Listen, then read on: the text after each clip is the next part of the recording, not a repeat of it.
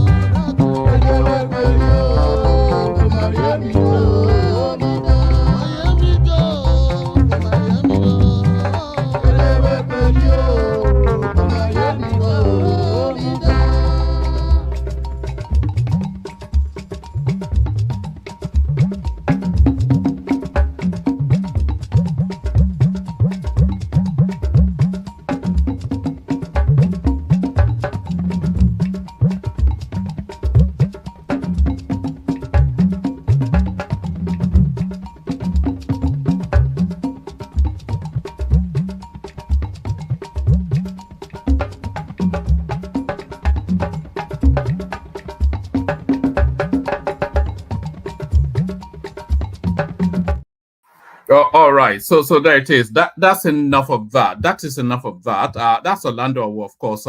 If you'd like us to mix up the intro music, let me know. And if you know any copyright-free music, please send it in via Instagram. I'll send my Instagram handle again. You should all have my Instagram handle by now. But I'll send it for people joining us new. If you want us to mix up the intro music, just send in, especially after music from the north and music from the east and historical old school music. That's especially what I'm after. So music from the north or music from the east that are historic, that are old school. So old school tunes that maybe your dad or your grandpa used to jive to. So we want to bring those back. So there it is. That was a little flavor of that. Orlando, of course. Who doesn't know Orlando on this planet? So there it is. Good day to you. Good to be in your company. And how are you? Hope you've had a gloriously wonderful day to cascade then into the crescendo that's a Friday. As ever, your friendly neighborhood or your laughing man, one man went to more. Here I am. I am he. You are there. And here we are. So here we are. Here we go again. We do it as we always do it. We do it as we always do it. Protocol remains the same, of course. Click on the like button if you would, please. We need numbers going up. The like numbers and the subscription, all numbers needs to go up. So you all know all the reasons why. So I implore, if it doesn't cut through you like knife through butter, if it doesn't jar your nerves like a bad tooth, then click on the like button. Unless it viscerally disturbs you, then you have every reason to do it. So click on the like button. Not already subscribed, correct that as well. Fulfill all righteousness, like and subscribe. Do those two things. Do it immediately and right now as I make the invitation to do it. If you're watching in watchback, same principles apply. We want to see numbers going up throughout the lifespan of this session, because of course the session rests on the platform as a video, which people go to you know that there is no moment in time. There is no moment in time within a 24-hour cycle that one person somewhere is not interacting with our platform. Do you know that at every moment within a 24-hour cycle, there is one person or more than one person somewhere interacting with our backlog. You know, so just pause for a moment and reflect on that. It's a wondrous thing, isn't it? Just, the mind boggles. So click on like and subscribe. So even more than one person, I want a million people interacting with well, maybe because we are too narrow to the specificity of Nigerian politics. So maybe that limits our expansion somewhat. But as much as we can garner from that space, let us gather them. Let's cast that net and bring in all the fish. No, there's no such thing as fishes. People say fishes. I don't know quite. Yeah, well done, Agbado Bingo. I thought you were an obedient. So, well done. So you can, even if you are an obedient, please still subscribe. That's Agbado Bingo right there. So I've even lost track then. What I was saying there. What I was saying, the total essence, the whole essence of this rather long winding diatribe is inviting you to like and subscribe. So please do that. Do that at least. That's the minimum, isn't it? Really, you should be doing that. So like and subscribe, and then if you want to come and join me on the screen, the hyperlink that says StreamYard, of course, that's always and forever your ticket to ride. So is this Agbado Bingo, man? I don't even know quite how to place the guy. I thought I have my suspicions that it's somebody that is using a different name. We have all manners of funky cool Madenas interacting with the platform, some psychedelic human beings, some people of the other world, sort of people of Yaba West. Too many Yaba West people interact with this platform. So there it is. Like and subscribe. If you want to come and join me on the screen, hyperlink that says StreamYard, your tickets to ride, a new voice. We're always in the search for a new voice. So if yours is that, then you're welcome to come join. So if yours is that, you're welcome to come. I'm looking for the hyperlink as I'm slowing down my speech somewhat. So let me put the hyperlink right there. So if you're a new voice, then we are harvesting brains. We are harvesting brains, but not in the Hannibal Lecter sort of a way, and not even in the Frankenstein sort of a way, in the conversational more sort of a way. We're inviting people with a high function to come and interact with the platform. Well, that's what we like. We like everyday people who have high.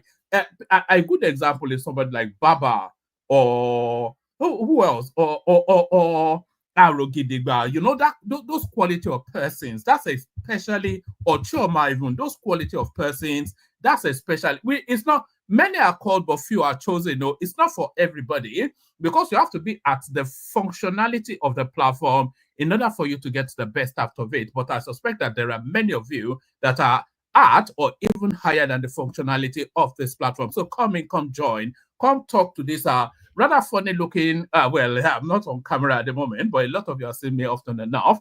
So come take on this peculiar or you're laughing man that talks in the Bulabalu sort of a way. Bulabalu and Bulaba and all that. So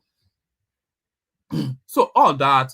So like, share, subscribe, click on the hyperlink that says StreamYard to come and join me on the screen.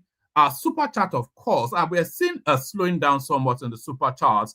We cannot have that, can we? It's the lubricant, you know, it's the engine oil that lubricates the machine. That is the one man went to my experience. So lubricate one man and put a smile. So shall I just get into it? Oh, so a few readouts, plenty of you don't speak English now. You look at Abdul Mumuni Adana. Look at this guy. Yeah, Babawa Nikwara hashtag free Ejele speaks, as our person said. So and we're still on that hashtag, by the way. I forgot to put it up. So well done, Boson, for that flashing that up. So yes, so excited to do the session. You know, my utterances, my brain thoughts is running faster than my utterances. So I'm even editing myself as I'm speaking to you. So excited that I am to be in your company. So like, share, subscribe, click on the hyperlink that says StreamYard if you want to come and join me on the screen. The example said by Olatubosun or Shunlete right there, super chats towards the stream. The lubricant, like I said, that oils the whatnot. So all that. And by the way, all those things apply in the watchback as well. So we want to see activities in the watchback as well. The likes, the subscription, so that by the succeeding day, then the numbers of the previous day have gone up significantly enough to inspire continuity. So we are on an aggressive push for numbers. So on an aggressive push for numbers, so yes, like I said, there's an abundance of video clips. A lot of it actually, we're trying to track the trajectory of this contractor. Let's put it that way. On this contractor that is going on between Najahatu Mohammed on the one hand, she's the main protagonist, and the subsect of Nuhu Ribadu, who falls victim to her acerbic remarks and the El Rufai, who acts as the evil Dr. No in the shadows, stoking the ambers of it all. And then we have Shehu Sani coming into that mix as well. So it's even not a ménage à trois, it's a potpourri of the deplorables, a potpourri of the deplorables. So we're getting into that. We're getting into the goings on between Najahata Mohammed, with Nuhu Ribadu being her victim, El Rufai being her main cheerleader, because El Rufai, of course, anything that subverts and undermines the administration, he's first in line there. And then, of course, anywhere that El Rufai is, Shehu Sani is there throwing rotten tomatoes. So we're going into that unwholesome mix to see if we can unbundle what's going on there. So we go into that space, and then we go into a topic that has is an evergreen space. It's who came first, the chicken or the egg? Who has preeminence, the majestic Yoruba race or the subsect of the Benins? All the evidence tells us that the Benin subordinate, not just in size, but in all of the matrices of measure, that the Benins, they subordinate to the, in fact, they are the spawns of the Yorubas. So they are the progenity. We progenited them, and that is what all the documentations tell us. but I'm not quite sure what's gotten it. Maybe it's the sapele water, maybe it's the ogogoro that they drink over there, and then they are having ideas now beyond their bridges. So the evidence now coming in to tell us then that yes, of course, that the Yorubas are their daddy. So we do that. Who is the daddy, the Yorubas or the Benin? So we do that. And then, of course, much to the chagrin of the naysayers, the anti-Nigerian people, the sore losers of elections, the people who with certainty would never straddle the front seat in Aso Rock, much to their chagrin, the report is coming out to tell us now that Nigeria continues and remains, and this is from the international finance space, the largest economy in Africa. Of course, it's the largest economy in Africa. It's one of the largest economies in the world. Pardon me. And when the rebasing takes place, and there will be a rebasing sometime this year, you will just know then your eyes will pop. You know, Tinubu says he wants to leave a $1 trillion economy by the time he leaves office. The lack of ambition of that will be highlighted when the economy is rebased, because the Nigerian economy is already around about the $700-800 billion, if not already a $1 trillion economy. So it needs to double that promise or get out of the space.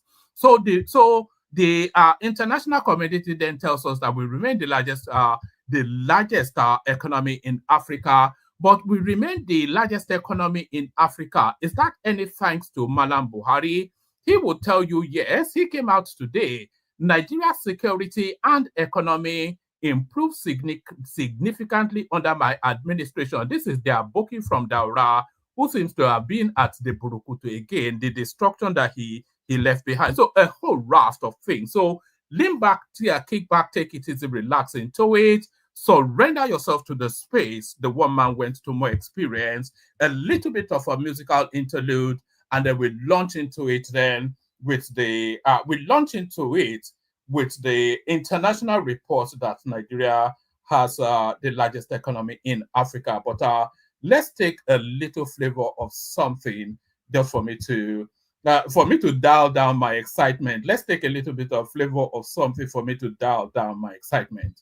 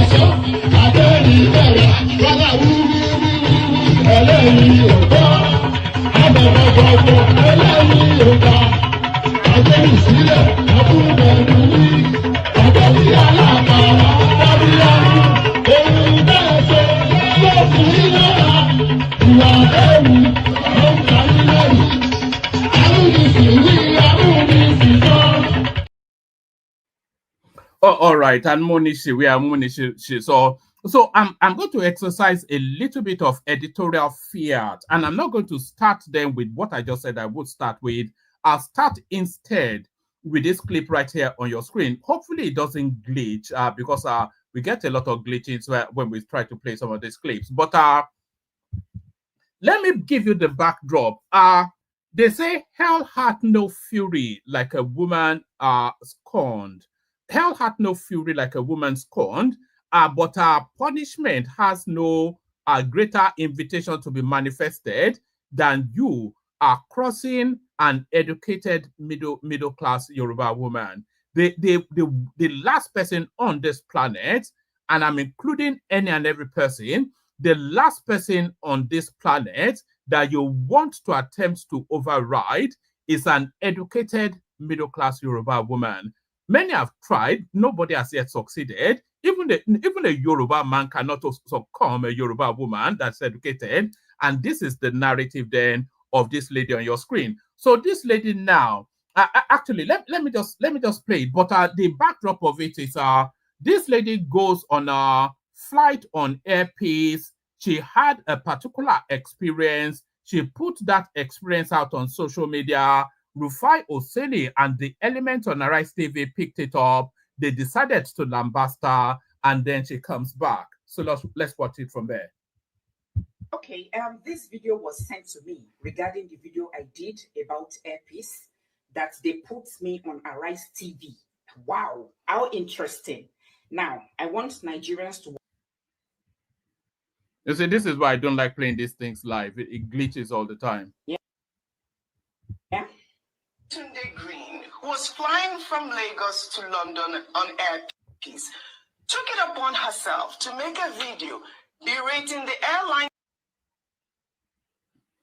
Was asked to pay for excess luggage. Yetunde was said to have smuggled her excess luggage through her hand carry-ons, but was caught and was made to pay. Well, here is a video of Yetunde warning Nigerians not to fly Airpeace and promising to destroy the airline by making the video go viral.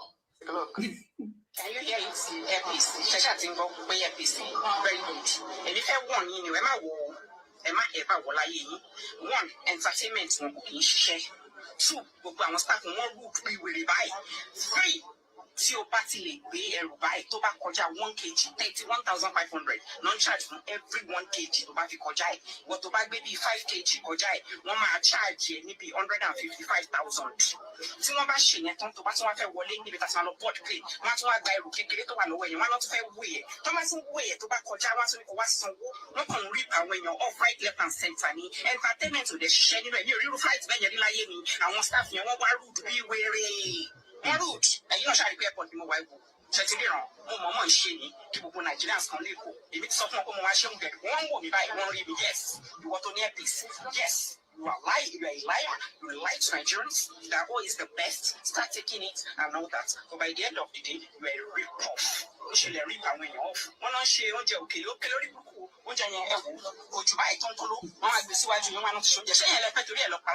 This is unfortunate again. That's the word that I would use to describe it. I mean, that is an actual lie. In fact, because I actually flew Airpeace just a few weeks ago. I mean, yes, frequent flyer. And that food that they give on Airpeace has been touted as Have you seen the food they're showing us? They're showing us? I mean, in aviation history, really. So I don't know what she's talking about with regards to the food, really. But you know, this is such an unfortunate situation. You know, Nigerians have been seen to do these sort of videos. Okay. Point of correction to you. I'm not a typical Nigerian that will do any video to damage any business. I am the kind of person, I live abroad, right? To get that straight. And when we are given, you know, a service that is not up to expectation, we will come out and talk. So you guys putting me on news or whatever to try and shut me up, it's not going to work because I know I did not lie in any way. Now, you have shown Nigerians the food you said they served on Airpeace. Thankfully, I recorded the food. Now, guys, look at the food they gave us compared to what Arise TV is showing you. Now, you guys, if you want to lie, please make sure the person you are lying about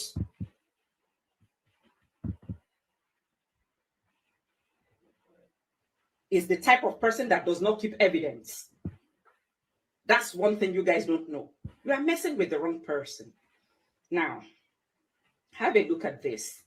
This was the food given to us that day on Airpeace, and I recorded it. As if I knew this will happen. This is the food. Can you see it?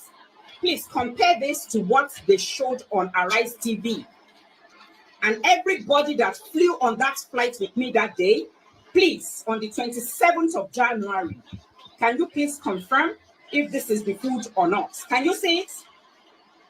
I hope all of you can see it. Please compare this to what Arise just showed now and said I am lying. Because you see, what shocked me is the fact that they know how to quickly run to Arise TV to try and do damage control.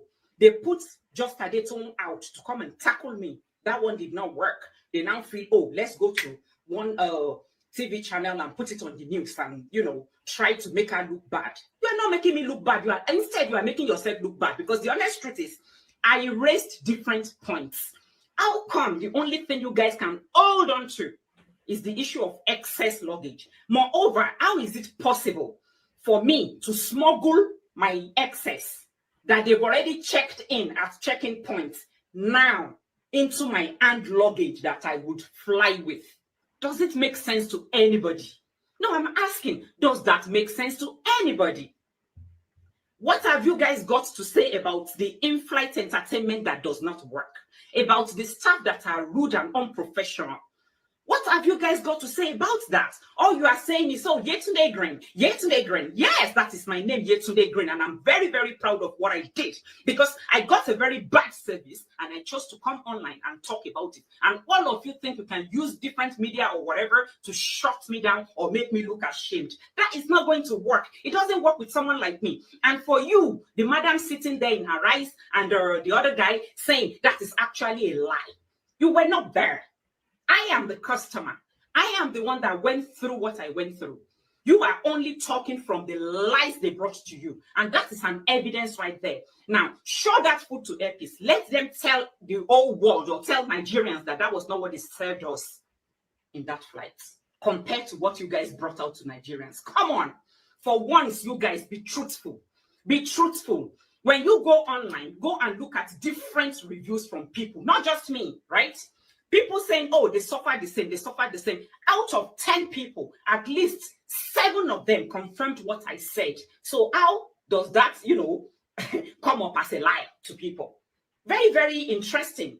I never knew, some individuals in Nigeria can go to this level, just to, I don't get it. Instead of Airpeace to come out or their management to come out and put something out there to let people actually understand maybe they've gone wrong somewhere and they are looking to rectify things. No, they ran to Arise to help them come online and lie. And they are calling Yetunde Green, Yetunde Green. So if you call my name, you think I am very proud of my name and I'm very proud of what I did. I did not get a good service and I came online to complain. And for a lot of you saying, oh, she was speaking Yoruba. If I choose to speak my dialects, yes, because I am very proud of it. Because there are some people that when you speak English, they'll be like, oh, the English is speaking is too much. And I feel I want to cut across to everyone. So I don't need to in any way, pretend or whatever. So let's continue watching this because I really want you guys to listen to what they are saying. Excess luggage. And when they ask you to pay, then you begin to berate the airlines. I mean, so you see, you always have passengers that do this because it's about beating the system. Can you imagine? Some people think they can beating the system. Yeah.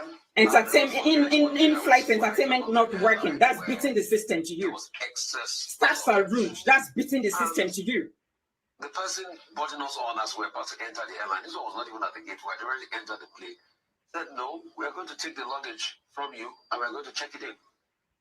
Because we cannot. Rufai, you better, know what you are talking about properly before you come online and analyze anything. Because for me, I was flying an internal flight, American Airlines. This one you are talking about doesn't have anything to do with me anyways, because you are now talking about American Airlines, what happened there. I am talking about what happened on Airpeace that I flew on the 27th of January. Yeah. And for everyone that took that flight, a lot of people complain that they are going to go on their pages and, speak out as well. So because I came and I spoke out, you guys think you can run helter-skelter to try and shut me down or make me look bad to the whole world. No. Instead, I am proud because I try to save Nigerians. Because a lot of Nigerians don't know that, okay, when you even have hand luggage that is like 1 kg over, they are going to charge them. So me pre-informing them, I don't see where that is wrong. Or me stating the obvious that in-flight entertainment does not work. Staffs are rude when they are talking to you. Their approach is very unprofessional. And when you try to correct them, they are not ready to listen to you. So for me to come out and speak about that, I expected their management to come out and tell Nigerians, okay, for the in-flight entertainment that was not working, this was what happened. They did not. All right. I think we'll stop it there. So there's a problem with Airpeace. I think everybody knows that. For all of the support that everybody gave that airline, there is a problem with Airpeace. Very, very unprofessional. Very, very. This woman doesn't stand alone, by the way.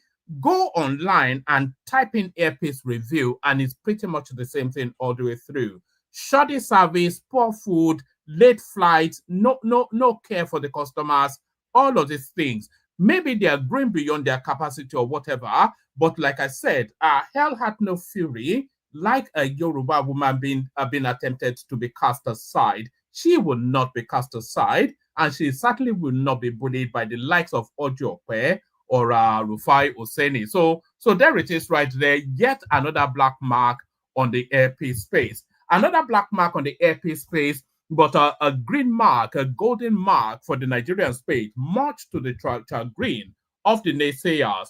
Nigeria remains Africa's largest economy. This is the World Bank saying this. So I'm sure a lot of them will not be pleased, but then, of course, a lot of us are. We want that country to grow, irrespective of who is not president or who feels slighted. Nigeria remains largest economy. This is according to the World Bank. So let's see if there is actual data that backs this up. The World Bank's country director for Nigeria, Dr. Diop. So that sounds like a francophone, like a Senegalese, Ivorian sort of a name. The World Bank country director for Nigeria, Dr. Ndiame Diop, has confirmed that Nigeria remains the largest economy in Africa with gross domestic product GDP, despite the challenges faced by its private sector. So what is the size of that economy is really where we need that rebasing coming out just as soon as possible, because there's no way that the Nigerian economy is about 300 billion thereabouts. I mean, even the Lagos economy is a good $50 billion. So and then the economy of the oil belt, so there's no way it's around 300, 400. It'll be in the high hundreds, if not the $1 trillion economy. And we want that rebasing done as soon as possible. The World Bank's country director for Nigeria, Dr. Ndiame Diop, has confirmed that Nigeria remains the largest economy in Africa by gross domestic product GDP, despite the challenges faced by its private sector. Speaking at the country's private sector diagnostics and stakeholder engagement in Abuja on Thursday, Dr. Diop stated that while Nigeria receives less foreign direct investment than its potential warrants, especially in comparison to countries like Indonesia and South Africa, it continues to hold its position as Africa's biggest economy.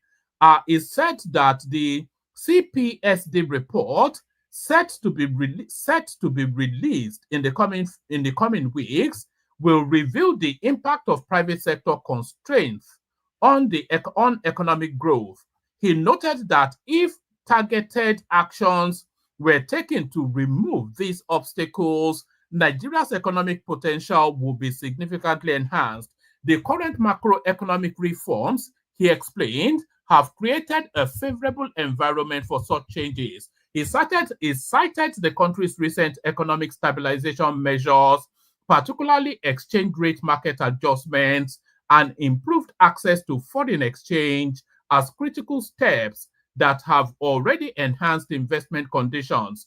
Diop outlined 4 key sectors where strategic reforms will unlock massive investment and job creation. So, does he actually give us a figure for the country's economy? In the information and communication technology (ICT) sector, investment opportunities worth up to $4 billion could be realized, potentially creating more than 200,000 jobs, he said. He further stated in agribusiness, reforms could unlock $6 billion in investment and generate 275,000 jobs. The solar, so it's doing it sector by sector. So there it is right there. Nigeria remains Africa's largest economy, so I'm not quite sure that everybody will be happy with that, but I certainly am. From that to this, Nigeria's security and economy improved significantly under my administration. It's the Mala from Daura that is poking fun at you and now. This guy, man, I don't think he can ever make heaven. This is Malam Buhari, of course. Nigeria's security and economy improved significantly under my administration. This is the former head of state, Malam Buhari. Former President Muhammadu Buhari has said that Nigeria's economy and security saw significant improvements during his 8-year tenure.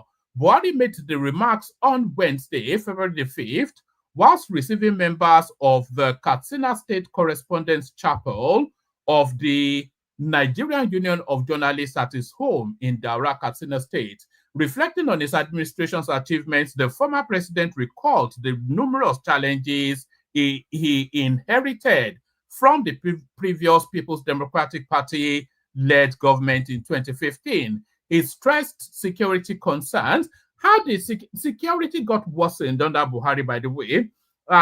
Jonathan left him contending with Boko Haram and winning the battle against them, having imported South African mercenaries. And Buhari left the administration with Boko Haram even more emboldened, but then an offshoot of Fulani bandits now cascading very heavily into the south. So that's what it wasn't. The security situation destroyed the economy. So I'm not quite sure what report sheets he's been reading. Is stressed.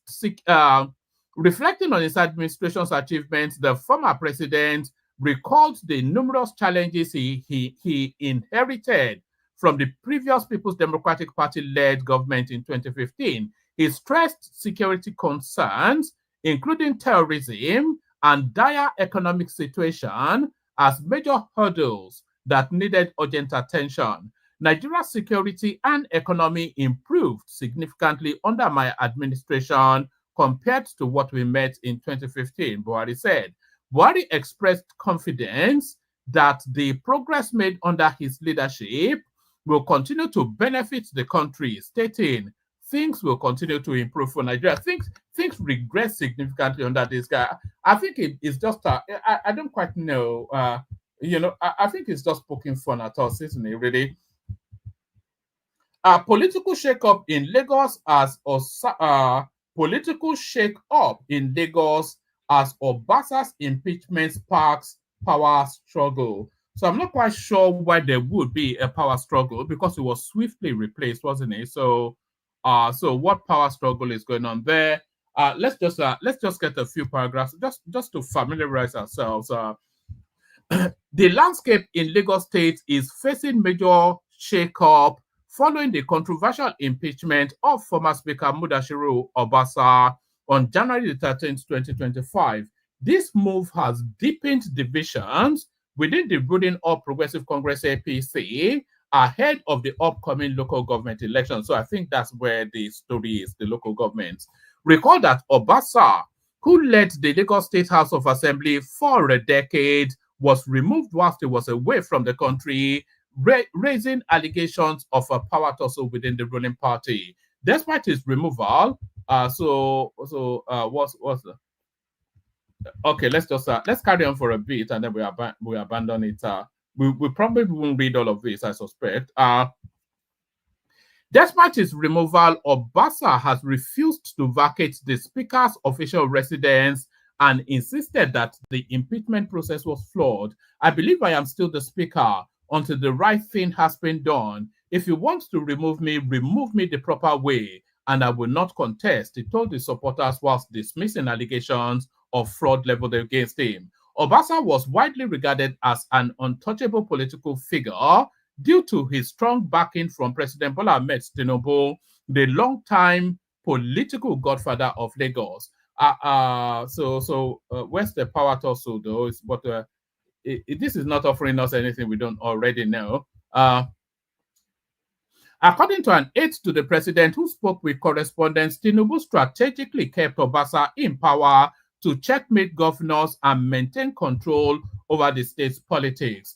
Tinubu's style is simple. He picks governors and also the speaker, who has the power to impeach the governor anytime the governor steps out of line. This has helped him maintain control of Lagos, the aide said. However, Obasa's rising influence and defiance reportedly angered Governors Babajide Sanwo-Olu and other APC leaders, particularly when the former speaker arrived late for the 2025 budget presentation and made a bold remark suggesting he was qualified to be governor.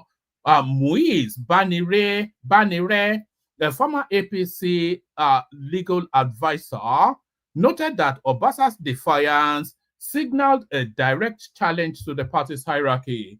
For him to go against such an establishment, he had to face the consequences, Banire said in an interview on television. So where's the power tussle? Oh, all right. So the Obasa storyline carries on. I don't think I want to label that too much. If anybody knows much more about it, come in and then tell us all about it. Let's go on from that to this. Aha. So now, yes. So now,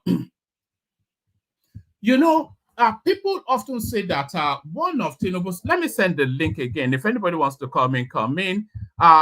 People often say that one of Tinubu's greatest strengths, if not Tinubu's greatest strength, is his ability to identify and then pick talented people and slot them into spaces where their talent is best used. And that is his secret weapon. That is his potency. That is his raison d'etre. That is his main hub. So Tinubu's greatest talent is to identify talented people. His greatest leadership skill is to identify talented people and then persuade them into his will and then slot them into where their talent is best used. That is what people feel that his greatest talent is, essentially a talent spotter. And a lot of people thought that talent may have dulled under his presidency. But if you look through the list of his acolytes, of his cabinet, of his team, then you can see that talent spotting is still very much in play. Whether people want to admit it or not, President Bola Tinubu knows how to recruit great talents. At first, many would question his choices, but over time, he has proven right in the majority of his choices. This is our new trade minister discussing about Nigeria's trade environment with CNN's Richard Quest, and some of the other great speak by Tinubu include. So this is the list. I'll play you a clip of that trade minister in a moment, but these are some of the people that Tinubu has actually recruited, and these are top of the shelf premium talent. Wale Edun, Yemi Cardoso, Dele Alake, nobody more talented than those within the Nigerian space. Tunji Ojo, who has revolutionized essentially the Home Office, Ministry of Interior. They call it the Home Office here in the UK. Tunji Ojo, who has revolutionized the Ministry of Interior. Yemson Wike, who is proven to be the best minister that Nigeria has ever experienced under any democratic dispensation. And the only other minister to match him are Dave Umahi, one of the most square pegs in square holes. Dave Umahi, an engineer, he has been put in charge of the Ministry of Works. And you can see him then going to site with the camera crew and contending with contractors in a language that he understands, and they cannot put the wool over his eyes. So Dave Umahi, a very well spotted talent, Festus Keyamo Pate, Fagbemi, Yusuf Tugar, who is my personal favorite, Mohammed Idris, Adelabu. I'm not quite sure how Adelabu got in there, but Oluvehijen. So those are just some of them. Then, of course, the National Security Advisor, Nuhu Ribadu, who is proving his early doubters wrong. He is showing that a former police officer can perform well in the NSA role. So I cannot think of a bad choice that has been made in terms of our administration as far as Tinubu is concerned. Let me give you a little flavor of yet another well-spotted talent being put to good use by your president. So a flavor of yet another well-spotted talent being put to good use by your president. For the last 9 years, I've been working on business climate reforms. In fact, that is why I got this job, ease of doing business. Over 200 verifiable reforms implemented by or verified by the World Bank. Nigerian businesses have learned to trust that gradually ease of people, processes, and to a lesser extent infrastructure, the PEBEC has delivered on that mandate. So now it's time to take it further, move it to investment promotion, move it to exports of services, because it needs less infrastructure, so it's a quicker win for Nigeria. How can you essentially clean up the business environment? How can you change the culture within this? There's no shortcut. It's the people issues, the processes, and infrastructure. We need to start making sure there's more transparency and efficiency, and we've been doing that work for 9 years. There's just no shortcut. We continue to make it a progressively easier place to start and grow a business. See, one of the things I always find extraordinary about Africa, besides just the excitement of the place, but over 200. Aviation is a good example of how dreadful it can be. How you have to almost go via the Gulf or Europe to get from one side of Africa to the other, simply because the deregulation hasn't happened within the continent. So, for instance, our Minister of Aviation has put in impressive reforms. So part of why you have that lack of connectivity is, for instance, Nigeria was a signatory to the Cape Town Convention, but we hadn't done the procedural rules at the Federal High Court. So that has been done last year. And so now more aviation sector is paying attention, investment, cheaper planes for lease, and those are the things that bring costs down. Those are the things that open up new routes and connectivity. So it's services, services, services. Nigeria's GDP mix is skewed towards services and growing. You've been described as the next Ngozi. Of course, who was standing where you were only last night and is a dear friend of this programme. And I interviewed her when she was finance minister. So it's quite a compliment that people are regarding you as being somebody who can make that much of a contribution. Yes. Christine Lagarde just called me one of Ngozi's girls, and I take it as a huge compliment. I just told Madam DG that as well. It's about excellence, it's about impact, it's about being good at what you do and being committed to your role to deliver for over 200 million Nigerian people. It's about choosing a colour. Red. Actually, green. That was a quick change of mind. Yes. All right. The next 4 years in one word. You can jump on somebody else's. You can choose your own. Digital. I'm telling the world Nigeria is open for business. We're digital. 5 out of 9 unicorns in Africa are Nigerian. Nigerian talent, our youth, incredible. Power. Don't miss the wave. Working on it. But we are resourceful. We are resilient. We are agile. In spite of deficiency in power, look at our economy. So there she is right there. Anybody that still cannot acknowledge that that your president has a unique knack for spotting talent, that person is a fool. A fool.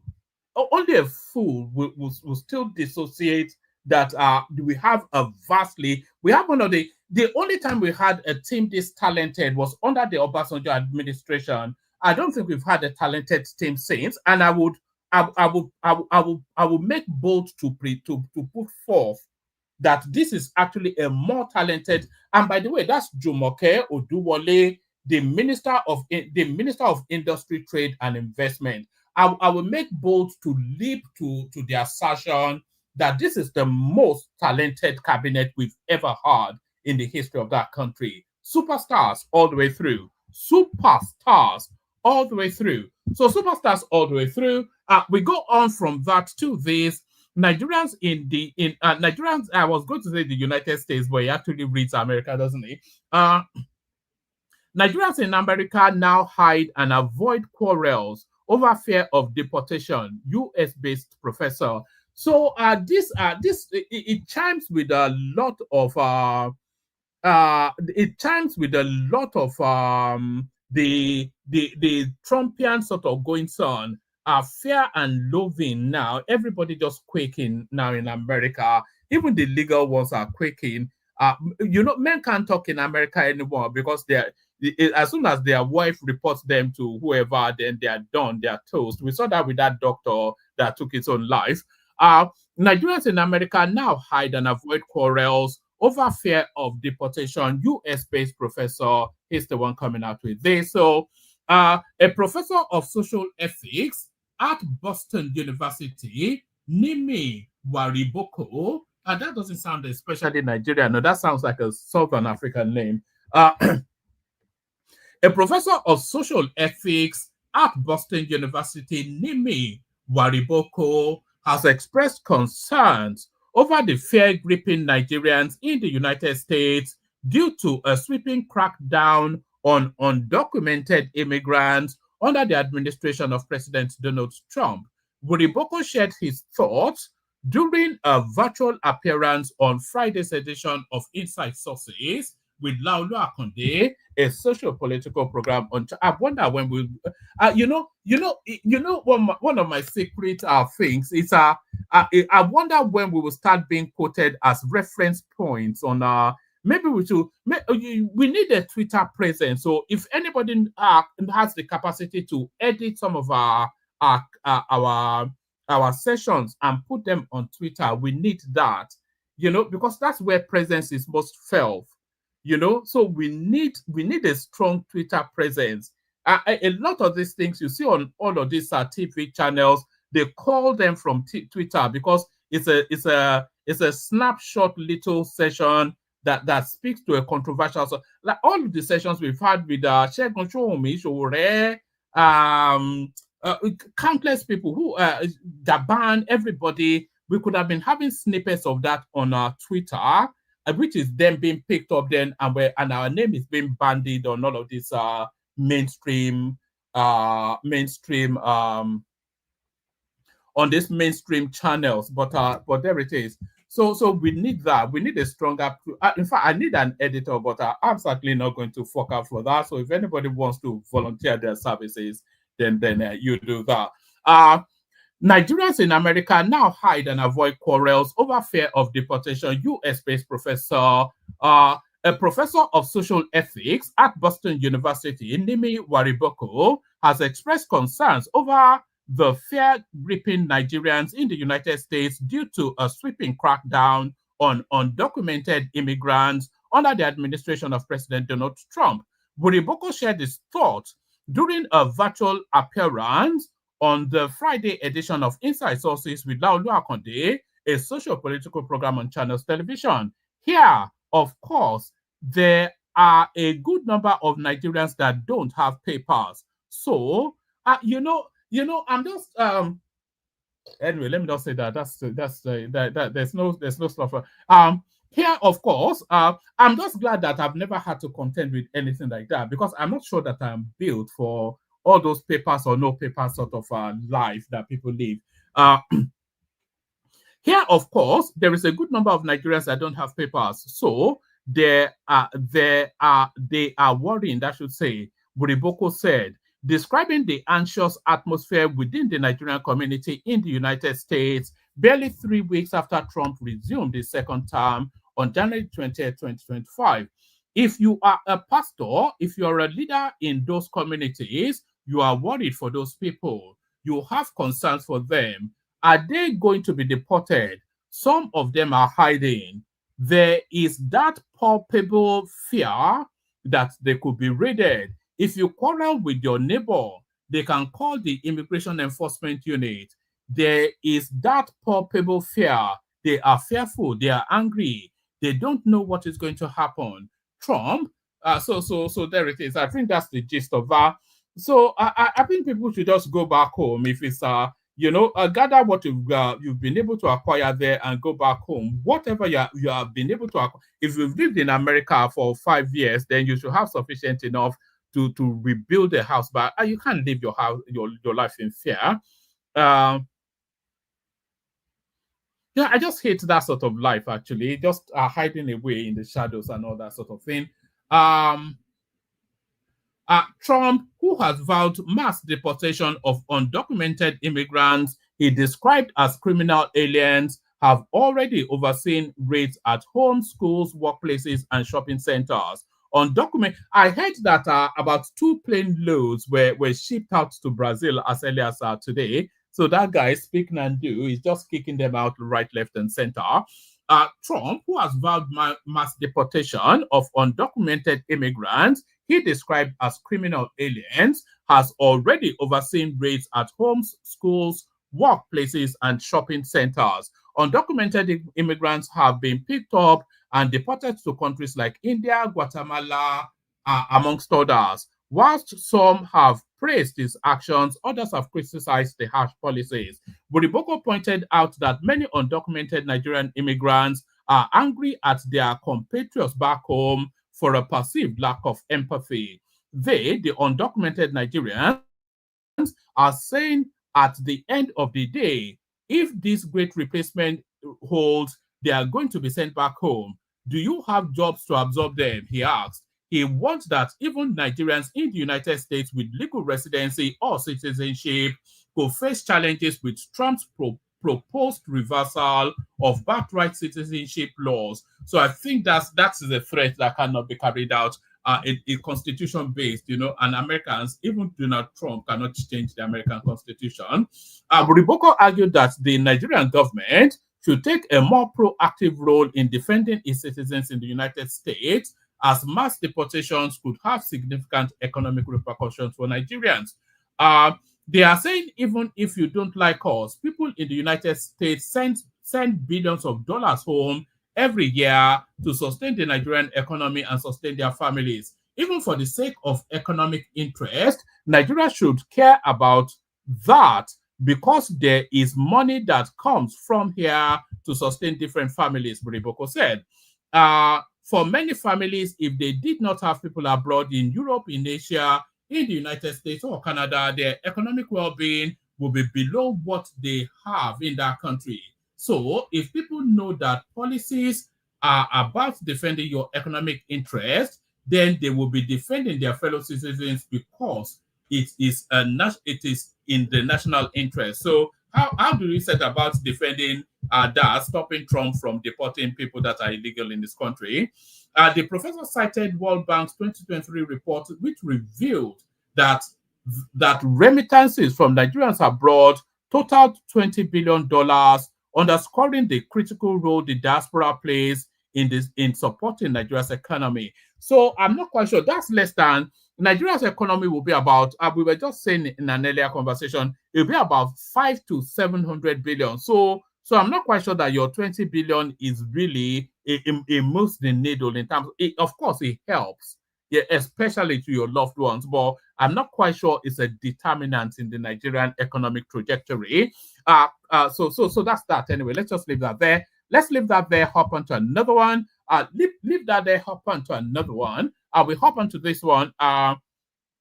We are united under him. Labour Party names Peter Obi 2027 presidential candidate. I thought they said he had to sweat his way through primaries, but then I think that was in the battle then for control of that party. So now this is Abure now. This is bended knees, isn't it? This is Abure now on bended knees. We are united under him. Labour Party names Peter Obi 2027 presidential candidate.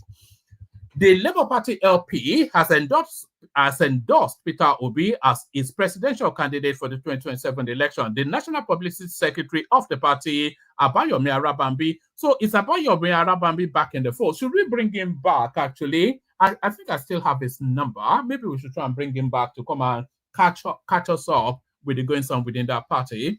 The Labour Party LP has endorsed Peter Obi as its presidential candidate for the 2027 elections. The National Publicity Secretary of the party, Abayomi Arabambi, disclosed this in a statement on Friday in Abeokuta, Ogun State. According to him, the National Working Committee, NWC, of the Labour Party has confidence in the ability of Peter Obi to unseat President Bola Tinubu in the 2027 elections. The party also endorsed Governor Alex Otti of Abia State's re-election bid and Gbadebo Rose-Vivo as the party's flag bearer in Lagos State. Arabambi, so those are their 3-star names, and those are their 3 only names, actually, in terms of our political resonance. Who are those 3 names has any real meaning within the Labour Party. The party also endorsed Governor Alex Otti of Abia State's re-election bid and Gbadebo Rose-Vivour as the party's flag bearer in Lagos State. Arabambi, who said the party is united under the leadership of Obi, added that Nigerians, especially the youths, would vote massively for the party's candidate. He said, our major focus is getting the APC out of office only through the ballot box if Nigerians so desire, and not through illegitimate means. I think that's an asabic aside at the, because of course the El Rufai Atiku wing, they've given up. They are dog whistling to the northern arm of the Nigerian armed forces to come and do a coup. That's just their strategy, Atiku El Rufai. So that tail off to that paragraph is an asabic aside to that political mindset.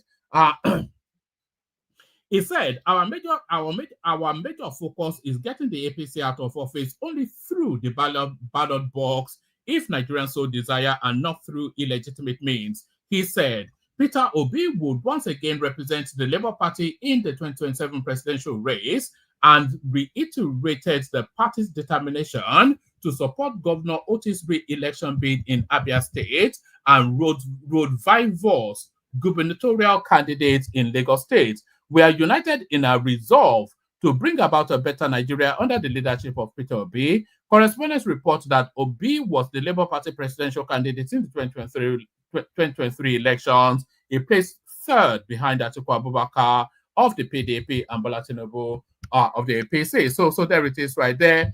They've gone right all the way round back to eat their own vomit. So they've gone all the way round back to eat their own vomit.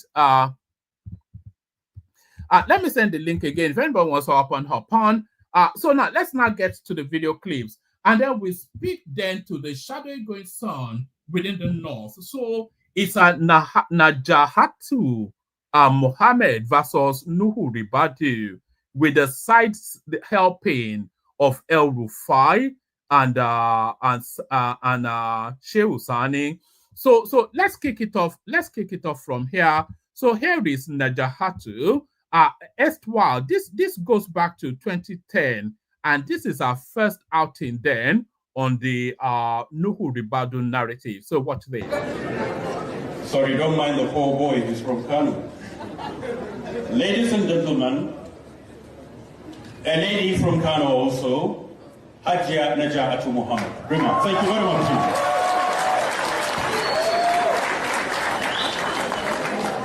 I seek refuge in Allah against Satan the accursed. And may the peace and blessings of Allah, your God and my God, be upon this gathering. And may He, the giver of power to whom He pleases, may He please, by His pleasing, make Ribadu the president of Nigeria.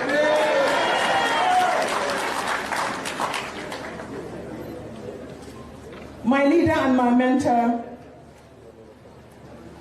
Mr. Audu Ogbe, started to talk about Ribadu and what Ribadu will stand for.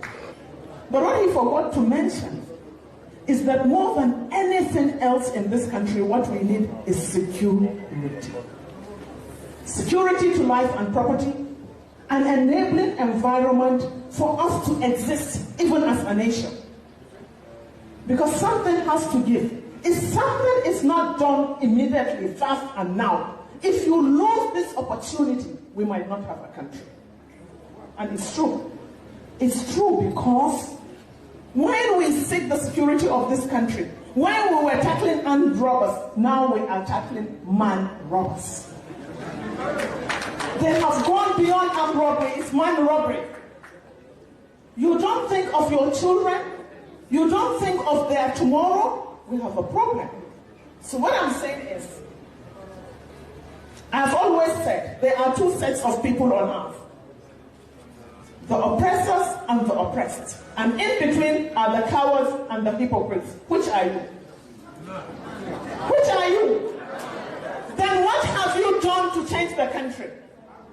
What have you done as women women to make sure that your children survive in this nation as upright gentlemen and women. What have you done? What have you done to actualize the dream? Have you done anything to actualize the dream? No, because as if it is not enough, since 1999, more people have died in this country under the PDP than the Civil War. They have died, they have been killed in senseless religious riots, in senseless road accidents, in senseless curable diseases. More people have died under the PDP than the Civil War in Nigeria. Wake up! Wake up! And the youth of this country, you constitute 80% of the population of this country. And you sit and you grumble. If you grumble, you are either a coward or a hypocrite. Go out and think it out. It's our time. It's our turn. It's your time. It's your turn. The women of this country, what becomes of your children? What becomes of you? You don't even have a country. Let me tell you, Jesus completed his mission at 33. Yes, Jesus alayhi salam at 33. But they say you are too young. You are immature. Muhammad at 40. But they say you are immature. And they say Nigerians are prayerful people. They are lies. They go to God with lies. They chop off your hand over a cow. They hoodwink you when they talk of Sharia. They chop off your hand over a cow and they steal billions. They hoodwink you in their churches and people are slaughtered other religion in Plateau and all over. We are saying no. No. No. We need a break. And then they hoodwink you and steal your oil and you don't have anything to show for it. The governors do not have any, and they say resource control. They already control it and control your lives. They have told you, they have controlled you and they have nothing to show for it. It's our country, it belongs to all of us. We have equal rights in the Constitution of the Federal Republic of Nigeria. So for God's sake, I don't want to take too much of your time, but I want to ask,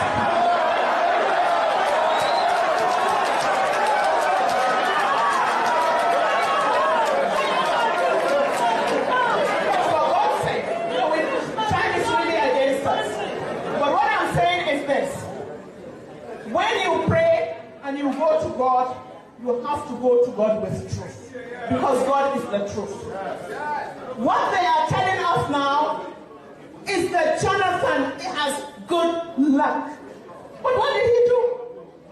What did he do to be the vice president? Nothing. Opportunism. What did he do to be deputy governor? Nothing. What did he do to become governor? His governor was impeached. Nothing. Good luck for him, bad luck for Nigeria. Yes, it's bad luck for Nigeria. Because it's all he wants to say. Because it's the only credentials he has is that he's a minority in job. That is an exception. It's not an achievement. What has he achieved? Nothing. And now they want to divide us along religious and tribal zones. Will he be building an Ijo road? No. Will there be an Ijo Naira? No. Will there be a Christian Naira? No. And for my so-called northern elders, they have ruled this country for 37 years or 50 years of military. They don't have anything to show. Not because he's a Hausa Fulani, not because he's a Muslim, but because he's a man of integrity, he's patriotic, he is bold. Let us stand and be counted. For you, the youth, I keep talking to you. I keep talking to the youth because you constitute 80% of the population of this country.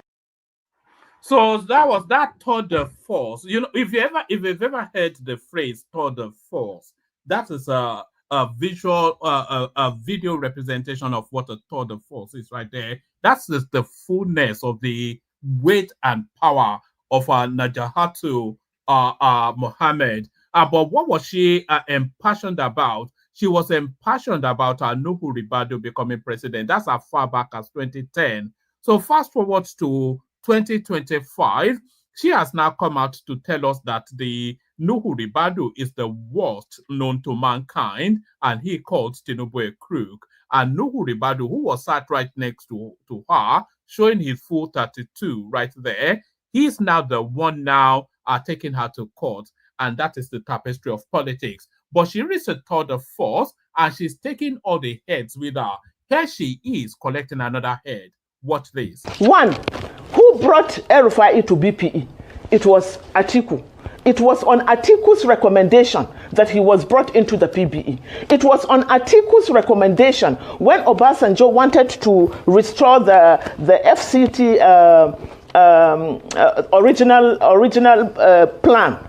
He wanted somebody that he felt was strong enough to withstand the heat. So he asked Atiku for advice, and Atiku recommended El-Rufai. In fact, by the time El-Rufai went to the Senate for clearance, the Senate refused to clear him. It took the intervention of this same Atiku for him to be cleared. So what is he? But what did he do? The first thing he did was to betray Atiku. He started fighting Atiku. Not just that, even in Obasanjo's book, Obasanjo has referred to him as, I have heard of how, and I'm quoting Obasanjo's book now, I have heard of how he ruthlessly savaged the reputation of his uncle, a man who was like, in the African setting, his foster father. I shredded when I heard the story of what he did to his half-brother in the Air Force, who is senior to him in age. This is what Obasanjo has said about El-Rufai. So El-Rufai is a pathological liar.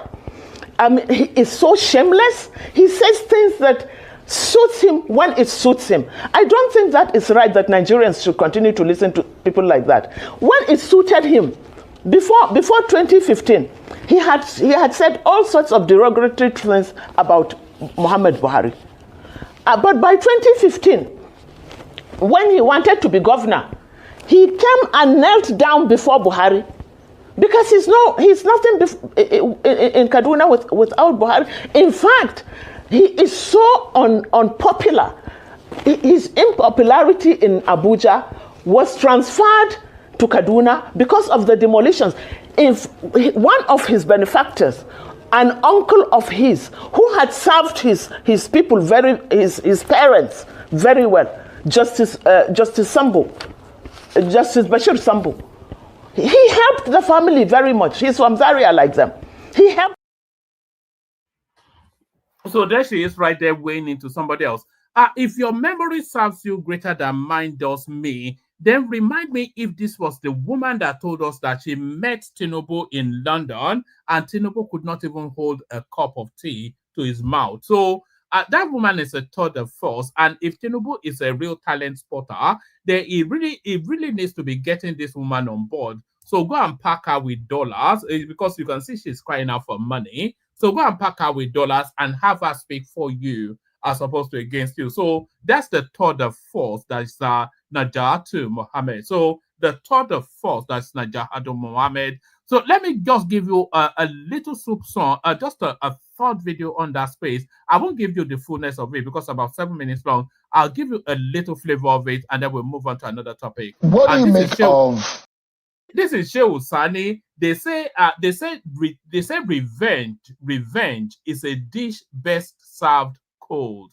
That's what the saying goes. Revenge is a dish best served cold. And Shehu Sani, of course, has been waiting for his opportunity to stick it into the back of El-Rufai, and here he is with his blade sharp and the cut swift. What do you make of the persons that you've seen on that list? Well, from the list of persons I've seen, first of all, I'm not from the...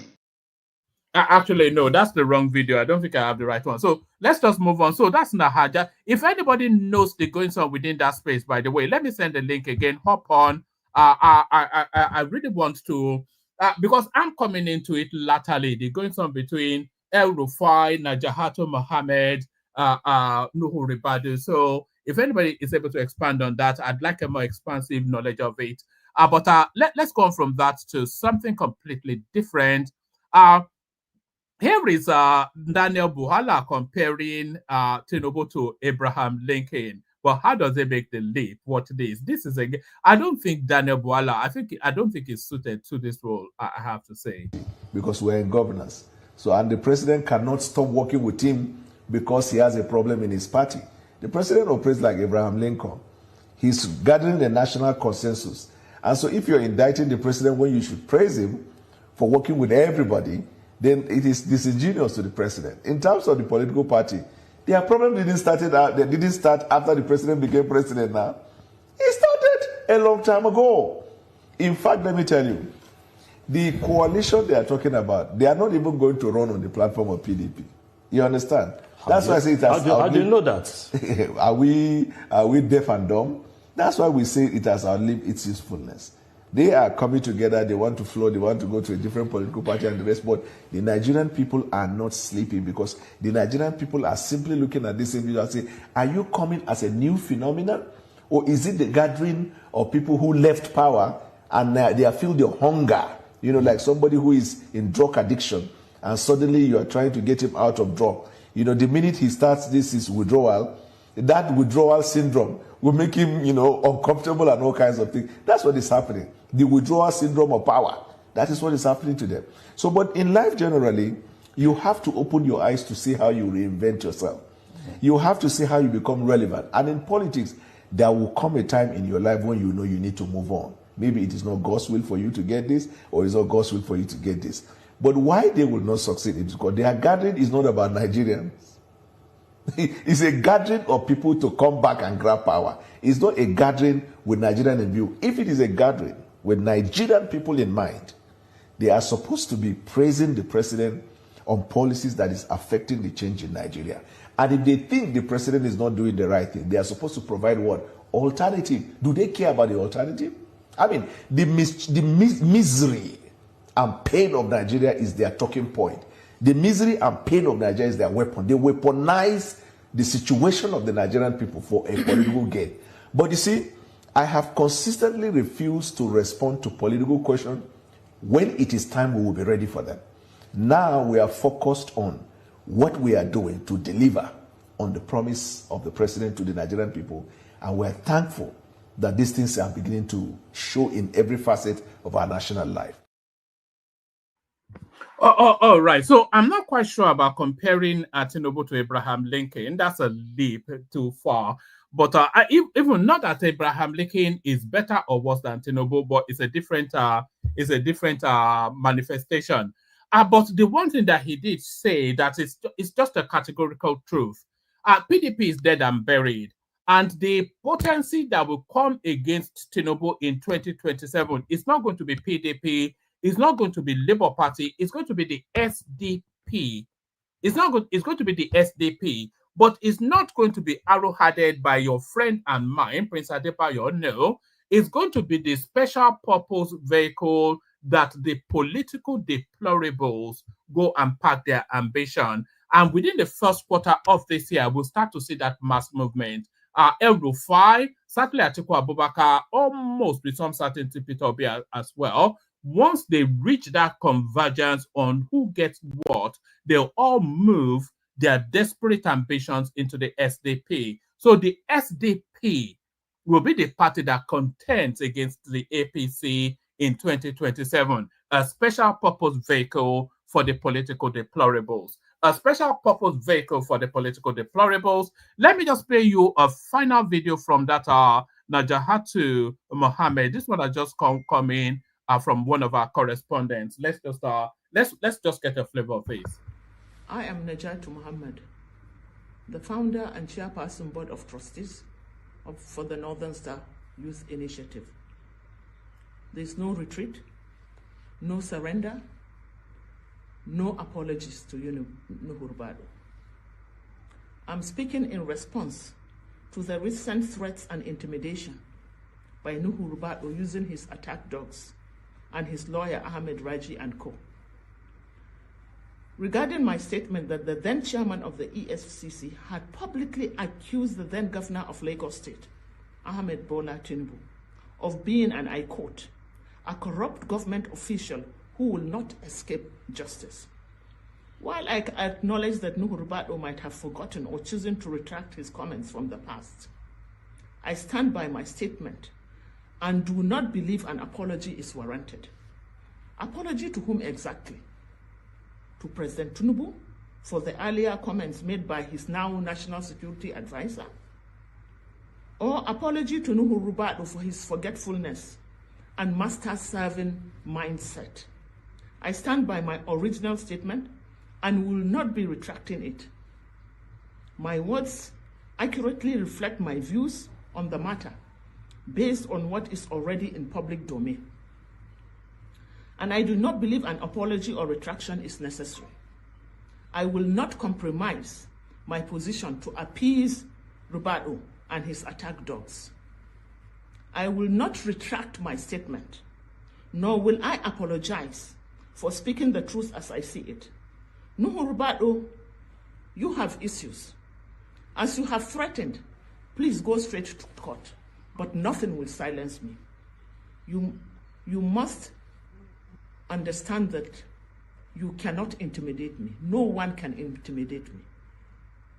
I live for posterity, not for people like you. I have, over the past 48 hours, received multiple threats, calls informing me that you seek to send your attack dogs on me. It is so unfortunate that your attack dogs need to notify me before arresting me.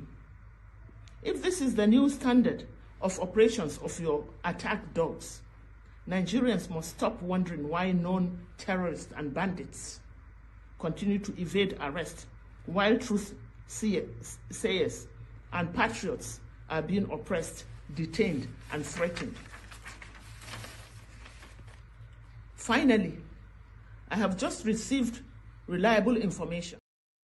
All right. I'm not quite sure. She says patriot there. I'm not quite sure what she's patriotic to. She doesn't look like a Nigerian to me. She looks like a raghead from the Sahels. And you know that space. They just wade all over the place. They could be Chadian, anything. Certainly don't look Nigerian to me. But was it Andy Warhol that said everybody's entitled to 15 minutes of fame? So I think that's her 15 minutes of fame that she's trying to elongate with some lawsuits. A storm in a teacup. I think Rubadu actually misplayed, not misplaced though, but misplayed.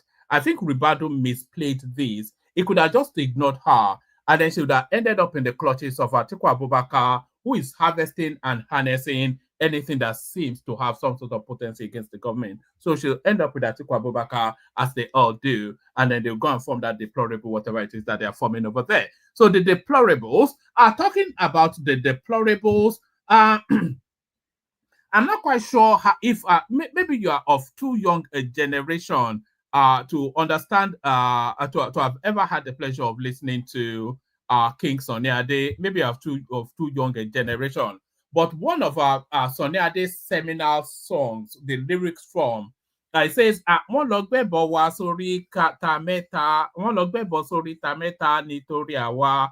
So do you know what ebo is? You know what ebo is? It's a Yoruba word. I think maybe it's the same in Edo as well. Is that fetishistic calabash that you go and place in the middle of the night as a sacrifice? So you see that in the dark shadows, and then when morning breaks, people see calabash in the side of the road with a dish in it and all that. So that's a custom and a culture that we're accustomed to. But as ever, exporting everything that has been exported to. Imagine my consternation when I saw this. Watch this. This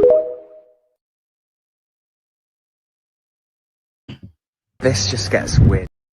And there it is right there. Our Nigerian brothers and sisters, they've carried their fetishistic ways to their abroad. They are now doing ebo was that in Nottinghamshire or whatever, in the shires in the UK, they are doing their ebo ways.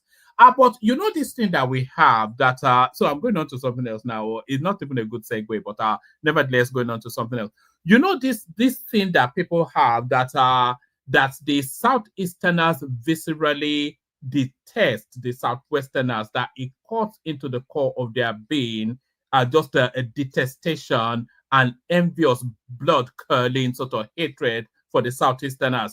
You know, that lazy thought that we have. I think that thought, it may not be vested in truth, you know. There is some love, actually a lot of love coming out of the Southeast towards the Southwest. And that love coming from strange quarters towards even stranger quarters. So hold on to those last two sentences. That love coming from the Southeast to the Southwest is coming from strange quarters from the Southeast towards stranger quarters in the Southwest. What do I mean? Watch this. Yemi Alade, you are a queen. The queen you think you are. She may not have won the Grammy, but she clearly won my heart. If there's nobody to say it, I, Chief Chiwatala, will give you your flowers. Why you can still smell them. Not only did she represent Afrobeat, but she also represented the African culture. Through her attire at the Grammys Award, she is putting the African culture on the world map. Her outfit was screaming, I did not come to impress you. I know my roots. We talk about how decent and natural she has been as an artist, or how beautiful she is as a woman. Body is tea. Arubu Samma, Ona Samene, how talented, disciplined, reserved, established, and humble she is as a lady. Yemi, keep on being the role model you are to so many young girls. Chief Chiwatalo admires and loves you so much. I pray you find a journey at the right time. And there it is right there. The farmer needs a wife. The farmer needs a wife. Chief Nzebudaya alias 430. He likes better thing too. Chief Nzebudaya alias 430. So Chief Nzebudaya alias 430. Now, a lot of you heard Peter Obi One Lagos, Peter Obi One Lagos was the mantra that ricocheted in the aftermath of elections won and lost February 2023. Peter Obi One Lagos, Peter Obi One Lagos was the mantra. You couldn't draw breath. You know, small victories, consolation, whatever it is, you know, that seemed to be the mantra that ricocheted. But anybody in the know and anybody that understands our politics knows that Peter Obi did many things. Win Lagos was not any of them. A lot of rigging went down, but they did not really challenge the rigging that Peter Obi did in Lagos State for reasons that the price had already been won and lost. So they let him have that minor because it goes on to validate the authenticity of the bigger victory. So that's what happened. But any and everybody knew that Peter Obi rigged the elections in Lagos State, and they even you know that the strategy that they are now deploying for 2027 is they are moving heavily voters' cards from the Southeast to especially Lagos, because they want to target Lagos both for Peter Obi and Rose Vivor. So they are targeting heavily Lagos, and they have a strategy that is already in place. So they are moving a voters' card en masse from the Southeast to Lagos. So that's one strategy. And they are going to deploy also the strategy that they deployed in 2023. What rigging strategy did they deploy in 2023? Watch this.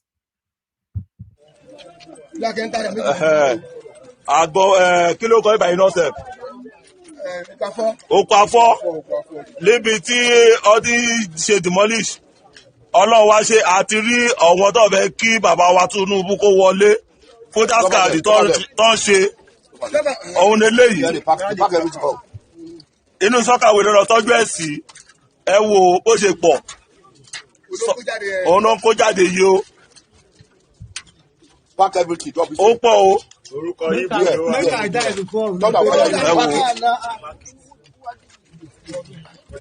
Ẹ wo bá yín kó já inú sọ́kàwé o. Ẹ bá yín kó já inú sọ́kàwé o.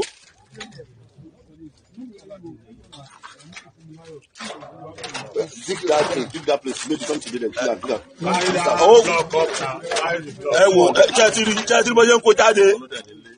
olódẹ nílé o olódìlé o oya check out it still remain. Don't come out. Check it. ẹ̀rí ìtọ́tọ́jú ẹ̀ sí ní ẹ̀ tó bá dọjọ́ ìbò àwa máa ṣe kí ni wọ́n máa lọ kó jáde ẹ̀ wò ó pọ̀ bẹ́ẹ̀ o sọ́kàwé lọ bẹ́ẹ̀ sí o sọ́kàwé kò sí gbẹ̀ǹbẹ̀ wọ́n dẹ̀ lólé o ó yá ká ìta papò ọ̀ ẹ wo kí ló kọ́ ìgbà náà oko afọ kí ló kọ bíbá ìgangan náà orúkọ ìlú yìí. alárọ̀mí alẹ́. Carry that flag. Oya na carry that thing up. Lé alárọ̀mí alẹ́ lé oko afọ. Ibẹ̀ la wà yo ẹ wo ṣe kò jáde ẹ wo.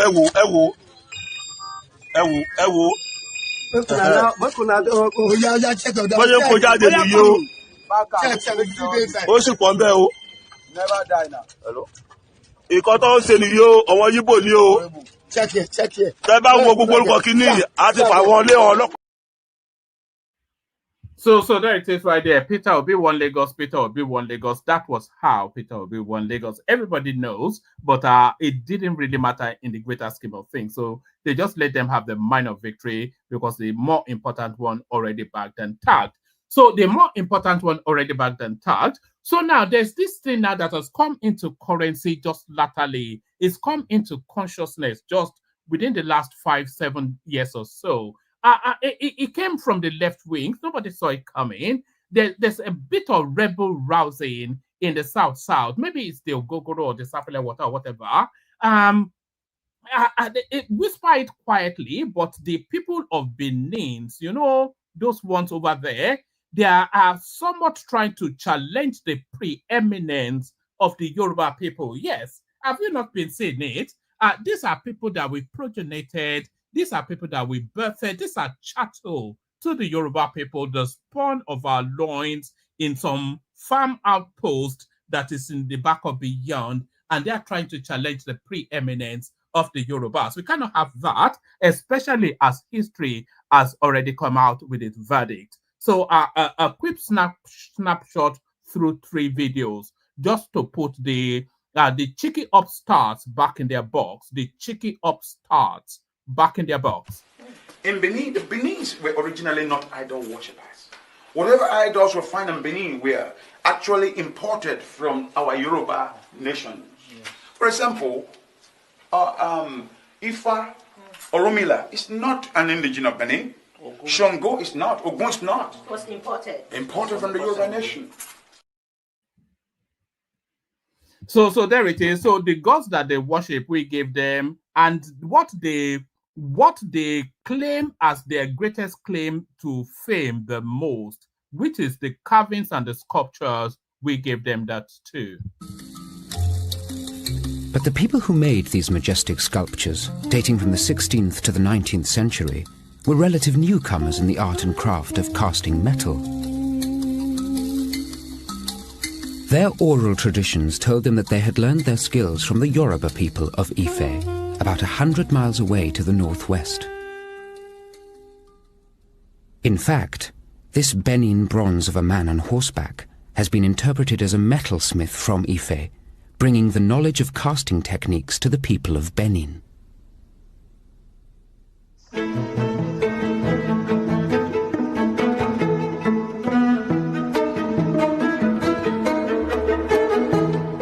In modern times, the first awareness in the world outside Nigeria of a unique...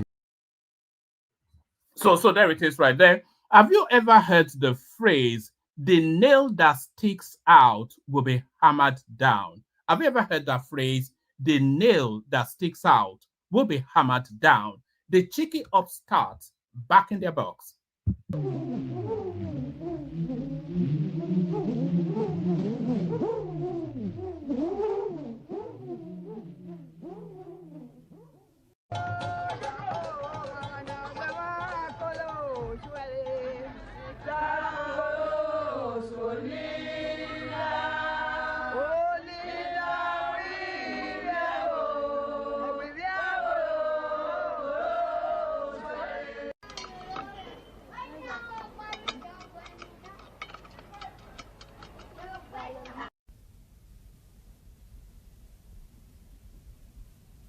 European experts might argue about the origin of this superb technique, but to the Bini there is no mystery. Their traditions state that it was taught to them by bronze casters from the sacred city of Ife, to which the kings of Benin paid homage. This little figure was dug up in the palace in Benin, but from the regalia on its chest, it can be recognized as an image of the Oni of Ife in full ceremonial robes, and exactly the same regalia is modeled on one of the bronzes that was found in Ife itself. But to see these lovely things, you have to come to Africa, for all but one of them lie here in the country of their origin, unlike their descendants, the Benin bronzes, which, as a result of that rash expedition by Vice-Consul Phillips back in 1897, are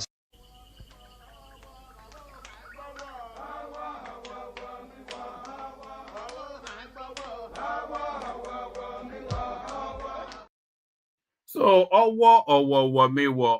so for now, forever has historically documented and as a statement of fact the preeminence and dominance of the Yoruba people over the cheeky rascals from Edo will forever, through history and through eternity, remain the preeminence of the Yorubas over the Edo people.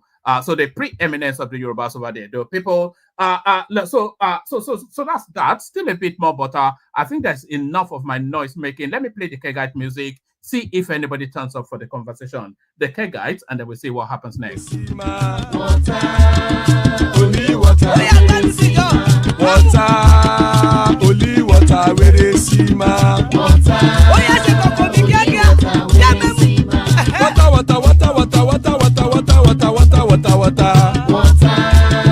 only water, where they see ma. Hapa o naido.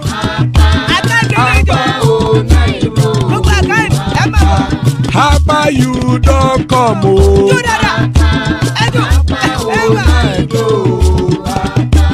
Hapa o naido.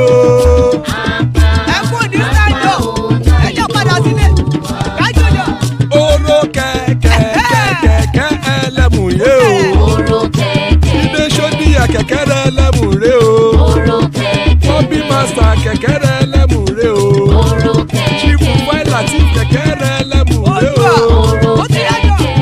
Eruku lẹ̀lẹ̀ ẹlẹ́mù dé. Eruku lẹ̀lẹ̀ ẹgbẹ́ ẹlẹ́mù dòde ojàre o. Eruku lẹ̀lẹ̀ Ghana ti dé ẹgbẹ́ bọ́ọ̀dù o. Ọmọ ẹlẹ́yẹ ẹyẹ o ó dìlé o. Odúyẹ̀lá ẹyẹ o ó dìlé o. Petrosonama ẹyẹ o ó dìlé o. Petrosodunke ẹyẹ rẹ̀ ó dìlé o. Ẹlẹ́kọ̀ ọ̀run mú ìní o.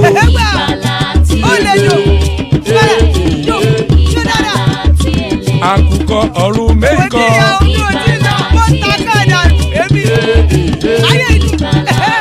Ikú kò ní ríwà gbéṣe o.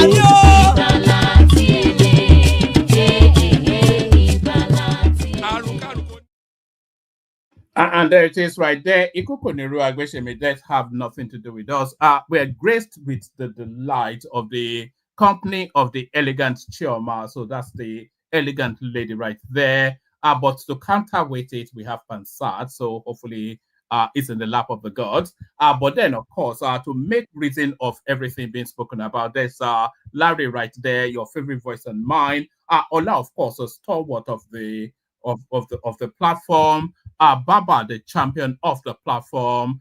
The Agbado Einstein Kulata is here to Niger to come and say Bulabalu and Bulaba. And don't call her a witch, call her Zeta. There she is right there. So an eminent cast of admirable people. So there it is. Thank you for joining us, ladies and gentlemen. So there it is. So let's kick it off, start it off. Who do you want to start it off with? Who wants to go first? Agencies can pivot to support. I can go first since I'm going to be here long. Why are you not going to be here long? I just raised my hands. You nobody saw your hand. I just raised my hands. All right. Don't worry, guy. I'm just kidding. I wonder if Tunaja has ever been accused of being a gentleman. Should we accuse him of being No, a you gentleman? can go ahead if you want to. There it is. Look at that. You forced it out of me now. What am I going to do? Good to see you, Zeta. I'll say you. Yeah, so good to see you. The whole myriad of things to talk about. Labour Party gives their tickets to Peter Obi, so that's no surprise. But we'll say Peter Obi even take it is the thing. That train might well have departed. Now, Najahatu Mohammed versus the rest of the world. She's just scattergunning the whole of the northern space, wanting to get our space in the sun. And this lady's experience with Air Peace, I'm not quite sure if you saw that. Nigeria remains the largest economy in Africa. This is people that would know the Bretton Woods space, World Bank. Buhari telling us that he left Nigeria significantly better than he found it. Is it poking fun at us? Obasa still wrestling to have relevance in politics still. And then the superstars in Tinubu's administration, Jumoke Oduwole, being a prime example of that, just the list endless. And then, of course, and this one as well, actually, this along your streets, Nigerians in America now hide and avoid quarrels over fear of deportation. So the fear of Donald Trump, the beginning of wisdom, and then, of course, who came first, the Edos or the Yorubas, that never ending drama. So a rich mix to pick from. Zita, about 5-7 minutes from you.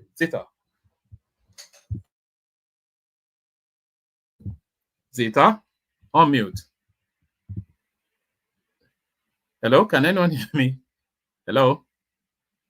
I can hear you. I think maybe you have mic. We can hear you. Yeah, Zita, you ready? You said you wanted to go first. Zita, unmute, Zita. Maybe we are live. Maybe Tunaja. Tunaja has put voodoo on now. Look at this. Let Tunaja speak. So we can attack him. All right, 5-7 minutes from you, Tunaja. So we'll move around quickly. Tunaja. Yeah, which one do you want to go with first? The economy? I guess that economy one is the juju that Nigerians to lie to Nigerians. That guy, I think it is, they say it's Dr. Nia Mediop, all these people that they employ with from World Bank to tell us what we want to hear when our country is being run down. I don't know what metrics he was using to say that Nigeria is the largest economy. If he was going by GDP, I literally said it was GDP. I don't know where he got that GDP from. That made Nigeria the top one. Professionals say all kinds of weird stuff. Clearly, it's not accurate if it's based on GDP in dollars, because Nigeria's GDP that was released that we have, the data that we have indicates that we are not number one. So maybe it's just blowing smoke off some people's, whatever people like to call it. So from that point of view, GDP purchasing power parity, PPP. Nigeria is at, GDP purchasing power parity. He said GDP. Yeah, so GDP, PPP. Isn't that what you said, one man? Is it the PPP? The purchasing power? It wasn't qualified here. Is probably implied. It wasn't qualified. Well, I didn't listen to I'm looking at that same listing. He said gross domestic product. He never said. I don't think it was essentially GDP. I think he actually went through sector by sector and then extrapolated and projected. Yeah, it's obvious that the biggest. Yeah, it's a very obvious. You see now, this is where we are. It's not possible for any economy to be bigger than us now. How is it? This is where we are now. We are in the realm of speculation that we can't follow data anymore. But it's all right. And this is you telling people is one of those things they say is a kind of baseline you have to use to start determining the kind of statement people make, whether they are genuine or not. Because clearly he's just freestyling right now. If professionals like him can freestyle, he's just freestyling. There is no data that he's using. He just said GDP. If it was GDP, then where did you get your GDP from? Did you go to some kind of nether realm to get it and proceed out here. Yeah, And it but doesn't we've even have not a rebased our GDP, so we really don't know our actual GDP. We've not rebased our GDP since but 2014. no, okay, now so now we don't know it too. Okay. We really don't know it. Can I say But something? what we know, the data says it is not the largest. So why come out and say that kind of stuff when you don't have any basis for it? And these are supposed to be professionals. Can I But say something? yeah, go ahead if you want to. Okay. So the basic thing is the only data that it's outside is the 2023 data. And I'm very sure everybody is still expecting the 2024 data. Fine, to 2023, we are behind South Africa in 2023. But don't forget that there are probably, I don't know what the World Bank is from World Bank, probably they've seen more things for 2024, which we are still expecting them to release. Because there are still a lot of things that were not really taken into consideration in 2023 for us. There's been a lot of growth within the tech sector. There's been a lot of growth within the entertainment sector. So I don't know why, probably he actually have access to that data. That's why it feels that Nigeria is, because I expect by 2024, Nigeria should be ahead of South Africa because of the impacts in the tech sector and the impacts in the entertainment sector. That is speculation, and there is no evidence for what he is saying, and there is no reason to believe Why are you that. so against the idea of Nigeria having the biggest economy? Why does it rank? Why would I be against that? Why would I should be for it? But I don't like our people getting conned. That is the problem, and we've all just been conned for the last 2 years, and we want these crazies to keep conning our people. And this stuff infuriates me. Yeah, wait, Tunaja, before you get infuriated, when I said, don't get me going. Are you more knowledgeable than a World Bank director? Are you? On this one, I am, because common sense. If a World Bank director tells you that the sky is gray, would you believe it when you see that it's blue? Because it's the one that is he a god? You're not really seeing anything. You don't know what you see. See, you have to. If you don't know what you know, then I can't help you. If you know what you don't, if you can't tell the truth from lie, then anybody can fool you. To Nigeria, there was actually some rough estimation that Nigeria GDP by the end of 2025 should be between 600 and 7 billion. So, if you look at do your research, because I know you are conversant with ChatGPT, or you can use a DeepSeek. Yes, Google economist. It's going to bring out something. So it's actually projected that Nigerian GDP should end up around 600 billion plus. When was this projection made? All right. Let's tonight just free flow for about five minutes or so. So I move around. I want everybody to come on fairly quickly. Yeah. If we are looking at when the projection was made, you probably find out it was before the currency was completely torpedoed and the economy almost halved in GDP.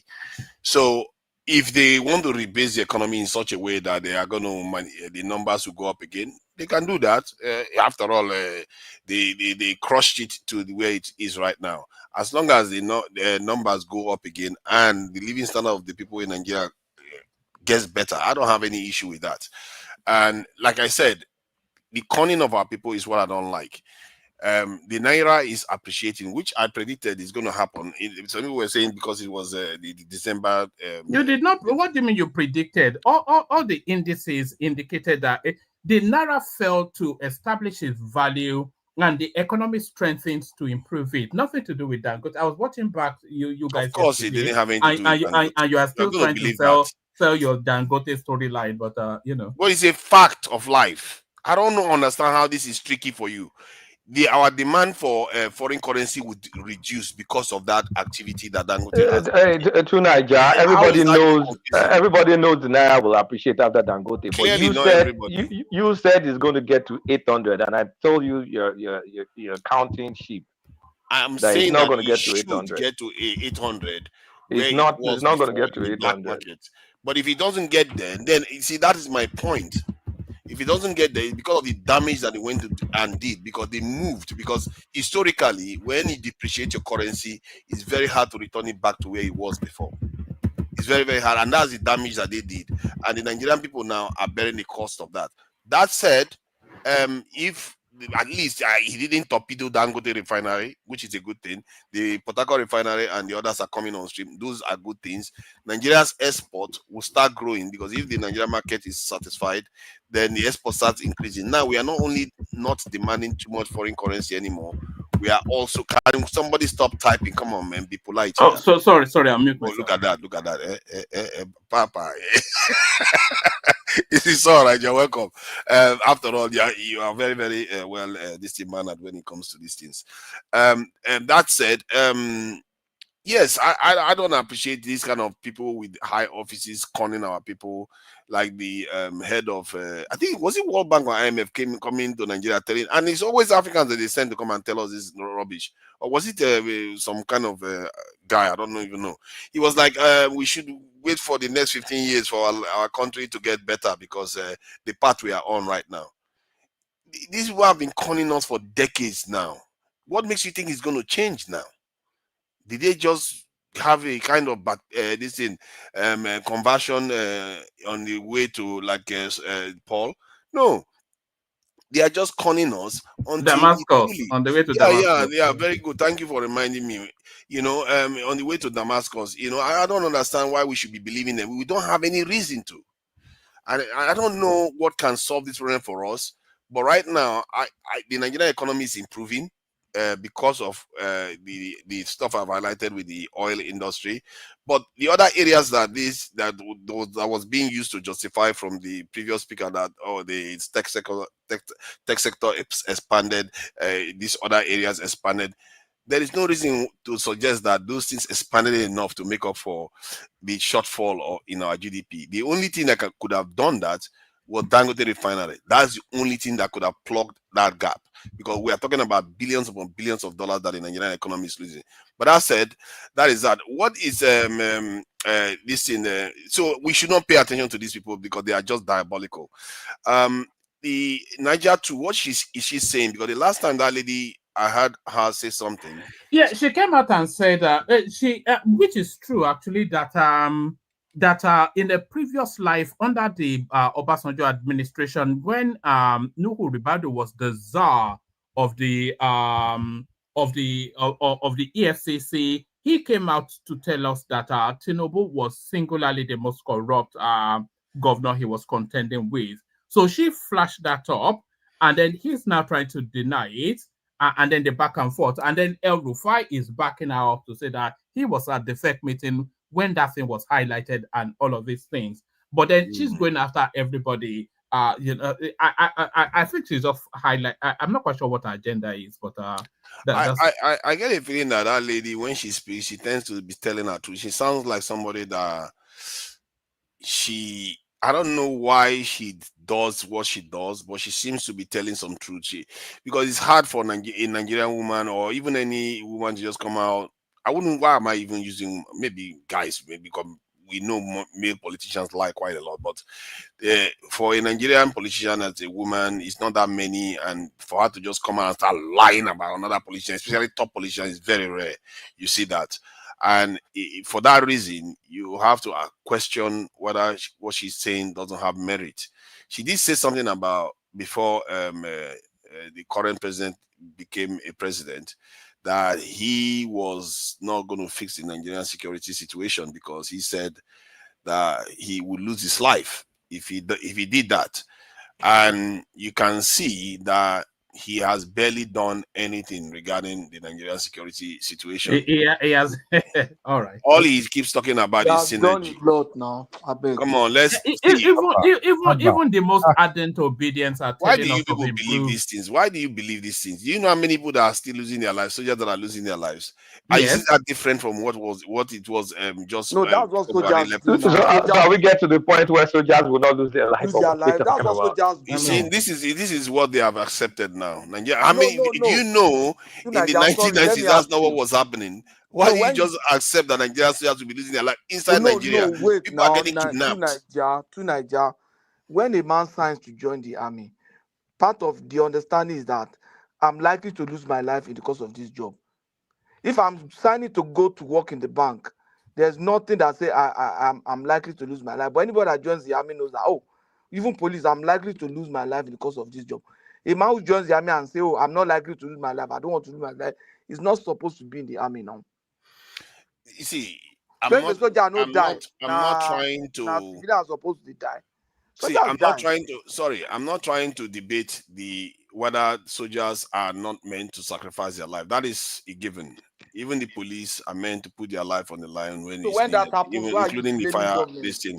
But the point is that when your nation is not secure, there are consequences. We are losing a lot of money in terms of GDP every year due to insecurity. You are going off the point. And our men are, can you let me finish? And then our men are dying. Our women are being kidnapped. Children, people cannot live in peace. Farmers can hardly go to farm. Yes, in some marginal areas, there has been improvement for a short period of time. Then before you know it, terrorists, now we have 2 terrorist groups that are operating in the north. And in the past couple of weeks, we have heard that a lot of soldiers have lost their lives. And the ideal situation is that you don't want your soldier to lose their life. Just like if you have a security guard in your house, you don't want them to have to defend that house. You don't want criminals to show up. But if you keep having criminals show up all the time, then maybe you have to figure out the neighborhood you are living in. That said, the Nigeria, to what she said about the president, to an extent, that is what is happening right now. Your keyboard is on. This thing, it looks like you're not meeting it very well today. One man. El-Rufai was the speaker for the current president at Chatham House, which is another disgrace for us, but that's fine. He was the speaker and he spoke regarding security, and he practically was one of the few top Tinubu supporters that never made it into government. He spoke about security and he's very, very hawkish. He's very, very hawkish about security. And one of the aspects he spoke about went to the core of what I've highlighted in the entire Black African continent security posture. We don't have the right manpower in that security force. And he highlighted it in that Chatham House presentation. Guess what? He didn't make it into office. And Tinubu, did you see him recruiting more? No, he didn't. Even if he promised it under this, who is holding him accountable for that? Everybody here, we talk every day. The stuff that is costing Nigeria almost $40 to $50 billion every year in GDP. Nobody highlights it, that this leader that promised them to do something about it, especially in terms of manpower, is not doing anything. If you create one job, it helps 4 other people in Nigeria. But you can't even bother to employ people to stop that bleed in Nigeria. But this is the issue, and I think that lady is correct. What she was saying, not about correct, she was actually being truthful. There is a reason why our leaders don't do anything regarding our security. Enough anyway. They keep us in such a stupor where our nation can be easily be manipulated, and foreigners can just come into Zamfara, take gold. Most of the gold that is going away from there, is it coming to the national coffers? Generals and whoever they are, they all sign on with all these thieves to be stealing. Before you know it, we might end up like Congo now, that is fighting for some for scraps inside their country. Is that the future you want for your people? Because weakness is punished too. Don't think weakness is not punished. If you think this, what we are going through now is punishment, you've not seen punishment yet. You look at Syria. This is how they hemorrhage Syria, because parts of Syria was taken over, the area that has oil.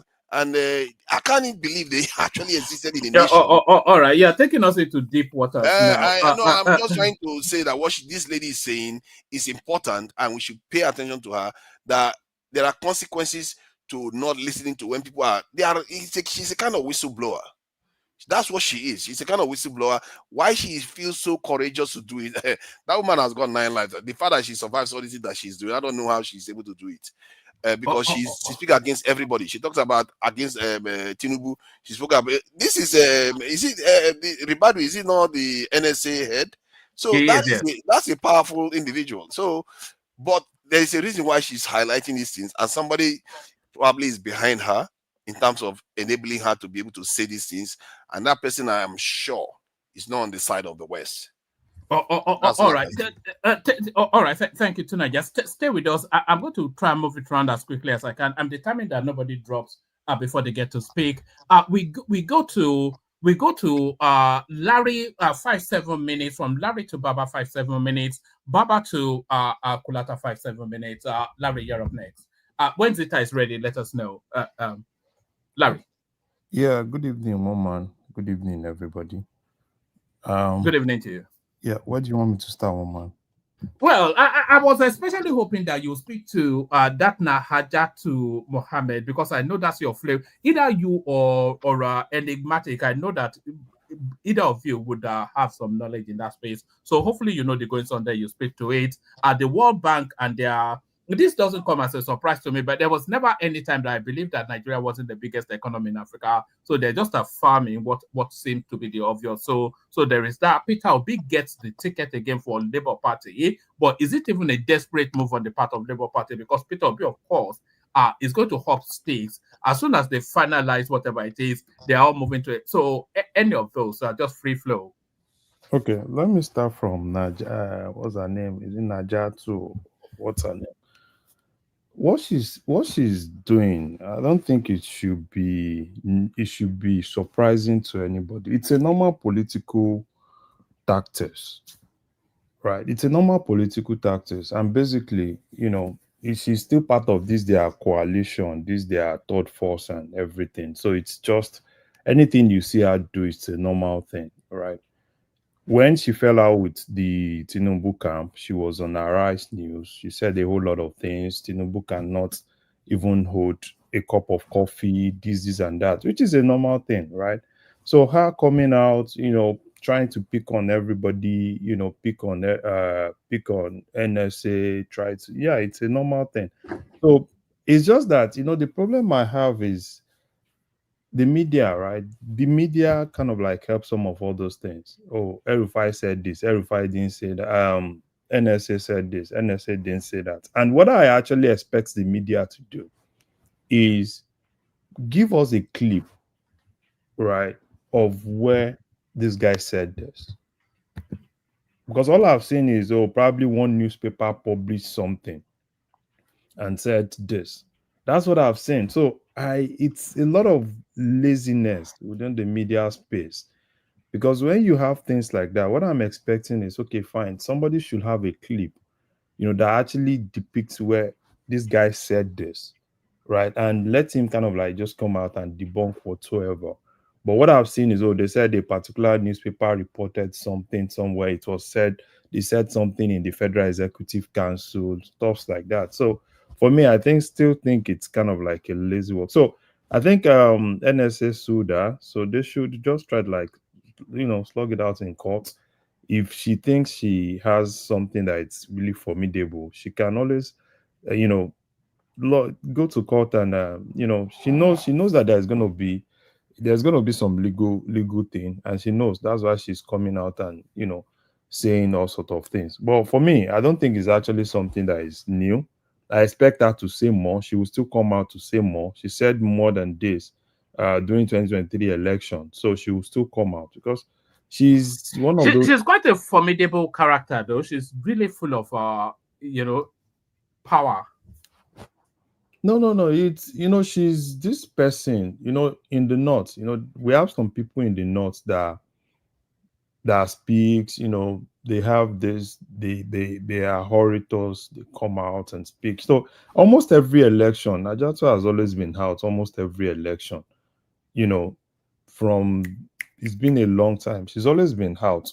So, but for me, I think she's still part of this their coalition. Atiku, El-Rufai, all of them are one group.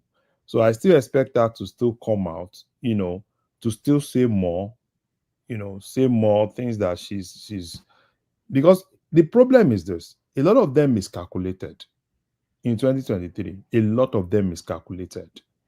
They actually felt Atiku was going to use the northern vote to be president. A lot of them miscalculated. A lot of them never thought, because they felt as at that point there was no clear picture to say probably Buhari was really supporting Tinubu, and Tinubu was actually the last person. So you see a lot of them, they kind of like they were skewed towards Atiku because they felt, if they ask anybody even that time, they will kind of like tell you, the northern vote and everything will take Atiku there.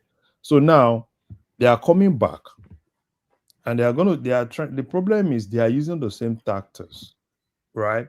The same tactics. The North will show this and that, ethnicity and all those things, and they forgot that Some of all those things do not really work.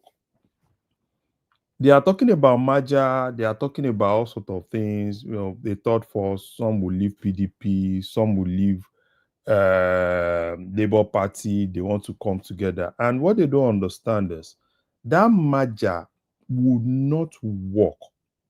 It's not like the merger of APC.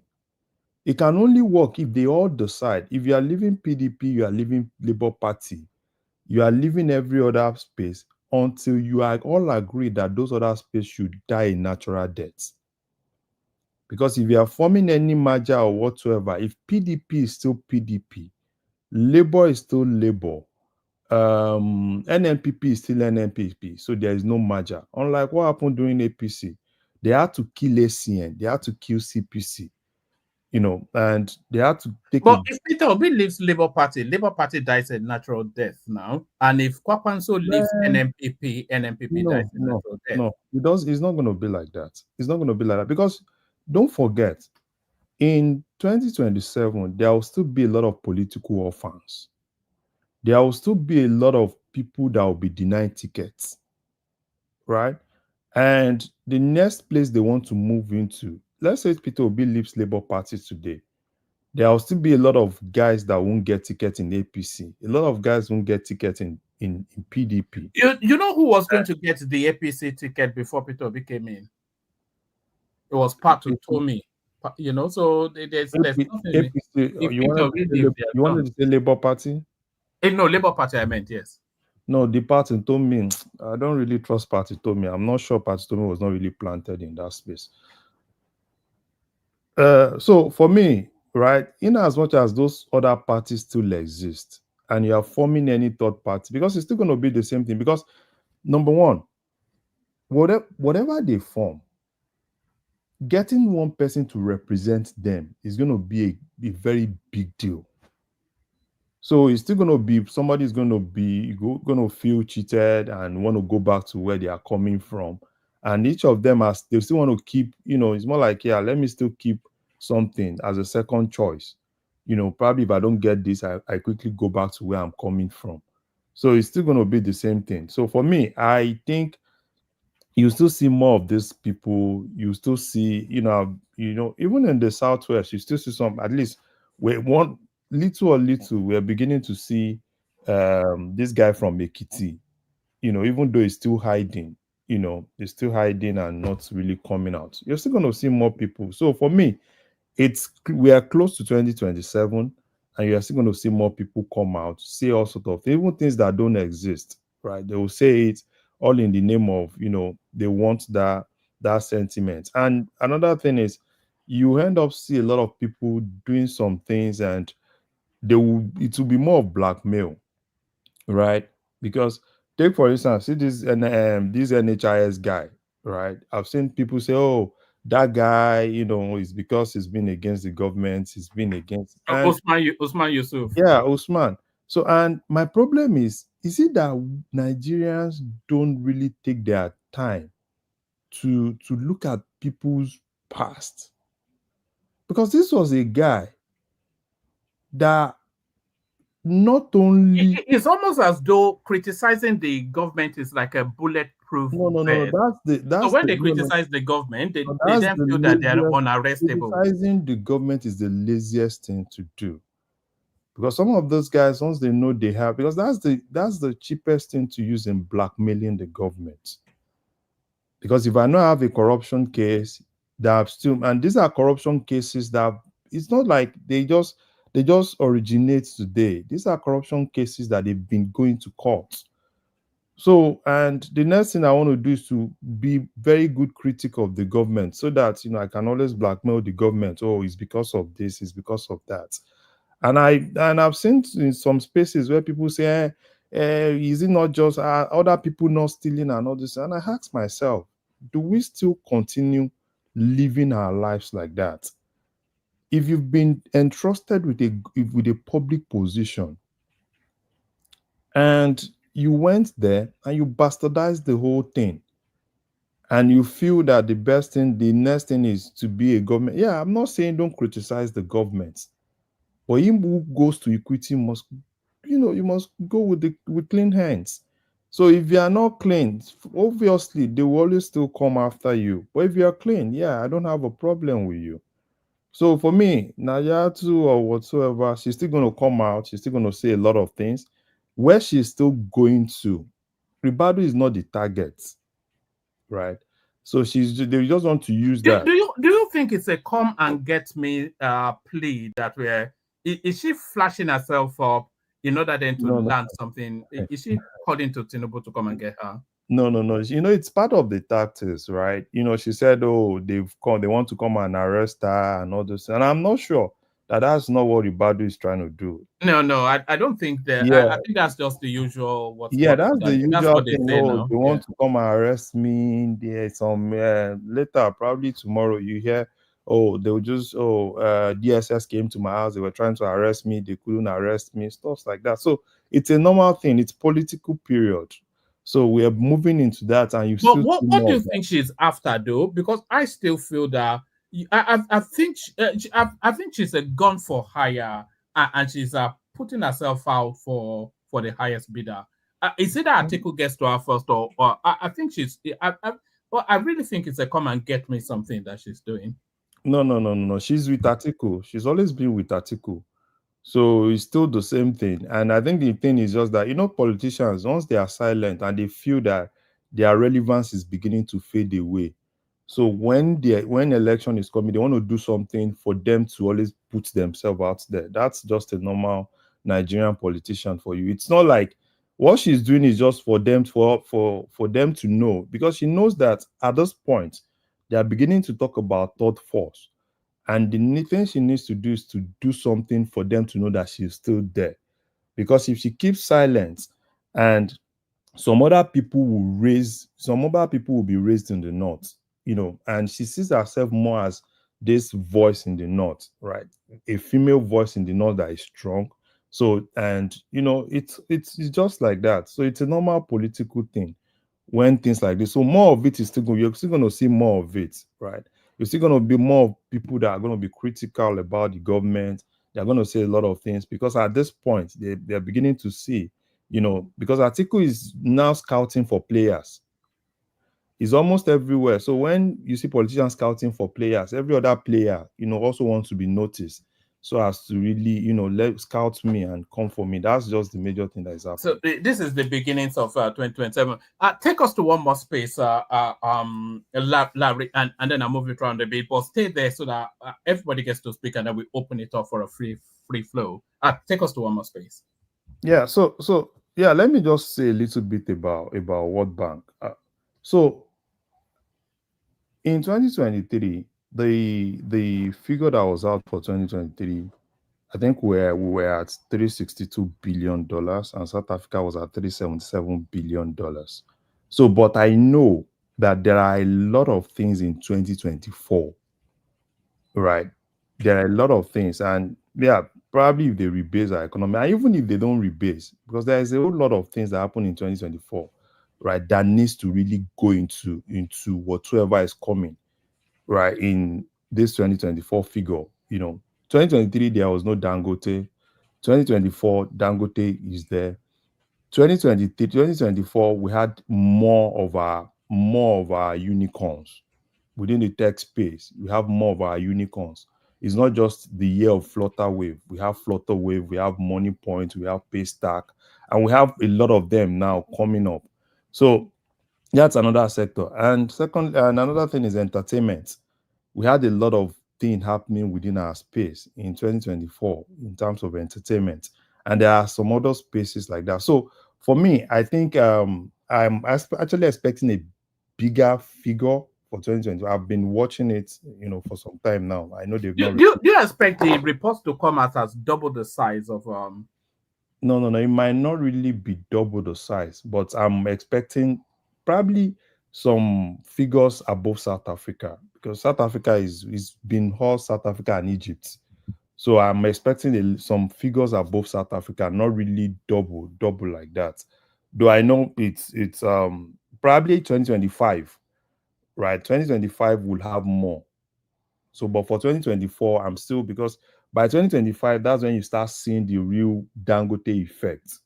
You won't see the real Dangote effect in 2024 figure, but in 2025 figure, in 2025, Are you with that two Nigeria's narrative that Dangote is the needle mover in the Naira gaining strength?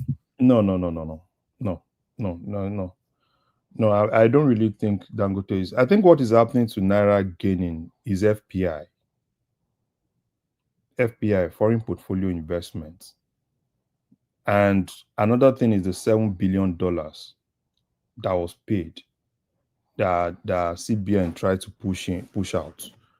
So I think that's what is really happening. So it's not really the Dangote effect. Yeah, Dangote effect can happen in terms of can help the GDP, but in terms of the Naira gaining value, it's more of FPI and that $7 billion.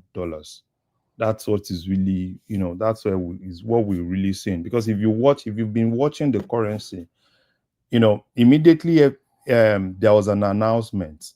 So for me, immediately I saw that announcement, I knew that was going to be the effect. I needed to do some transaction. I quickly did those transactions. So I knew, because when there is an announcement like that, check a week after, you're going to see that significant impact in terms of the exchange rate. But I still believe that, I'm still looking into us being able to sustain this for some time. So obviously, probably let's still look at what will happen around 1,006. It's been showing resistance for quite a few weeks now. So I think we may have peaked in terms of it's running amok. I think yeah. Though there are still some other variables that we still need to look at. I'm still expecting that we don't have any issue with crude oil price. I'm still expecting, but I don't know the Trump effect. I have one or two things with the crude oil price, but for now, I think we're still stable for now. Hopefully, we're able to sustain it for some time. All right, brilliant. Stay with us, Larry. We go around, move it around. Go to Baba. 5-7 minutes from you, Baba. The topic's just free flow, Baba. Yeah, well, man, a very fine evening to you and the panelists, comment section, viewers. Because of time, I'll observe all protocols, or all protocols observed, as they say. Let's quickly, I just want to talk about the GDP projection. It is a projection, but quickly I will make a fast detour to the issue, the burning issue in Lagos State body politic at the moment. And the GAC, actually, you can have a group of men of equal measure or importance without having their own differences. So what is happening in that space at the moment? Because originally, the GAC is supposed to be about 30 body membership. But most of those people are already, Gbajabiamila is somewhere, he has his hands full. Mrs. Oluremi Tinubu is also there, very, very busy, and several others like that. So if they sit as a unit at any point in time, they are not always more than 17 to 19. But amongst them, in totality, there are two groups actually contending in that GAC as the mandate movement as a group, and also the Justice Forum. So those are the two, and already with Obasa's largesse, when he was the speaker, he doled it out adequately. And as Yorubas will say, Enukije Kujumati. And I think people still remember what he has done for them in good times. So, but we will sort it out. We have a way of sorting things out like this. Also, when we are going into election, you may think it's 2 years away, but 2 years is nothing in the political life of a nation. But it will be sorted out. And but one thing is certain: Obasa is gone. Miranda sits at the Speaker of Lagos State House of Assembly. No doubt about that. So that is the we will find a way out of that quagmire, political quagmire Lagos is facing at the moment. It's no skin off our noses. For the GDP, I think we talked about it even yesterday, as if we knew it will be front page news today. Where I said actually, and I quote, I don't think anybody should look at Nigeria's GDP and says it's 300 and something. That would be myopic, because it's a mega one. It's a very big economy, whether we like it or not, backed with a very high population. The Egypt, which is there contending at the moment, I mean, we should all remember Egypt gets at minimum $5 billion annually from America as grants, not loan, as grants. And that helps the economy a lot. And South Africa is suffering at the moment because through land reform, they are easing out the white population, who are actually the economic power of that country. And Elon Musk, with his hold on the White House at the moment, is fighting back. So they are facing their own problem, and I think their economy, based on that and several other issues, will not grow as high or as fast as it's projected. So here comes in Nigeria, which has been underperforming and under-projected in the last 2 years because of the new trajectory of the economy. And what they are talking about there is just basically about the GDP per capita. And that is where actually Nigeria growths lie. The GG, which is about the purchasing parity, which Kulata, I think, and Tunanja was talking about the PPP aspect of it. There is no doubt about it that the economy, if you look at it with benefit of an insight of what is going on at the moment and the trajectory, the trail of that trajectory, you will see that it's not an economy of 300, but at least about 600 billion economy. 600 billion economy.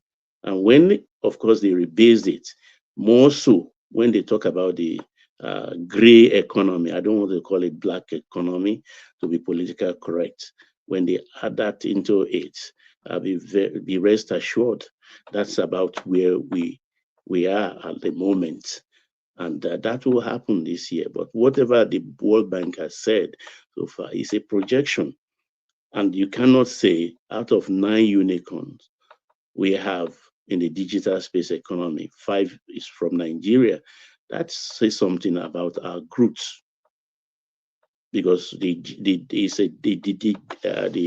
unicorn are the digital pole or pillar upon which we are resting some aspect of our economy, and they are well recognized, and they are growing in leaps and bounds every other day, because as we are capturing digitally the drivers of our economy and registering them effectively, there is not a downward trend by all projection. It's up there. And I don't know, when World Bank speaks, we should listen, because they know where the financial bodies are buried. I don't think we should quarrel or query what the twin sisters of the Bretton Woods are talking about here, because they know what they are talking about. They give us the money, they take from us. Our membership is not in doubt. We pay our subscription as at when due. So they know what they are talking when they project. Yes, They may just for the benefit of the conversation, Ababa, Bretton Woods is essentially an amalgam of IMF and World Bank. Yeah, exactly. That's why I call them twin sisters. That's what I call them. I said twin sisters of the Bretton Woods. That's what I said. And when they say things like this, and every country that's a member of these institutes, they have resident country director. Every country has. And of course, those are the people on the ground that works with the government where they are situated. And they compare all their datas and look at all the indices and record it. It's like a daily thing for them. It's their bread and butter on daily basis. So why should I quarrel with what they come out with or their projection? They may be off the mark once in a while, but that doesn't mean that they're totally, everything they put out there is totally based on fallacy. No, they are right. Let's look at it objectively. You cannot tell me that Nigeria's economy will shrink in 2025. It's not going to shrink. It's just going to grow. And when we talk about, so let me quickly, if I still have the time, let's talk about security. Security, when we talk about here, we are not just fighting an ordinary kind of war. It's a symmetrical war we are fighting. That is house to house, village to village. It's not a field thing. And your success as a unit of soldiers fighting a symmetrical war is based on the locales. If they support you, you will succeed. If they don't support you, you will have problems. They will bog you down. We have to have some sympathy and heart for our fighting gallant men. Because when you are fighting, the same people we are fighting for to protect are sabotaging you at every turn. What do you expect? Your progress will be slow, whilst you are even endangering yourself. The casualties will be massive. And that's what we are facing at the moment. Have they looked into why they are being sabotaged? I mean, we have it on record severally from governors, from emirs from that space, what they've done to sabotage our soldiers. It is a sad thing, actually. And for the life of me, I don't know what the end game is for those people that we are trying to protect that are even sabotaging themselves and getting, they will be the first people to run to the newsprints or the talk heads on TV to say, oh, there are 20 people have been kidnapped, 100 people have been killed, the 12 soldiers have been maimed and killed and things like that. And people will be, of course, relishing that kind of news. You look at it objectively. Why are some regions or some states not having that kind of trouble? Because the first thing I ask myself as an objective person, why is this happening? Is it today? No, since 2010. We've been facing this, and we all know, if we are going to be objective, we know all the players.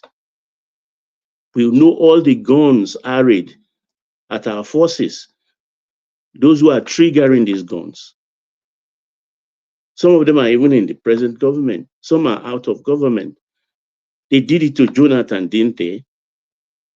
And the same tactics is being, of course, applied to this government, thinking they can hound them out of power. I have good news. I have very bad news for them. It's not going to happen. I think they've been a bit reticent to deploy that Goodluck Jonathan technique. You know, it's the same playbook. It's the same playbook. But they're not using insurgency as aggressively as they used under Goodluck Jonathan now. So I think that may be played already. Because one more.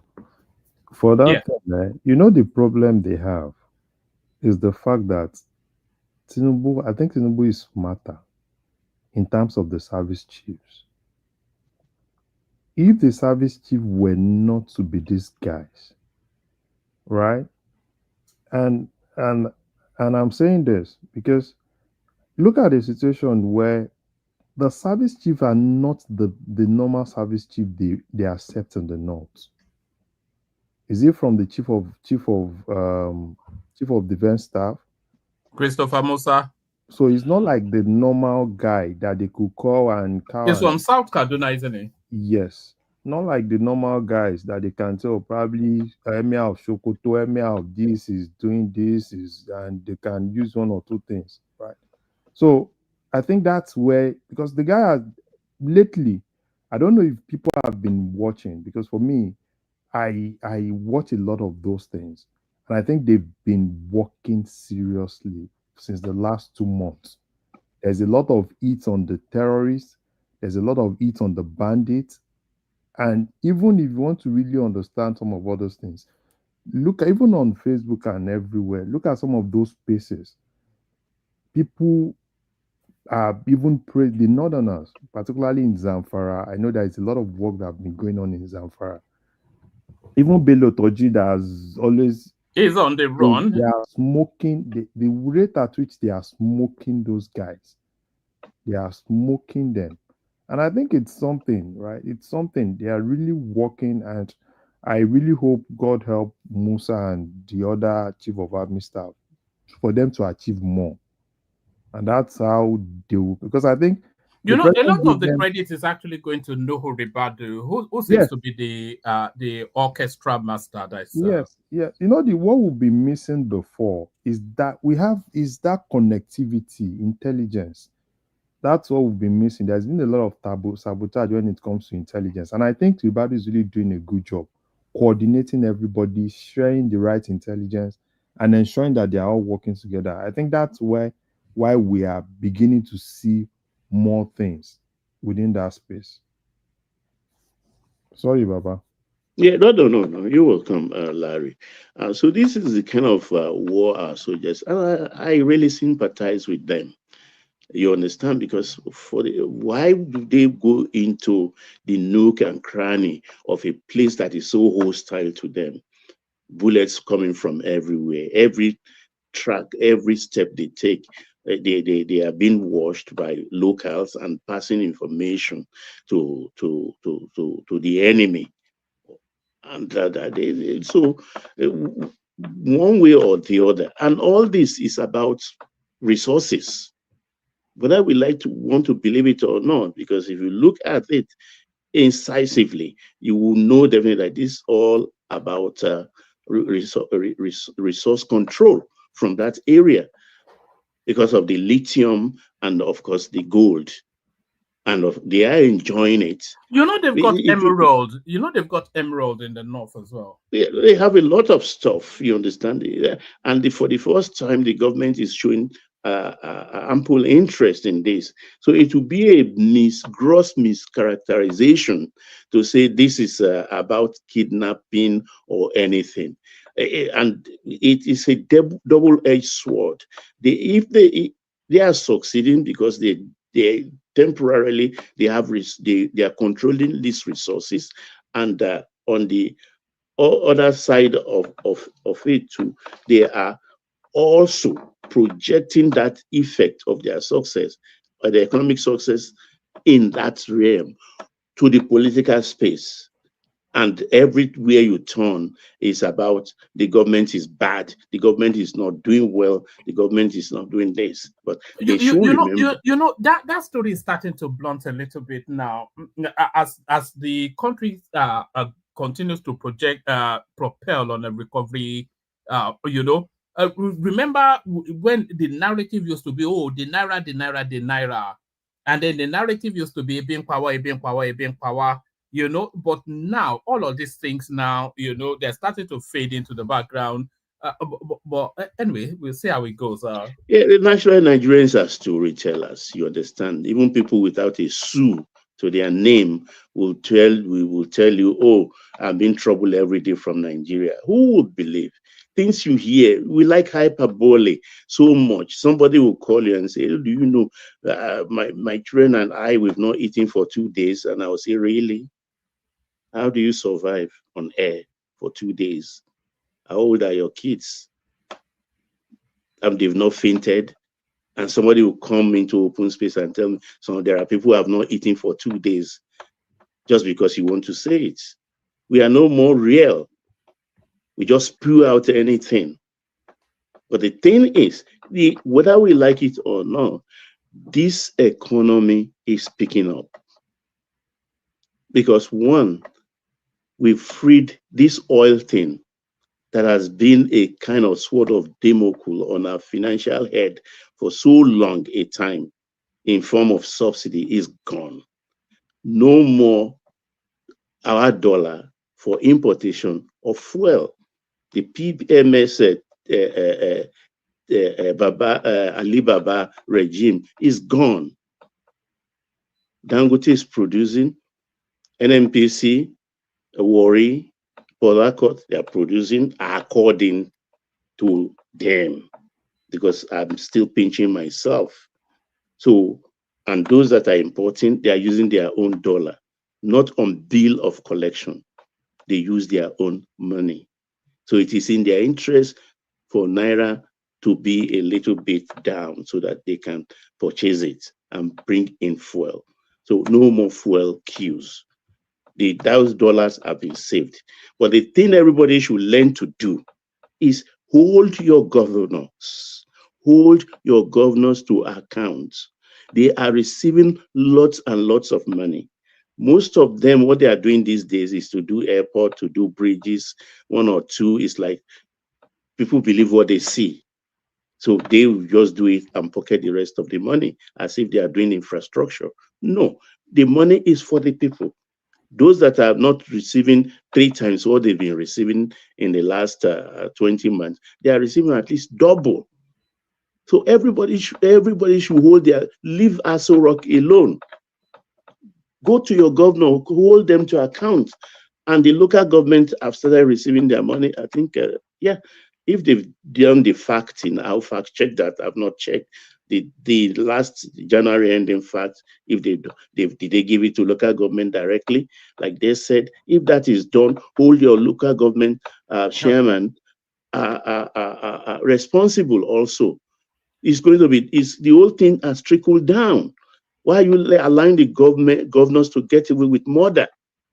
Apart from that FAC allocation they get security votes, which is close to 1 billion every month, no receipts. They get ecological funds, 13% derivation, and a host of other things they get. Hold your governors responsible. I yield, woman. All right, brilliant, excellent. Thank you, Baba. Stay with us, Baba. We move it around quickly, and then we open it up for a free flow. Apologies to you, Ola. I know you came in first, but let me exercise a bit of editorial fiat. We'll go Zita next. From Zita, we go to Kulata. Kulata, we go to Pansat Ovie. So Zita, you're up next. 5-7 minutes monologue. Zita. I don't even know what you people are talking about. We were just talking about this big news now that Nigeria remains the largest economy in Africa, which a lot of people always thought that was the case anyway. And then, of course, Labour Party telling us that Obi is going to be their candidate for 2027. So they may well say that, but until we hear from Obi, we retain our judgment. And then just the usual going on. So that or anything else that comes to Lagos state politics, Nigerians panicking in America because of papers not being properly documented. So Buhari telling us that he left Nigeria significantly better than he met it. So all those or anything else that interests you? To an extent, yes, he's right. It's just that towards the end of his tenure, he did something. I don't know why he did what he did anyway, but there are some few things Buhari did that was never done in Nigeria before. I give him that credit. But he messed everything up towards the end of his tenure for reasons best known to him. Then Nigeria being the... Who put out that? Who said that? It's the World Bank. Then the whiners. Huh? You disagree? I just asked a question. Oh man. I just asked a question that the why not? They know the why not now, then they give us data now. I don't think it's correct. I don't think it's correct. But if you people say it's right, hallelujah. But they will have praise data God. to arrive at that now. They will have data. It's not just You telling see, you. a woman, you see, if you monitor those people very well, they don't actually use raw data to do all those things they do. They push the narrative they want to push. There are something I would have said, but let me just keep quiet. That's not true. That's all I can say. But if the World Bank said Nigeria is the largest economy in Africa, hallelujah, praise God. Next topic. I thought you people were discussing something about the insecurity in Nigeria. Yeah, that's on discussion too. Tuna guys was saying to us earlier that it's seen no improvement, and that runs contrary to what everybody else seems to be acknowledging. Even the senior obedience space are saying a grudging acknowledgement of that. So, are you not on board that there's marked improvement in security insecurity? There is an improvement in the security in Nigeria, I will say, but they have not gotten there. But let me say this. The security in Nigeria, insecurity, insurgency, and all those stuffs around the world, including my country, Nigeria, but let me remain in Nigeria, is actually the failures. You know, I'm the last person to talk down or demeaning law enforcement agency. But it's actually their making.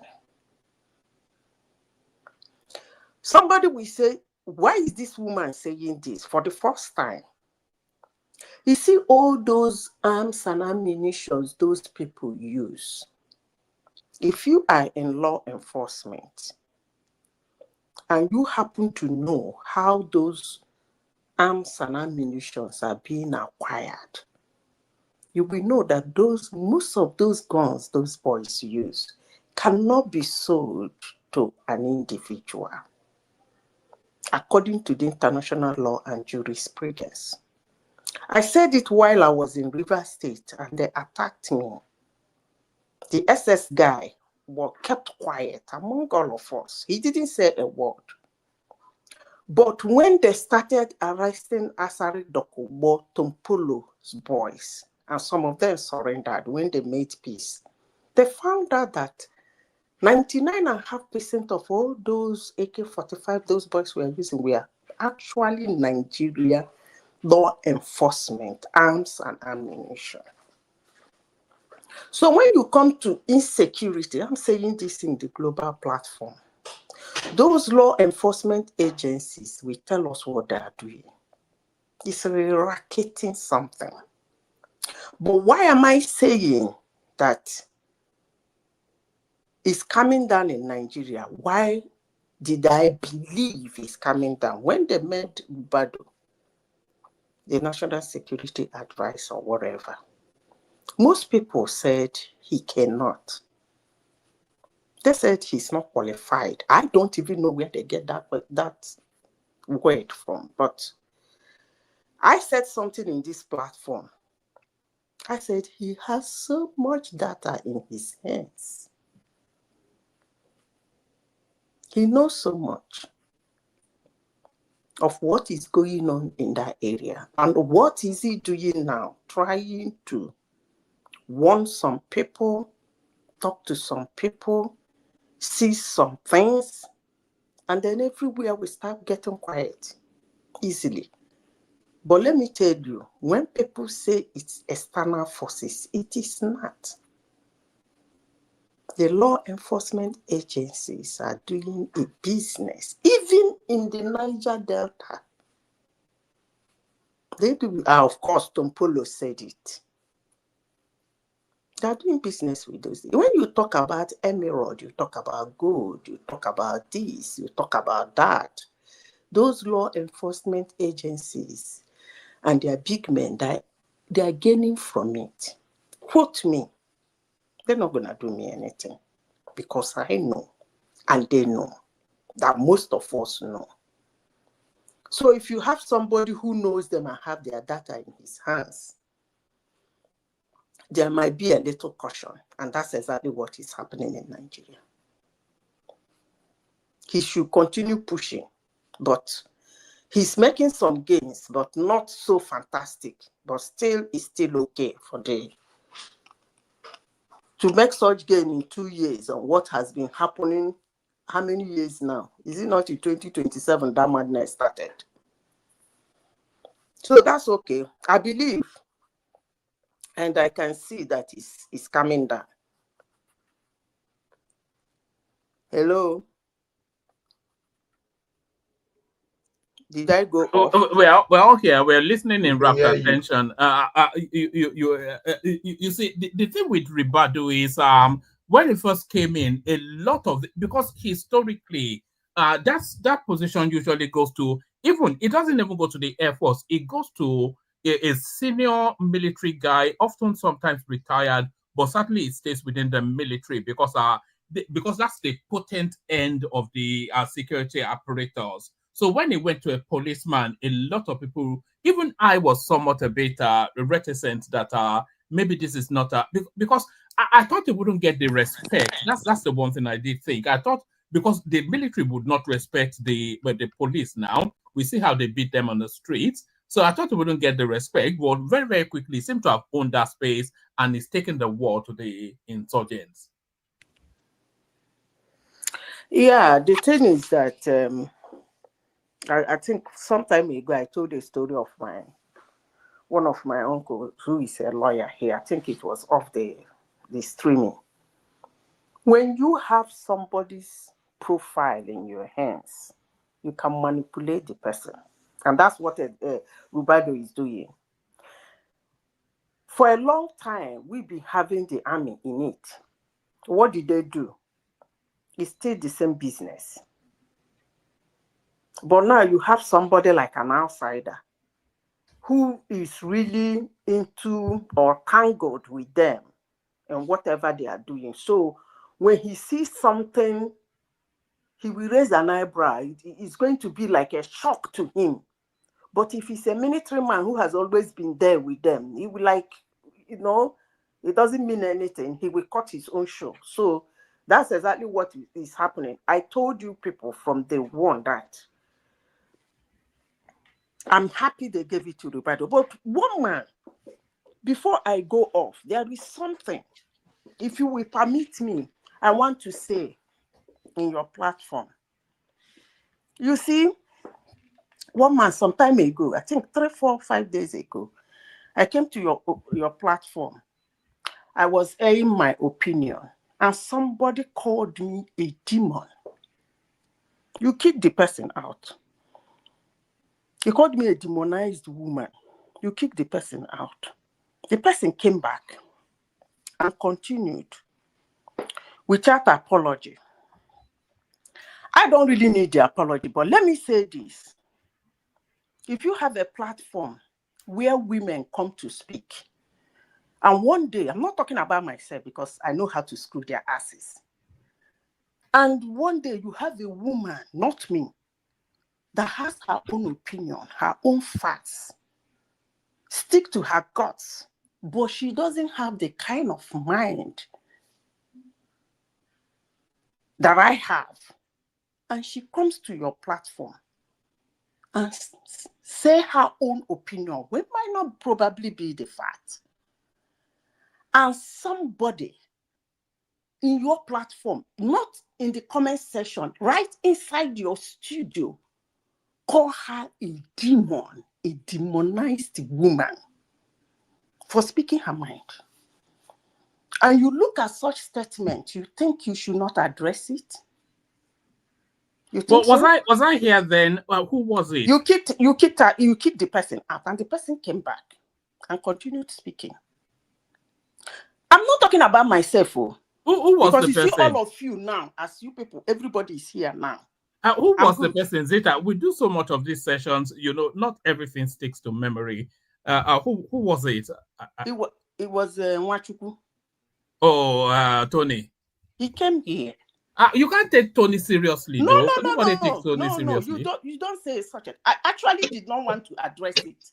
It was the people listening to your platform that called my attention. And I told them, I don't really care, because if I want to deal with him, I will deal with him. They said, what if it is another person that doesn't have such guts, ability, and capability as I do? Maybe the woman will be crying. Maybe the woman will get so angry. Maybe the woman will get so furious. Why would you come into a studio, even if you've been in mental asylum before, and then one man decides to let you in his platform to speak? At least there should be a little caution. And if you don't want to have that caution, you should be kicked out. Yes, I get the part. You want people to come to your platform and speak. That's okay. I get that part. But for somebody coming into your studio to call a woman a demon, a demonized woman, for speaking just because I aired, just as I just said my own opinion now, I become a demon? Come on, man. How does that work? And everybody just sweep it under the carpet. I don't need his apology, but I'm telling you that people are listening. And I think you should address such behaviors. I know most people has been in mental asylum. They'll be smoking something sometime in their life, and they have got treated. I get that part. There is nothing wrong in that. Everybody shouldn't be the same. But you shouldn't bring your past into a global platform. It doesn't work.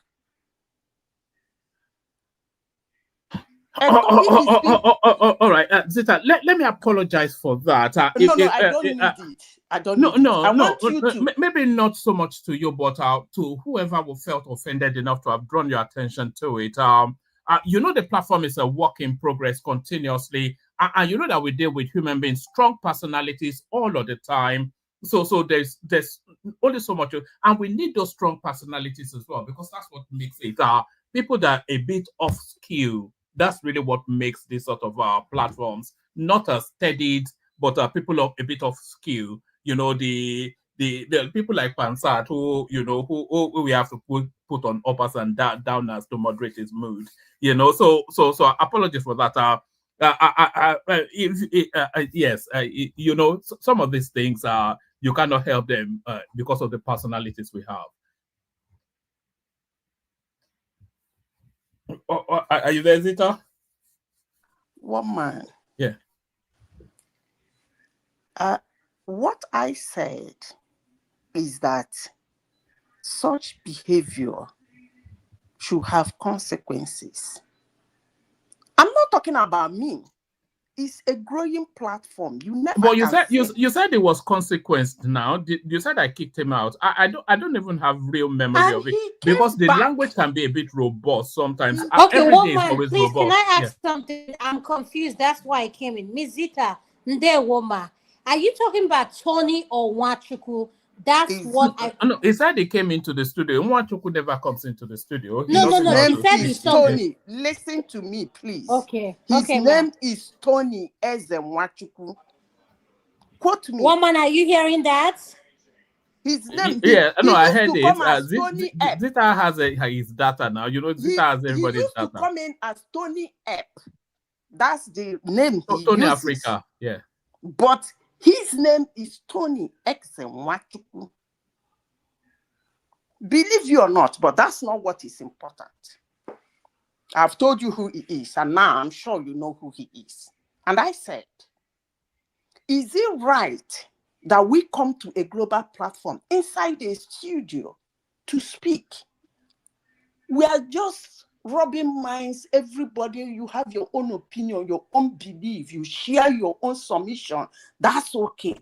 But for somebody to share his or her own submission right inside the studio, somebody calls the person a demon, a demonic woman. You kicked him out. He came in again without an apology. I am not talking about myself. I can screw his ass, trust me. But what if it's another woman? I think he may enjoy that if you did that, but you know. I know. Woman, will you stop Yeah. it? Okay, woman, please, can you? I just came in for Madam Zita. Madam Zita, I'm sorry. I have my you day don't need off. to apologize. I don't need any apology. What I'm No, saying no, is Madam that Zita, I came in because I am a moderator, and we have two women that are moderator on this platform. It's Chioma and Adama.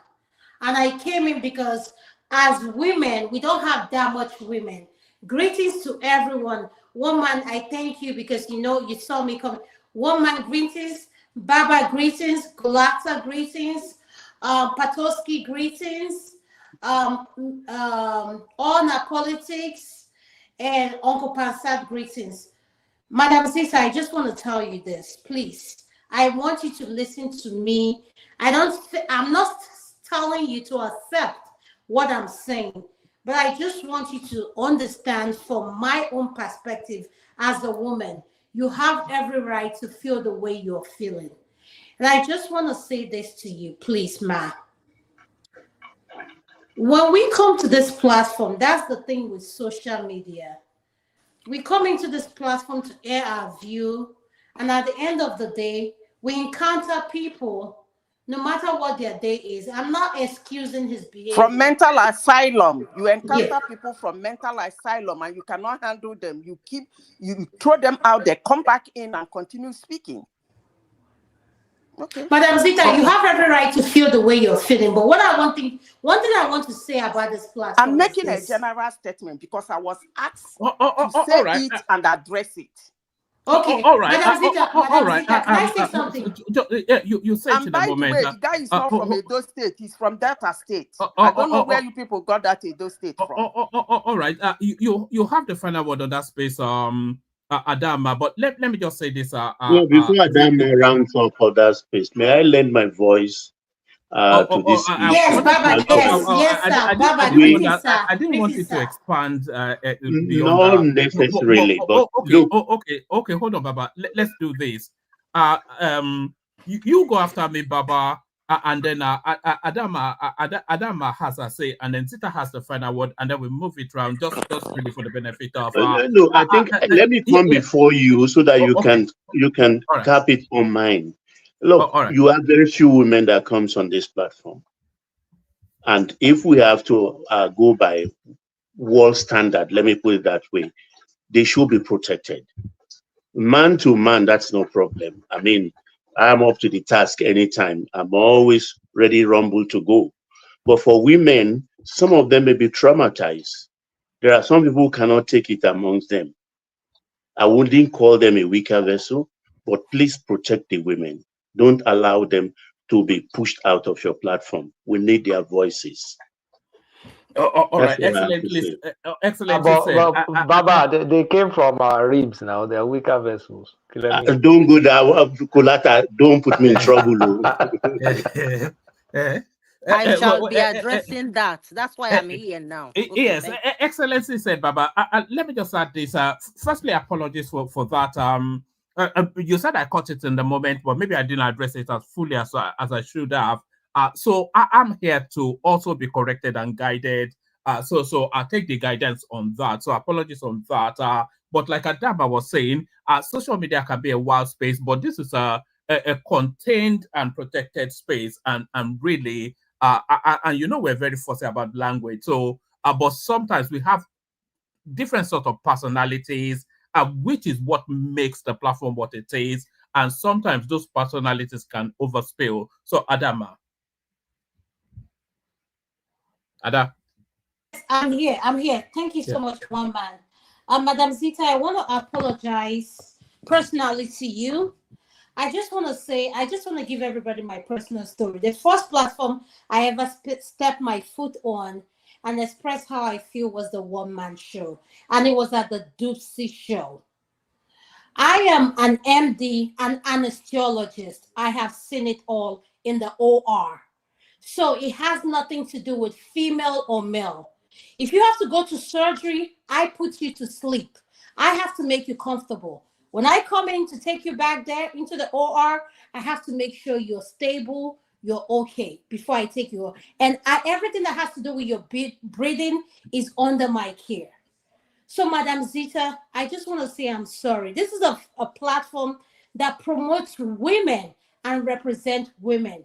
But one thing I'll tell you, the second platform where I showed my face, I lost a patient that happens to be someone that grew up with my daughter. My daughter is in med school. She lost her life. My daughter passed. I was crying. And guess what? The person that was attacking me that day happens to be one of the panelists on this platform. As doctors, you guys think we don't have emotions. I was crying on that live section. That live section happens to be Dr. Damages. So the point I'm trying to say is at the end of it all, we are human beings. In order for you to command respect, I'm not saying you should not expect the basic from us. But one man platform is not a platform made for everyone.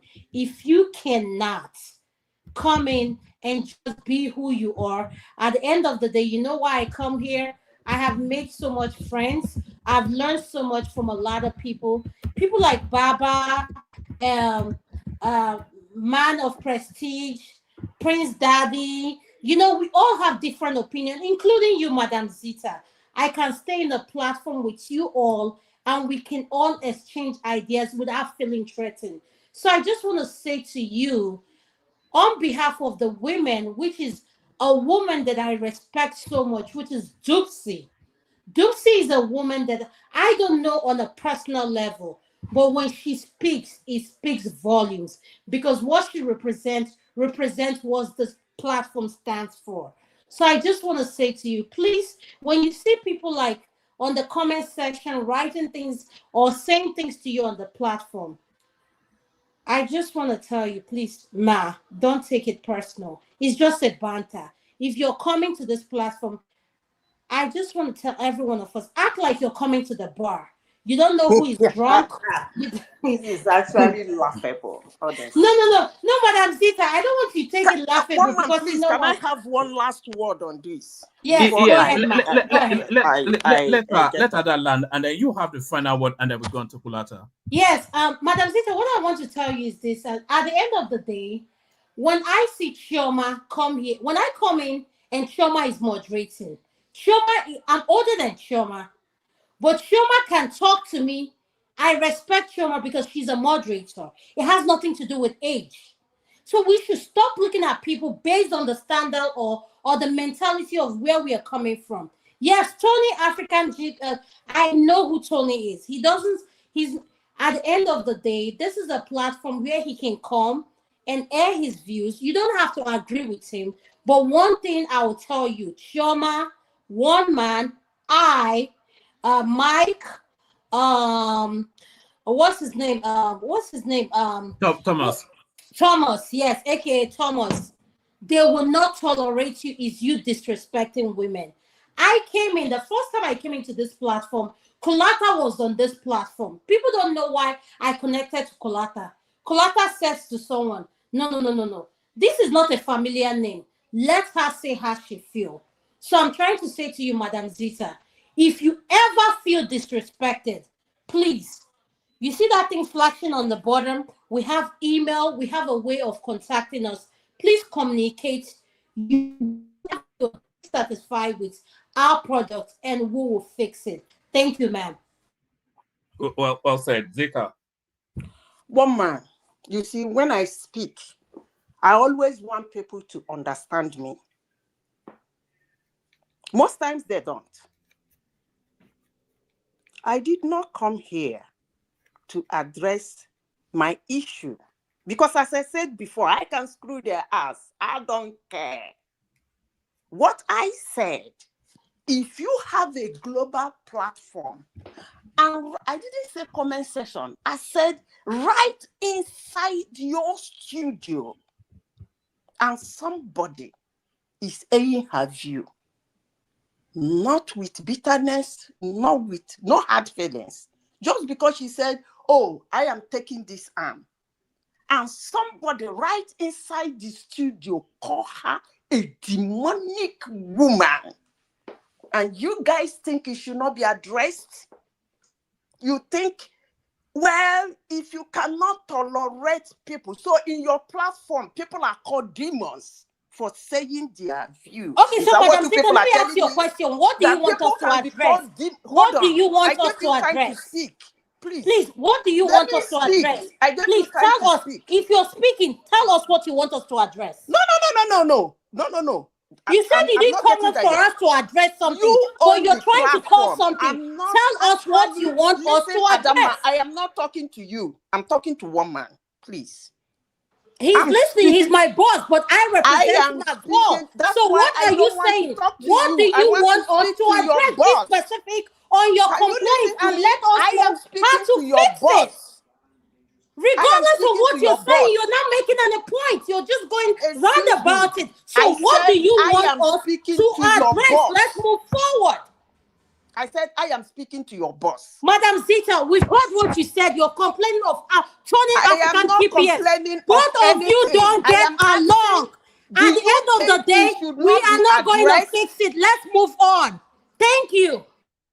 I am not talking to you. I am talking to one man. So you shouldn't thank me. When I said I want to say something, I did not call you. I said I want to speak to one man who, according to you, you say happened to be your boss. So I'm speaking to your boss. Can you listen, please? Thank you.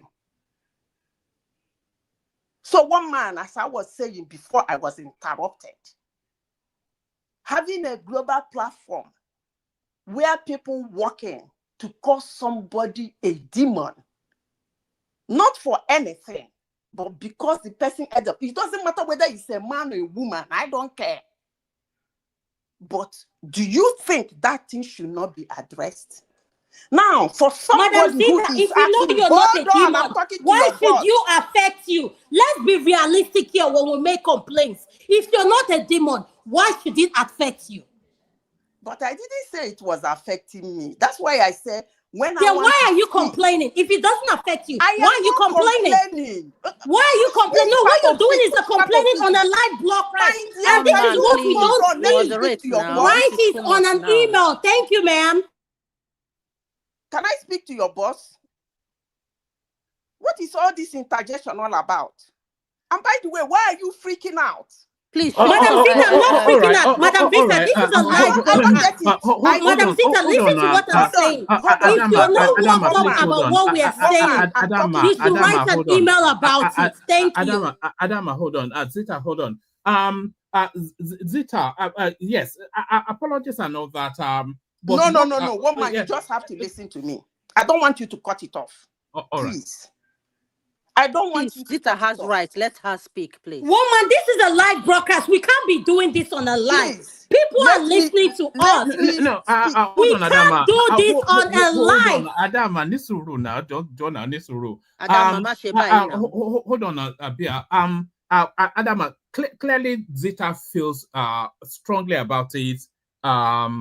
That's why she's brought it to the fore. So woman, please, you have her number. I'm not disregarding what she's saying. Let's listen, woman. If you want to, we're global. She says something, we're a global platform. There's a way HR works.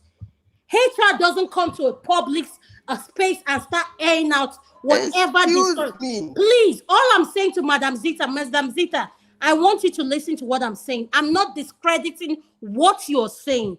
All I'm saying is this is I don't even know why you are here. jumping into this. Can you no, please Madam Zita, the way you're going boss? about it is wrong. This is a live broadcast. But you can't stop me from speaking. Can I say something as a woman, please? One man, please. I'm not here for Basbuso. I just want to say something, if you don't mind. Can I finish, please? I started this. Can I have the last word? And I want to talk to one man. Somebody said, what do you want? Zita, why not allow the other lady to say something if you have to have the last word, please? There is a lady there who wants to say something. A new voice? You can have the last word. Let's hear from her. Voice? Yeah, the new voice, exactly. Okay, let her go ahead. Yeah, Lady, please come on, air your view. Is it me? Freely. Is Yes, it Lou? correct. Yeah, Okay, Lou. thank Okay, you I so know. much. No, you use the word lady. I don't think Bia is used to being. Well, yeah, but One I man, don't they let are me calling you a give you lady. Why don't did you let me become a give lady, you Bia? agbowo this thing now. It's all Let's right. hear from you. Eshe. What I want to say is that in this day and age that we live in, we are no more babies. And as an adult, you have the right to air your views. They say how you are inside, how you're inside, that's how you should be outside. There is no pretense. If you're offended, you don't carry it in your mind, you don't harbor it, you say it out.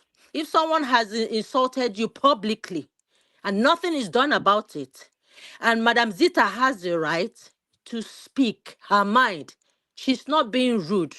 I listen to her and she does not insult people. We should calm her down because she has the right to say, this is how I feel, without being rude, she's not punching anybody's face. But trying to shut someone up, it's irritating. That's my own view. If I'm in her shoes, perhaps I will do worse. She's matured. So let's accord her that respect. And I, for one, I stand for women everywhere I go. It doesn't matter who. As a woman, I will be on your side because I do not allow and accept abuse on any woman. And that is why I've come back to your platform, Woman, because I know you do your best in controlling the not like controlling, making sure that the comment section that people do not abuse people. It doesn't matter whether you're a woman or not. No one should abuse the other person, especially unprovoked. It is not good. Okay, thank you, man. You see, Thank you. I come here, I'm somebody who has my own opinion, and I start by double down and triple down on whatever I believe, and I believe I'm sure of. So most people don't actually like me, and I don't care because it's my opinion. I own my words. Tomorrow, call me and say, Zita, you say this, I own it. I don't care. Like me, hate me, I always say that I don't care. But in this situation, it's not all about me. I know what to do. It's not all about me. I was called upon by people who listen to this platform to ask the owner of the platform to address it. Because that man was kicked out and he came back unapologetic. That's why they said there were even the people that saw that he came back. There were the people that noticed that he came back. I don't even listen to him.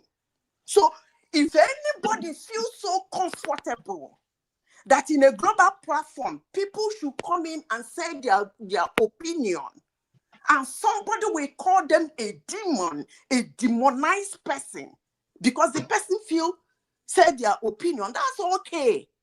But what I'm telling one man that he got to address that. And I stand by it, and I'm doubling down on it. Do you know why I'm saying this? Because just as you people said, somebody was running and saying that, look, this is a global platform, blah, blah, blah, blah, blah.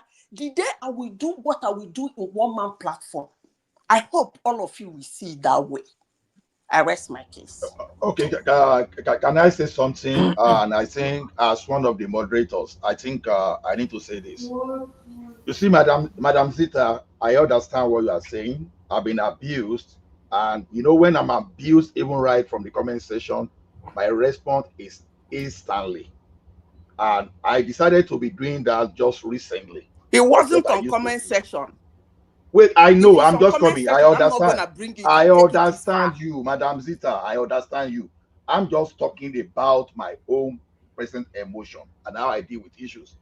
Now, in this situation, as you rightly said, one man responded appropriately, and one man left. That is important to note. One man left. Whosoever took over that time, probably the person they didn't know. And that is where I align with Adama, because if someone came after and now put someone on the screen without apology or without addressing the issue, that is understandable, because that's another person's shift entirely. So what Adama is saying, where I align with him, is this thing is not what we can resolve directly online, because if it keep happening, another person will come tomorrow and it will happen. I think what will happen among the moderators is this: whenever anybody abuses, if message is left behind that okay, A, B abused someone, make sure it doesn't come online except he apologizes. That is understandable. But that didn't happen the last time. So we can say going forward, we can do something. So what Adama is trying to say is that if we talk about this from now to the end of the day, it will still happen. It has been happening since I've joined this forum, and I think I've been here now going to close to 5 years. It will continue to happen. So, but for the moderators, if they have any message that, okay, this guy abused someone, make sure the person never come online except he apologizes. Then that's understandable. That's just my own submission there. So I think we can move forward. Thank you. All right, Bilan. All right, Bilan. And thank you for highlighting that, Zita, so that a bit of our house cleaning. So thank you for highlighting that, Zita. We look to address it and we take the learnings going forward. So thank you, thank you for that. So having that doused that, we go from Zita to Kulata to cause a new raft of offense as it weighs into the people of the South. Kulata, the Agbado Einstein, you're up next. Which Einstein for where? One minute, I'm going to bed. Good night. Oh no, sorry, Kulata. Choma, what is your own? What is your own? What is against it? No, because no, it just doesn't make sense. I've been here since, and I have not said a word. I just want to give my submission and get out. Like, all right. Apologies to you, Choma. So sorry, Kulata. Let Choma go first, and then you come after. Choma. So now Choma be that say she dey go, she dey vex. Look, I thought if that's the case, I'm going to bed. I'm done with this. Please, good night. I can almost imagine her flicking the hair. You know that hair flick that they do. Me too. I'm going to bed. You know, I'm an old man. All right. I just want to speak on one thing. I think it's one of the most important readout you have here, which was the earpiece one. Oh yes. Yeah, I wanted to speak on because I think it's very important that people know that, you know, it is, but that woman is very biased because her luggages was not lost. She didn't get into a plane crash. You know, she didn't get into any accident. She arrived back home safely. So for her to be complaining about all the extra little stuff, she's just being biased and just petty, because if it was Ethiopian Air, she would not take a whole picture of food to put. I mean, I think she brought her own food and she looked like she can't cook. So that was the food she made at home and decided to make it a thing. I think it's all a setup. I don't buy whatever that woman said. Have you ever flown Airpeace? Have you ever flown Airpeace? I'm going to fly Airpeace this year, but what I'm That's saying the one we are asking you. Have you ever flown Airpeace? Is a yes or no? I'm about to. You know, because a lot. Sorry, Choma. A lot of the feedback about Airpeace is not that dissimilar to what that woman said. The service is very shoddy. The schedule is very, very poor, and there are bad reports about the staff in there as well. So she didn't just talk about the food. She said the staff were rude. You know, the food was poor. There was no on-flight entertainment for a long hours flight. All of these things, you know. So she had a whole raft of everything, and then she said they were just looking for reasons to charge. You know, so and a lot of people actually say that we are all behind the Airpeace. But a lot of the feedback sometimes is a bit, they need to work on it. I think she brought her own food from home to set it up. I don't buy anything. I think because she already was not satisfied with her luggage situations and she decided to talk bad about Airpeace. I mean, I'm sure they're not perfect, but like, why are you making a whole video? Like, that's so extra. I mean, they're brand new to this thing. It takes longer for them to progress. You get what I'm saying? So, I mean, the lady is absolutely wrong. And then, so Rufai guy was right. You know, I'm glad he put her to order. You know, that lady is absolutely wrong. And Airpiece is just new, you know, and this criticism would actually really help them. You know, it will help them to do better. I believe so. So it is what it is. But I don't like what that lady did. It's not good. This is not how to, you know, support your people. You know, it's absolutely wrong. Because trust me, as I was saying, if this was Ethiopian Air, she won't be posting the video, a picture of a food. Like, are you kidding me? She's so petty, and only because of a luggage. Only because she had an incident with the luggage. That's all I have to say. Thank you. Yeah, all right. Do you not want to give us one more topic, Choma, before you waited so long? Yeah, I waited so long, but it's just like with all the petty stuff, you know, I don't like drama in my life. You know, you guys really stress me out. You don't like drama. What do you mean?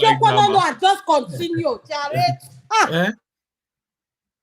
Yeah, it's just I don't like the drama. I mean, I what happened to Madam Zita? I like Madam Zita. I don't like her having any problem, you know. So, but yeah, I don't like the drama. It's too much. But Choma, unfortunately, this happens to be one of your bestie and your darling. Tony, please don't interrupt him when he's talking.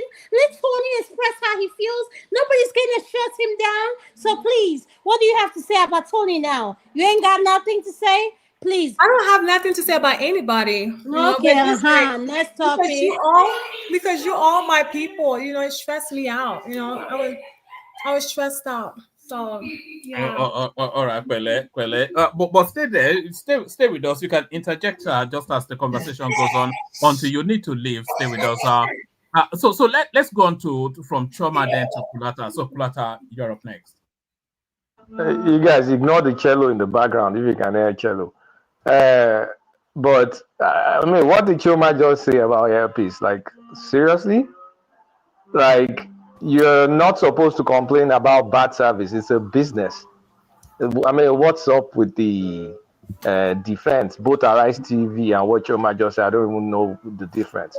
The woman had valid complaints. She showed the shitty food that they served her. I don't know if the flight was international or local, but that food was shitty. And now you are now claiming that no, she set up the food. Why would she set up the food and cook her own food and take a picture? That's ridiculous. And this is not, when something is a recurring thing, how many times have we seen people complain about Airpiece? And what do we want to do? We want to be carrying it on our head like gala. Airpiece is not my dad's business. It's nobody's business. It's just another business. Personally, right now, Kulata, I have a question for you. You already know Kulata doesn't care for Airpiece. So he's waiting to give a bad review anyway. He has not even entered or even bought an Airpiece ticket, but he's ready to give a bad review. I will never buy an Airpiece ticket. I hope I don't have it. Kulata, you fly a lot. I want you to answer the question. Airpiece and Spirit Airline, which one is worse? I don't fly Spirit. I'm a Delta guy. I don't fly Spirit either. And I ask people who fly Spirit, how bad is it? They say you pay for everything. Can I say something? How will you have a flight that is 8 hours long and in-plane entertainment is not working?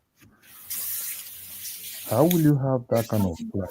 Because somebody is saying, "Oh, the lady shouldn't talk." I don't understand, because I don't expect for someone to have an 8-hour flight. For someone to have an 8-hour minimum of an 8-hour flight, and nothing is working.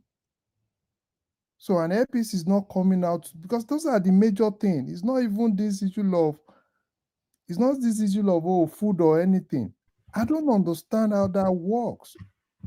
And I've seen a lot of people, right, that have been giving reviews about Airpiece. If you want to really watch some of all those things, go to Airpiece Facebook. Look at reviews. They need to work on this. We should stop all this. Oh, because it's a Nigerian thing, then I should be given bad service. No. For crying out loud, Airpiece is not free. People pay for it. So if you are paying for something, you should get service. That is why it's called value. So let's forget about this issue of because it's Nigerian, then I should pay for something and I'm not getting value? Yeah, If could I be heard on that?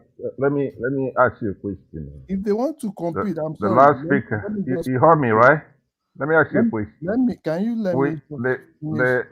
in a capitalist system, it's the market that makes those decisions. What you're saying is true, right? So if APs is not doing a good job, then go to the next one. Unless you're complaining for them to do something extraordinary, that's extra market. If APs is more expensive than the other ones, you go to another one. If their service is not good, you write a review and you go to another one. So I don't know what the preoccupation is. But let me also say something finally on the topic. A lot of us started this platform.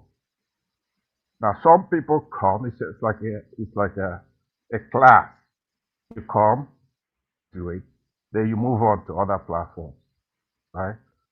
So with this crop that we have now, they're like people who flunk +2 and they stay there, another set coming, and they stay there, another set coming. So you see somebody who's been in +2 for like 2 or 3 years. One man, what is the name of the guy that has a big voice that used to come on your platform? The Igbo guy. It's not a Kene, but it's more like a Kene kind of guy. He was a fair guy, right? And you have Bishop from Lagos. You have other people coming and they come and they go. But the recent crop we have now we have more women. We didn't used to have that many women. All of them are Igbo women, right? Some Lagos Igbos. Some tough tough women that you really don't need to protect. Like Vita said, she could deal with Tony. All I'm saying is that when you have a show where Peter Obi is prominently put out there, there's a lot of topic on Peter Obi, and then the panelists don't want to discuss any of that, or they spend their time after they talk about other stuff that they want to make it a drama for the rest of us. So I'm just hoping that we, the professors, I've been on this platform for a long time, but I just come in like a professor. But I keep seeing people who don't want to graduate and move to other platforms. But they want to stay here. All right, let's graduate forever. you so that you can move on to other platform. All right, so back to you, Kulata. So I mean, people totally just ignore that woman. It's like they pounce on her. Honestly, when I came across the story, I was like, "What the hell?" She spoke about everything she spoke about that were valid. No, they left that to talk about maybe slight excess luggage or something. She spoke about the shitty customer service, the shitty food, the shitty planes that doesn't even have entertainment. Like, how will you sit down for freaking 5-6 hours? You don't even have radio, not even talk about TV, something to watch. Go pray to God that they even have a charger on the phone. So when these are constructive criticism that Airpeace should take it in the stride and go and fix it, because you are competing. It's not a charity like Larry said. Perfect. So I hate when people just come and play. Give me a second. Give me a second. Okay. I hate when people come and play Voltron on another man's business, something that's not your father's business. Go ahead. So if it was Ethiopian Air or British Airway, would she do the same thing? I'm not her, but if it was me, I would. You be that petty. You pull out your phone, take a picture. Whatever I'll do. Why are you acting like you've not flown before? Stop this nonsense. I flew Delta Airline with a luggage that cost $2,000 that was broken. Guess what? You file a complaint. It doesn't matter. Exactly, Adama. I agree with you. Adama, you're 100% correct, right? Choma, However, let me ask you took one and question. posted it on and made a video on Instagram. Let me ask you one question, because it seems if you guys continue this kind of a thing, I'm telling you that Airpeace would not grow. And I'm telling you, you want a airline that you want the airline to be able to compete internationally. And you don't want people to take that airline because of sympathy. Because what I'm seeing is a lot of blackmails, right? Like, oh, because it's Nigerian, I shouldn't complain if I have something that is wrong. And the fact that you're saying, oh, if it's this, will she complain? Because you are not in our shoes. This is just basically paying for service and you're not even getting the value for that service. But Larry, this is exactly what we talked about yesterday. When we lack accountability, where people think because you manufacture Dangote cement, I shouldn't criticize or write a review on your cement because it doesn't meet the standards of other cement, because you are the one that publicize the whole market. You look at me as I'm trying to ruin your business. How do we grow? That is what we spoke about yesterday. At the end of the day, Chioma, I want you to recognize this. Airpeace lacks standards. Airpeace lacks customer service. Airpeace needs to do things that other airlines need to do to get what they need to get. And in order to do that, you have to be open to criticism. That's what business is all about. Yes. So Adama, right? Y'all just trying to shut these people down before they even start flying to global, places. Just this is their first year, coming out. Just know that they're not going to be perfect. I'm just trying to say that let's just give them a chance and don't knock it yet. Because I'm sure Ethiopian Air has given you guys a bad service, but I don't see anyone making that video. That lady would not spend even 1 minute making a video, but she wants to trend on social media because it's Airpeace. I just want you guys to just think about it for a second. Wait, why don't you address the defected Airpeace? Why are you making it on the customer? Because did you crash? Did she die? No. Don't give me that. What is that? Review, you kidding me? It's Chioma, let me tell you something. Just ask for a refund. When you come on platform like this and you say things like the guy, are you kidding me? Are you kidding me? I mean, what standard is that? You did not die. Is Airpeace a free airline? You're talking about they've just started. How many flights has Airpeace taken from Nigeria to London? How many flights? So if wait, please. Okay. Please. Right? I know, fine, you want to be, it's our own. I don't even care about some of those things. Because I don't want a Nigerian company that people would use their service because it's Nigerian. I want a Nigerian company that should be able to compete anywhere. I want a Nigerian company that can actually tell anybody anywhere that this is also you can get the same value you get from British Airlines, from the same airline. And some things are basic thing. Entertainment not working in an 8-hour flight is a no for me. I can still Larry, that. I think this is where you're making mistake. Let's ask Chioma. Chioma, on what basic standard are you evaluating Airpeace on other than the food? What standard? Other than he's an Igbo man. What standard are you evaluating on? It's just the fact that this is their first year. True or false? What does that mean? If you're not meant for business, you're not supposed to be in business. 350,000. Guess what? Nobody gave me that money back. It's called reality. Adama, when Tinubu messed up the country, a big money, did anyone hear? What are you talking? Look, stop all this whataboutism. That doesn't make any sense. This is just strawman. This is strawman argument. It was his first year last year, right? No one. What is Tinubu messed up the country? We're talking about the business that is not that I'm paying my look. If I'm going to buy a ticket, I'm not stealing. I'm not selling drugs, right? I work hard for my money, and when I pay for a ticket, I want value. I want service, and when I get the service, I will complain. The same way, if Delta doesn't serve me right, I go straight to the website and they give me my points or something back. Sometimes they will issue the points worth more than my ticket. So don't come here and be carrying basket and carrying it on head like gala. The Airpeace is not your daddy's business. It's just a business. And if it's failing, it's better they call them out. And it's not only Nigerians calling them out. I've even seen foreigners calling it the worst airline. So let's stop this mess. We will never improve if we have this kind of attitude. Well, I just thank God that nobody believes her. That she was There was a exposed guy on in national Dubai TV. that ran the same commentary. I think he was Arab, or he Well, didn't look guess quite what? full white. On the But television, on global television like Arise News, they embarrassed her, as they should. So shame on her and her lies, Chioma, and bringing her food from home wait. to try to stunt on. Do you know Airpeace. Arise just disgraced themselves? No, they didn't. No, yeah. That's Let me what you let me think. tell you what they just did, right? If Arise happened to be an international TV, the next thing you're supposed to do is to get in touch with her.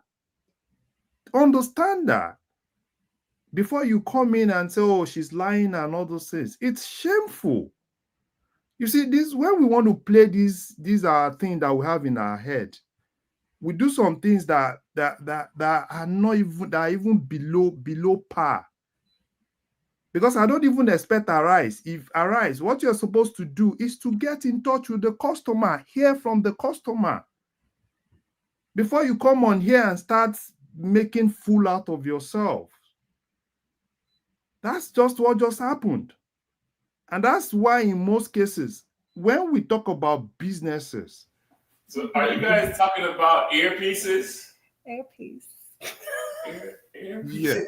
So the main reason why most Nigerian business will not whoever sell, said that earpiece has got that right, isn't it? It's falling apart. so most reason why most Nigerian companies will not make it externally is because of the same thing. I've seen a lot of Nigerian companies, they come here, they say they want to list on NASDAQ, they want to list on New York Stock Exchange. They don't make it because of those things. And that's why in most cases, when you have Nigerian companies that can't even, because most people that take earpiece don't take earpiece because they want to take earpiece. It's because of the one or two sympathy they have for the airline. Oh, it's Nigerian, let's try to like help. If I'm helping you from your side, also help yourself. That's just what is happening. You can earpiece have the ability to pay Arise, so make sure you kind of like help us, at the end of the day, Arise like, oh yeah, because it's Nigerian thing, this and that. Probably you are not patriotic enough for asking for value for service. And that's why, for me, I think it's below par for Arise TV. And I think they need to do the needful. Because for them to have even said the lady lied, if I were the lady, all I need to do is to talk to my lawyer and let them sue them. How will you say I lied? Do you have something to invalidate what I said? It's so shameful. If we continue this kind of mentality to promote Nigerian companies, I am telling you that's why Nigerian companies will never do well globally. The foolishness, You know what struck me the most out of all of it is the root staff. That's the one thing that I could not abide in. They're not even apologetic or anything, just rude staff. That's just the foolishness of Arise TV saying someone like, you weren't there. You said, oh, I entered the airline 2 weeks ago. So what sort of toddler kind of talk is that? So I entered a flight 2 weeks ago. Someone entered the same airline, may have a different experience. It's not the same crew, probably not the same jet. So many variables. So if I've heard reports that somebody went on that airline and they said it was a Passover from some Arab. They didn't even change the colors. They didn't change. They didn't change the color. They didn't refurbish the plane or anything. They just bought something. And jaded, just some. They need to work on that. The bad PR. We are fighting them against the British government. All of us were fighting the British government on behalf of this same airline, and they are delivering shoddy service. It's just not acceptable. Like I said, I will not use my money to buy earpiece ticket unless I have no choice. So everything I've seen so far, this is supposed to be your first year. You're supposed to be at the top of your game in your first year because you're just entering the market. You want to make an impression. But if you're in depression, you're making some shitty impression. Why will anybody now be giving you some no? They're just starting like this, like it's a teething baby or a baby that you're just winning from breast. So let's not stop all. Let's not stop all this. All this. I don't even know what to call it. Some jingoist behavior, like, oh, he's our person, so let's support it. Total bullshit. They need to step it up, otherwise they'll be crushed. That's just the bottom line. Let other people speak. Otherwise, I wanted to talk about the Edo thing, but this topic has been dragging too long. There are a lot of other people there. All right. Go to the Edo. Okay. Do you want to go to the Edo space? And then, that Edo one, I can stay later because that one will. I need someone to argue with. There's nobody to argue with now. Yes, I thought that was what Niger came for. I thought he came to take you. He ran away. And I've been sending it to Niger man. No, I thought he would come and fight you. You know. But woman, I thought all our politics is here. Is it not here? No. Yeah, I think he dropped from all the Zeta something. He dropped that. I think he came to fight you as well. You know, but you know. Yeah, so I'll stop there. But don't be carrying earpiece for head like Gala, I beg. All right, Ola, the floor is yours. Nobody want to talk. Me, I just enjoy. Okay, waiting for me. I talk now. Let me finish. It's a Biasti here. It's Biasti here. Bias dropped. So I think she came in for the Zeta space. I think she Can you guys hear me? We can hear you. Carry on. Okay. So yeah, I thank God that Arise News exposed and embarrassed her. So good for her, because this is their first year. You guys should give them some grace. And you know what? For all it is, this could make them flourish. So I mean, she failed by bringing her own food from home to try to, start on Airpiece. Like, can you clarify that? What you're saying? Can you prove to us she brought her own food for home? Are you speaking based on the knowledge, or you're just assuming based on your assumption? Because you can't. I would like that lady to sue Arise and sue Chioma in the same process. Thank you. Sue the hell out of them. Adama, can you go finish taking a shower? Because I can hear the water running. So anyway, as I was saying, thank God that Arise News exposed and embarrassed her to filth for filth. I mean, I'm so embarrassed for her. Because Airpiece is their first year, and none of you guys would do the same thing for Ethiopian Air or British Airways, even Spirit. Chioma, you're sounding like a broken record. You said this thing like 5 times now. We've heard you. You know something, why are you sounding like a broken record? I'm just saying, say something else. I'm embarrassed that this Airpiece hold on. Say something else. Let's move on. Hold on. No, that pissed me off, though. That video pissed me off. Hold on, Chioma. There's a universal will for Airpiece to do well.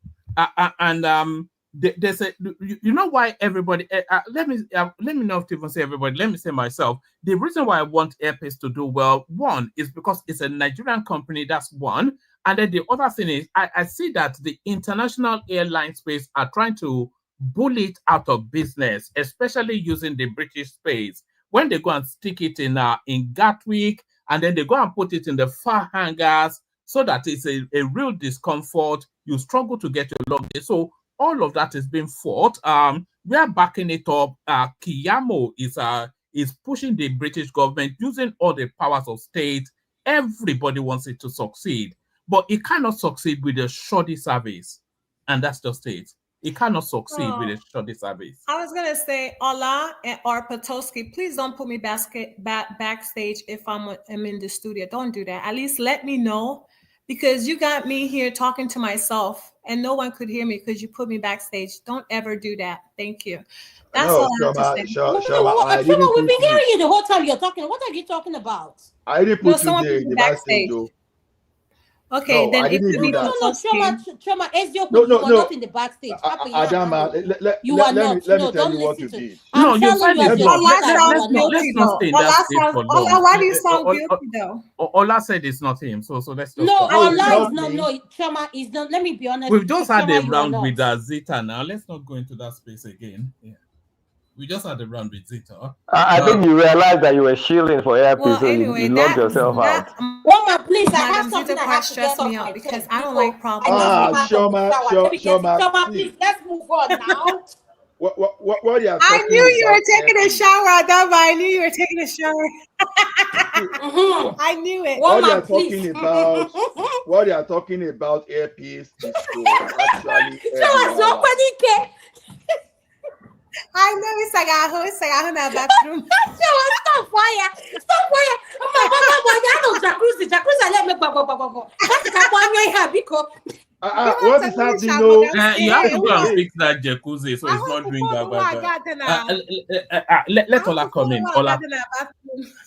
So the thing is this: what they are telling Airpeace is to help that airline if the airline want to sustain itself. It's not. This is not as if, okay. Now, let's say this: if all other airlines are picking people, let's say for $1,000, and Airpeace is picking passenger for, let's say, $100. If you are talking of customer service, then that is understandable. You will say, okay, these guys, they are just trying to enter into the market and they are providing low quality service for people to come. That is understandable.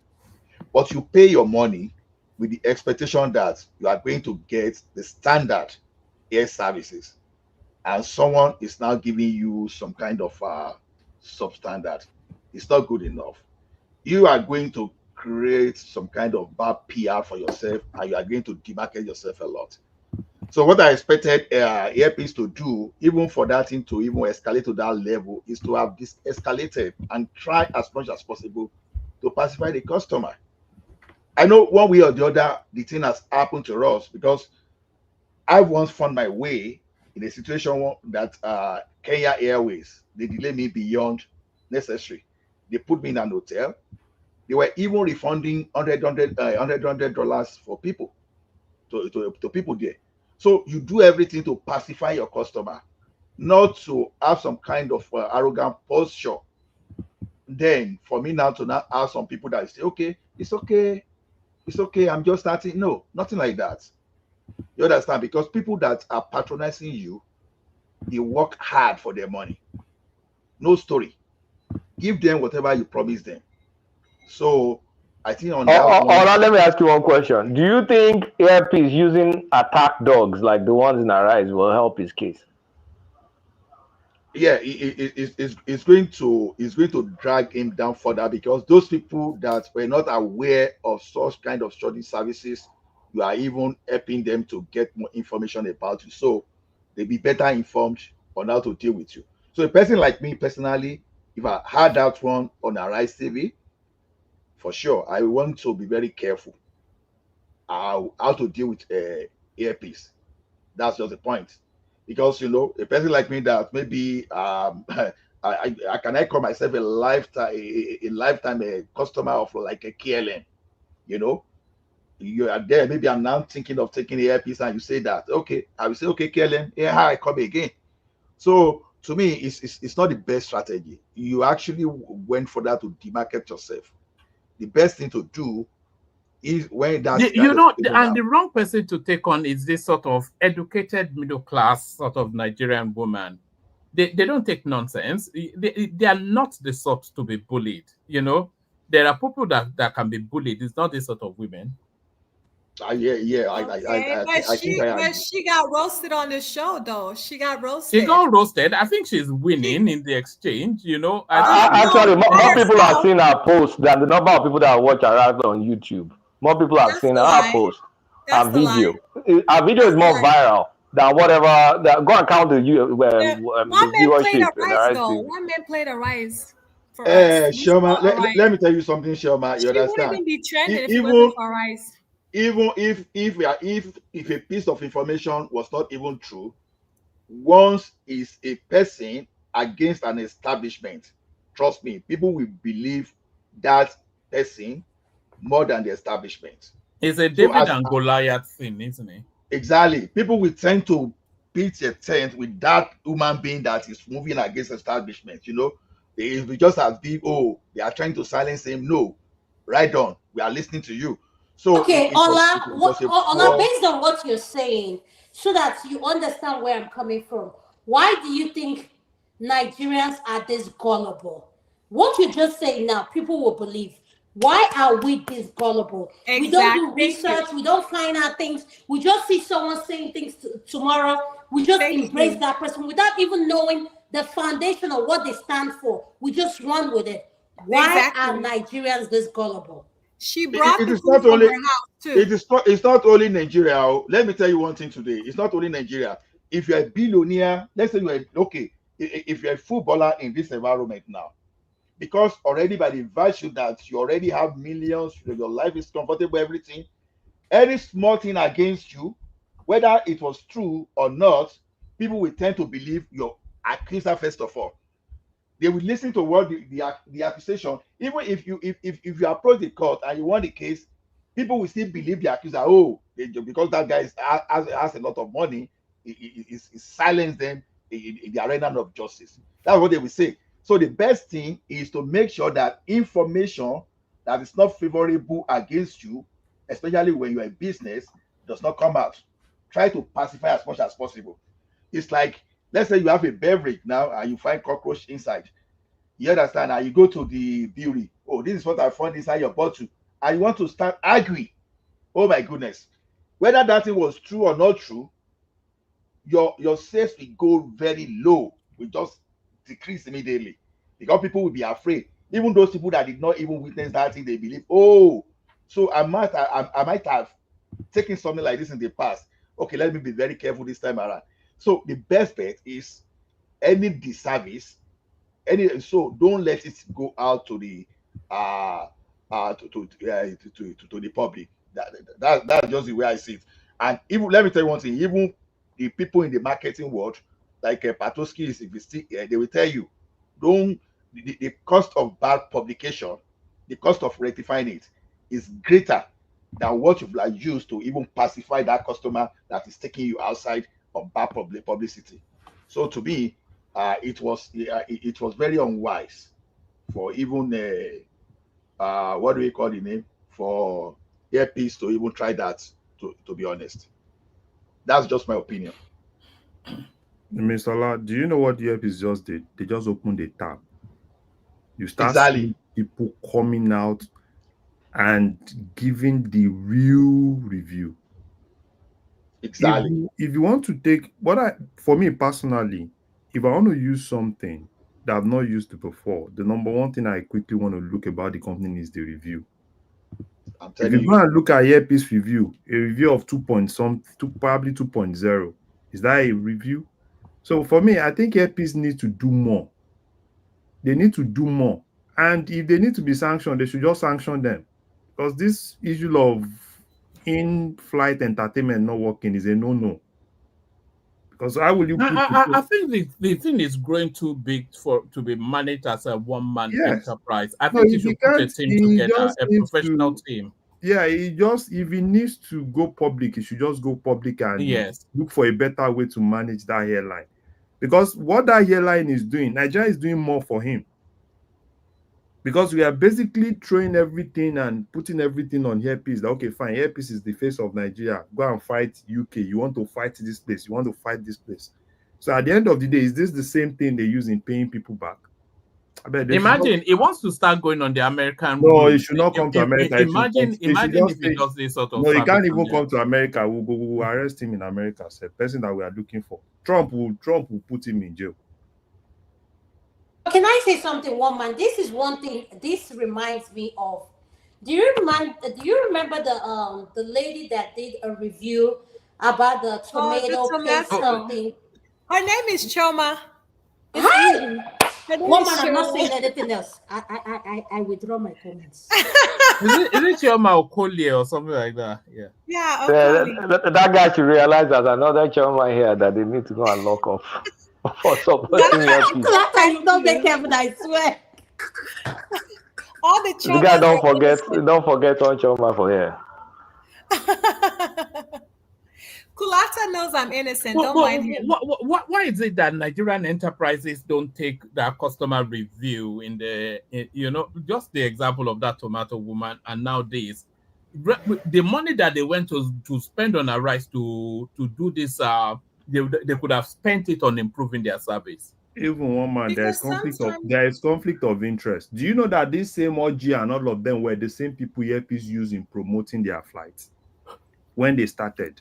So for that, they can't even give any objective review. So they are not even in the best position to give any objective review. They are just, in short. Do you remember? But besides that, less than 24 hours later, they were reviewing the case of the Nigerian women against the Kenyan Airways. Exactly. This thing, and I could see, I know what I saw. Exactly. Baba, can I ask you something, sir? Will you say that we lack credibility and standard when it comes to our own thing, sir? I think so. I agree with you. I agree with you totally in that regards, because a customer, like they said in the case of the Kenyan Airways issue, their bottom line conclusion was customers are always right. And I wonder why they didn't take this woman's own case in the same measure. So we have standards, different stroke for different folks. That's what I would say. You know, it speaks to a wider space. I think the Nigeria and Nigerians, they don't actually have. No, let's not even say Nigerians, but Nigeria itself, we don't actually have standards. You know, we're just so grateful for anything that we don't have standards. We don't have a standard of expectation in terms of. Remember when Gas Dem Up used to come and tell us how he was trying to create a culture of a standardized standard within an enterprise, and it got so much resistance. We don't have an expectation of a standardized service or product or anything. We're just grateful for everything. No. Sometimes it depends on who is involved. Like on this Kenya Airways that I talk now, you know, I had an encounter with them before, and it was totally different, because when we got to Nairobi that time, some Nigerians, those people that were coming from Dubai, they started saying, "No, you are delaying, I miss this." They started pacifying them. You know, a person like me and two other guys, we were not that at international route, we were not that too exposed. So we're still taking things easy. But some traders, they've scattered the place. I was just saying, so those guys, they now approach us that, where are you guys from Nigeria? They say, wow, it's unbelievable that you guys are from Nigeria. Now, as a matter of fact, we were in ignorance of so many things, and those people were fighting for their rights. That was the reality. We were taking things easy. So we started discussing. Now, we now said, okay, why were you not trying to use police to put people in order and correct these people? You know what that airline official told us? He said, because everybody knew Baba, knew Obasanjo as Baba that time. They said, we hear from Baba that you guys, you are the strongest president in Africa. That's what they told us that time, that if we try it, just an headline, that the president will call directly. So what brought this one? Why am I saying this? Is that I think it should be beyond the passengers only. I know that Keyamo has been trying.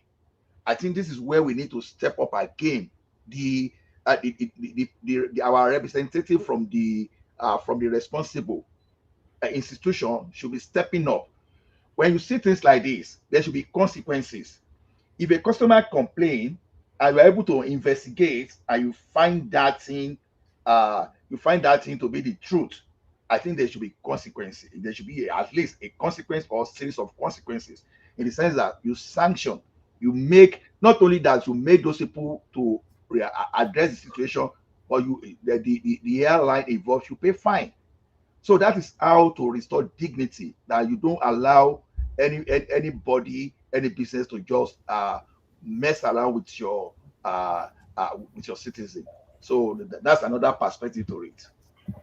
So I agree with Mr. Ola. You know, they need to do proper investigation on this woman and make sure she's not trying to set up Airpeace with the food she cooked at home and all that shenanigans she's doing, because some people can try to sabotage your business. So I've seen that several times, you know, in the corporate world.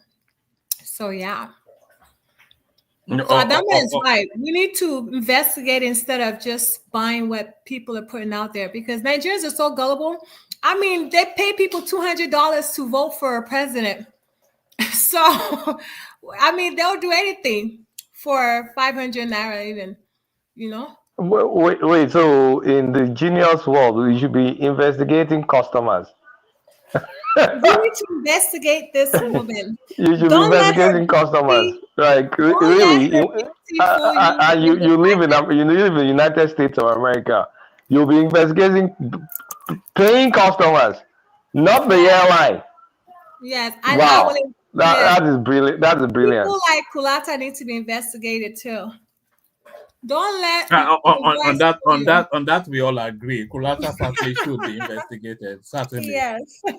So one more, while we're on there, since it's the Super Bowl weekend, since Kulata Chioma, your Europe, Arrow, if you're listening, I missed my professor in, woman will be speaking all this is Fune.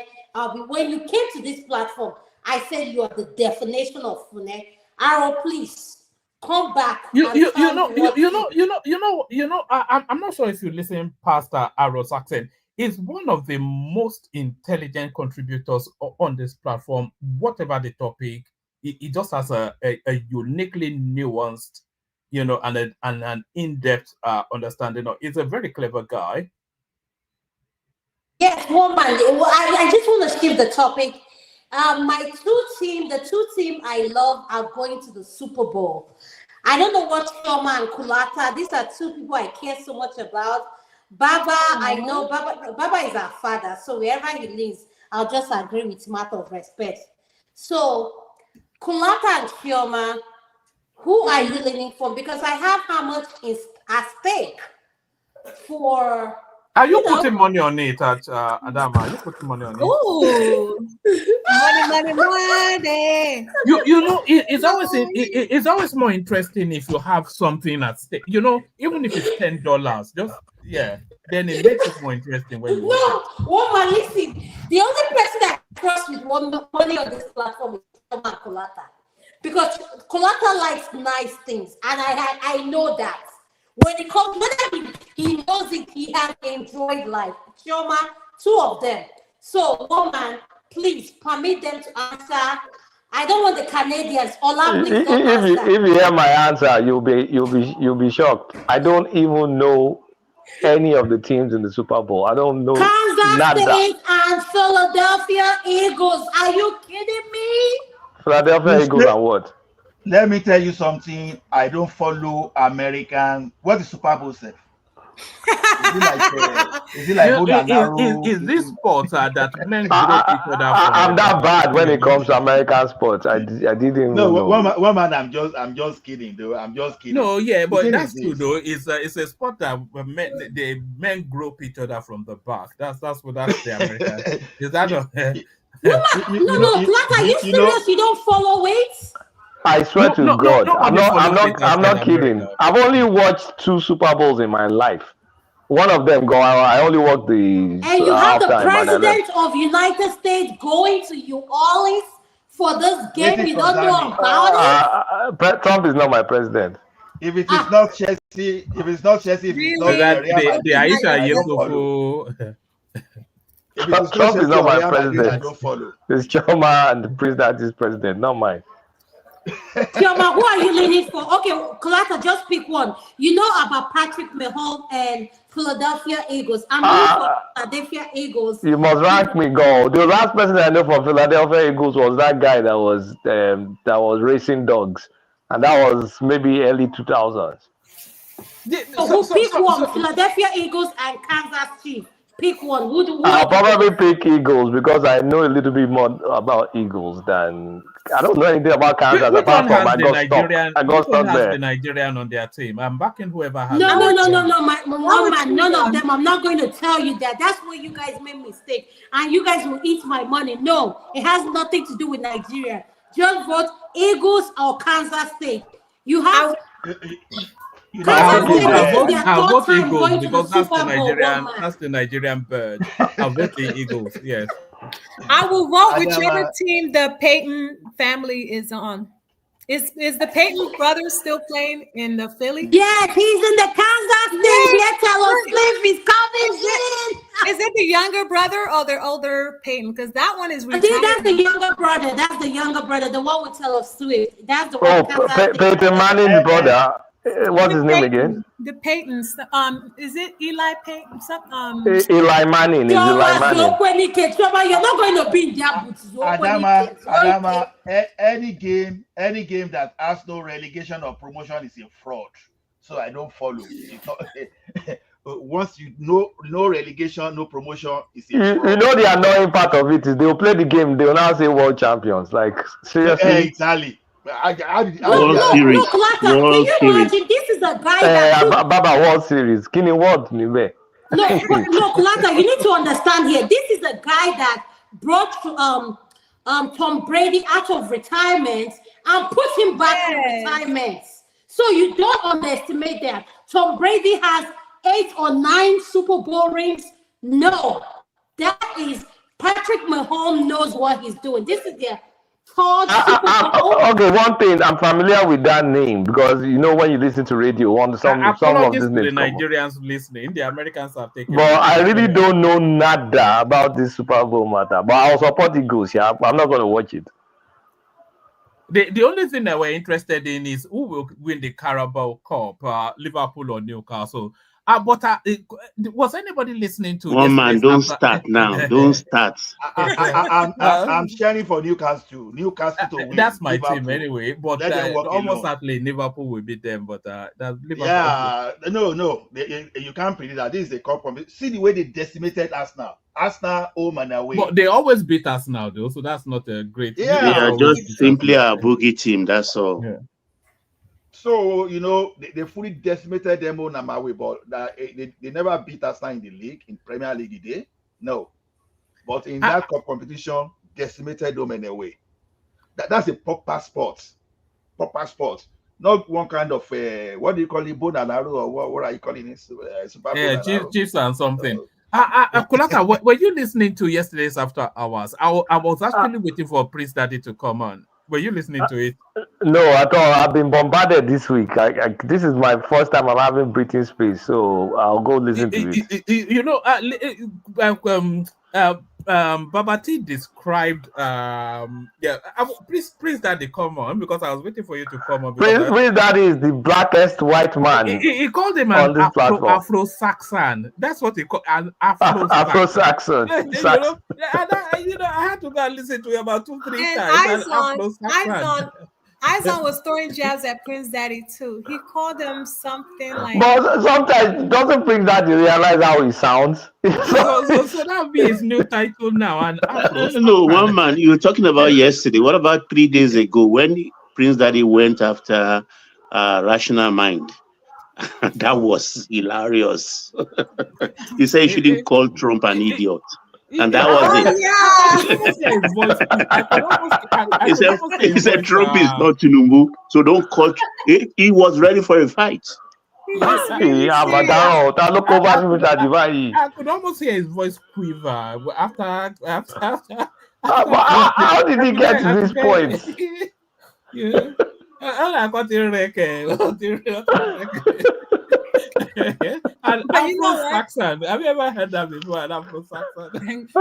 That's a good one. Afro-Saxon. I ask something, one man. Do you guys really take Prince Daddy serious when he's saying all this? Because I think last night. Everybody get mute. What Baba just said, I laughed so bad.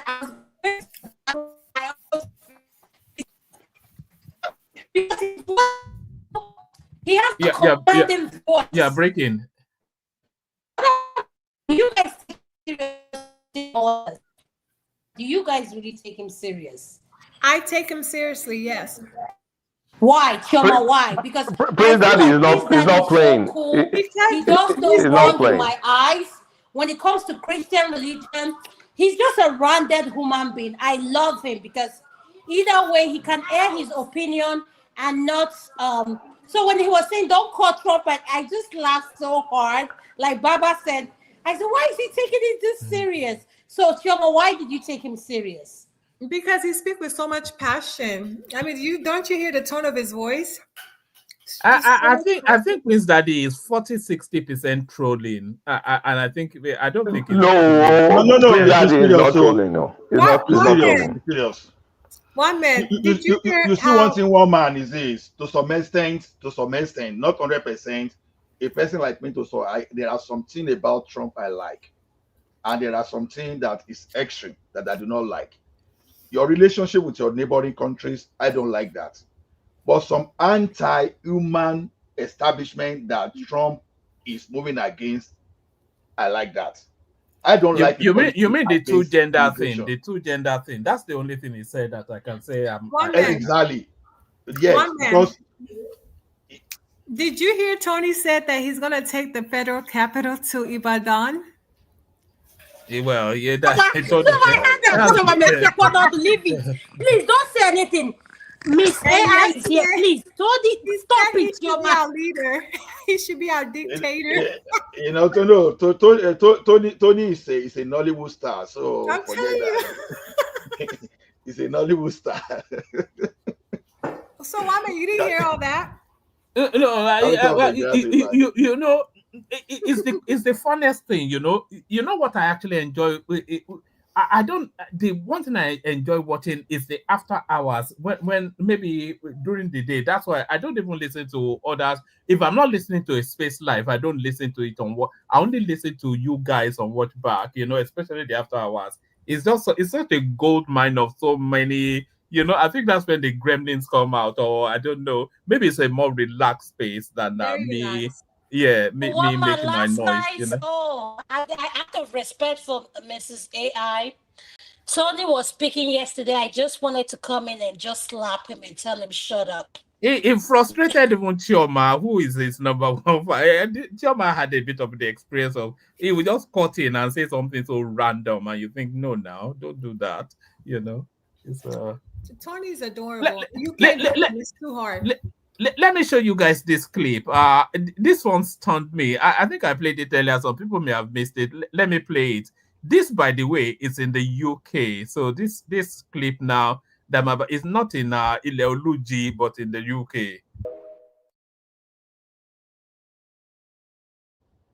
So there it is. Want to take them one day? They have taken a ball. I want to take ball to the UK.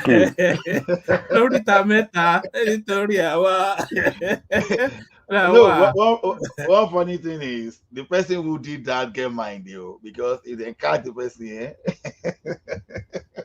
They wouldn't know what it is now. It just be a courier. Somebody drove 3 miles or 3 hours just to come and catch who was doing it. Every single month they do it. Babalawo, oh God. Ball in the UK, Nottingham for 4 places. It's not only the UK, to be honest. You will wake up in the morning, you see people don't put salt on the floor, they don't put water on the floor.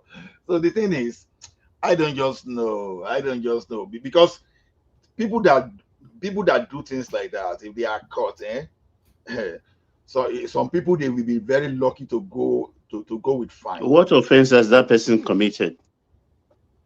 That you are littering the public space. Oh, come on. I think it depends on your. And who told you, one man, that it's only a black person that did that? It could be white. They do all sorts of stuff too. Baba, it's not just black person; it's a Yoruba person that did it. Yes, I disagree with you. I mean, they do a lot of stuff too. The Caucasians. They do a lot of stuff. I mean, they tell you use bay leaf to put in your basement or your door. You use garlic. They tie it in their kitchen. But they don't carry a board now. They don't carry a board. No. You know, the amazing thing is that the economy in Nigeria, do they still do this board thing? You know. That that's going to be in Nigeria. They go chop up. Some people will just go there and eat it. I used to have a friend when we were growing up. He's in UK now. You know those days that they do this but they put money. This guy, he will just go through that spot, take that money, the last time I was talking to him, I was like, guy, I think your life don't go better. Or I said, what? Some of all these things, I don't know. Probably now, they should do all those things. People are hungry. People will sit down and eat. Eat something. What? Nobody will be deceiving you, telling you to go and do unnecessary things, wasting your time. Beg.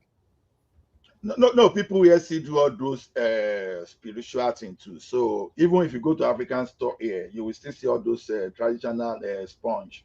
They sell it here, and they even sell. Ola Oyibo use Lufa too now. It's not just Dudu that use it now. No, I That's know. coin.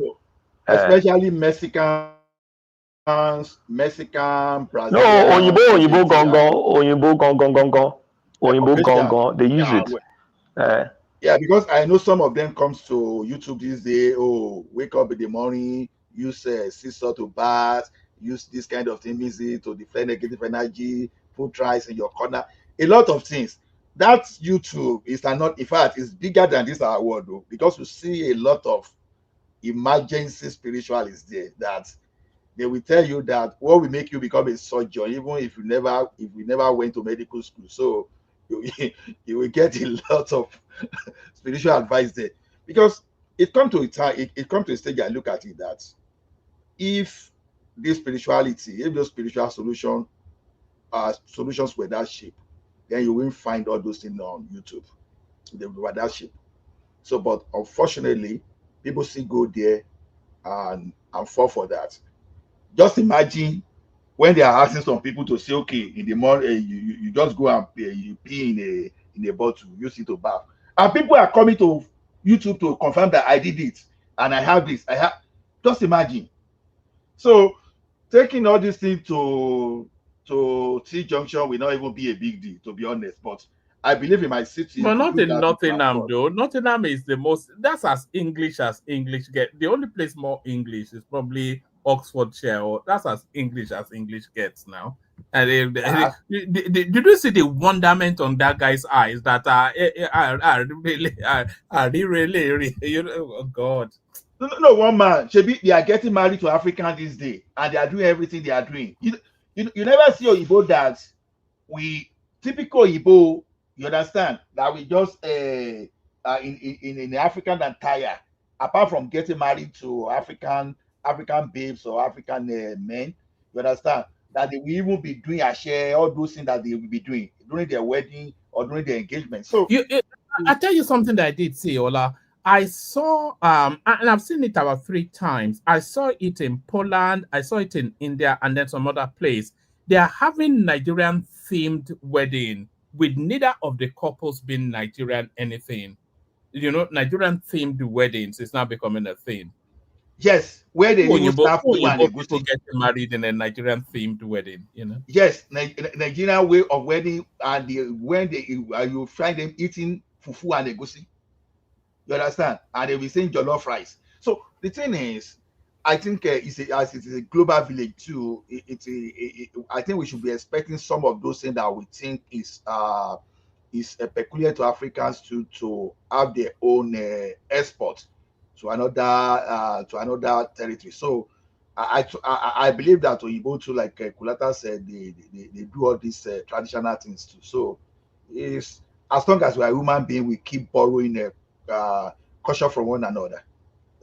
That's the way I see it.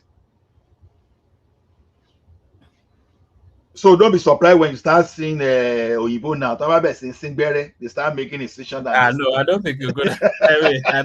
I don't think you're gonna far. I don't think you're gonna. Well, one man, right? I've seen Oyibo Olorido from Edo State. No, I saw that as well. Yeah, is it from Ososo? It's Edo, yeah. It's from Obvious Village, Ososo.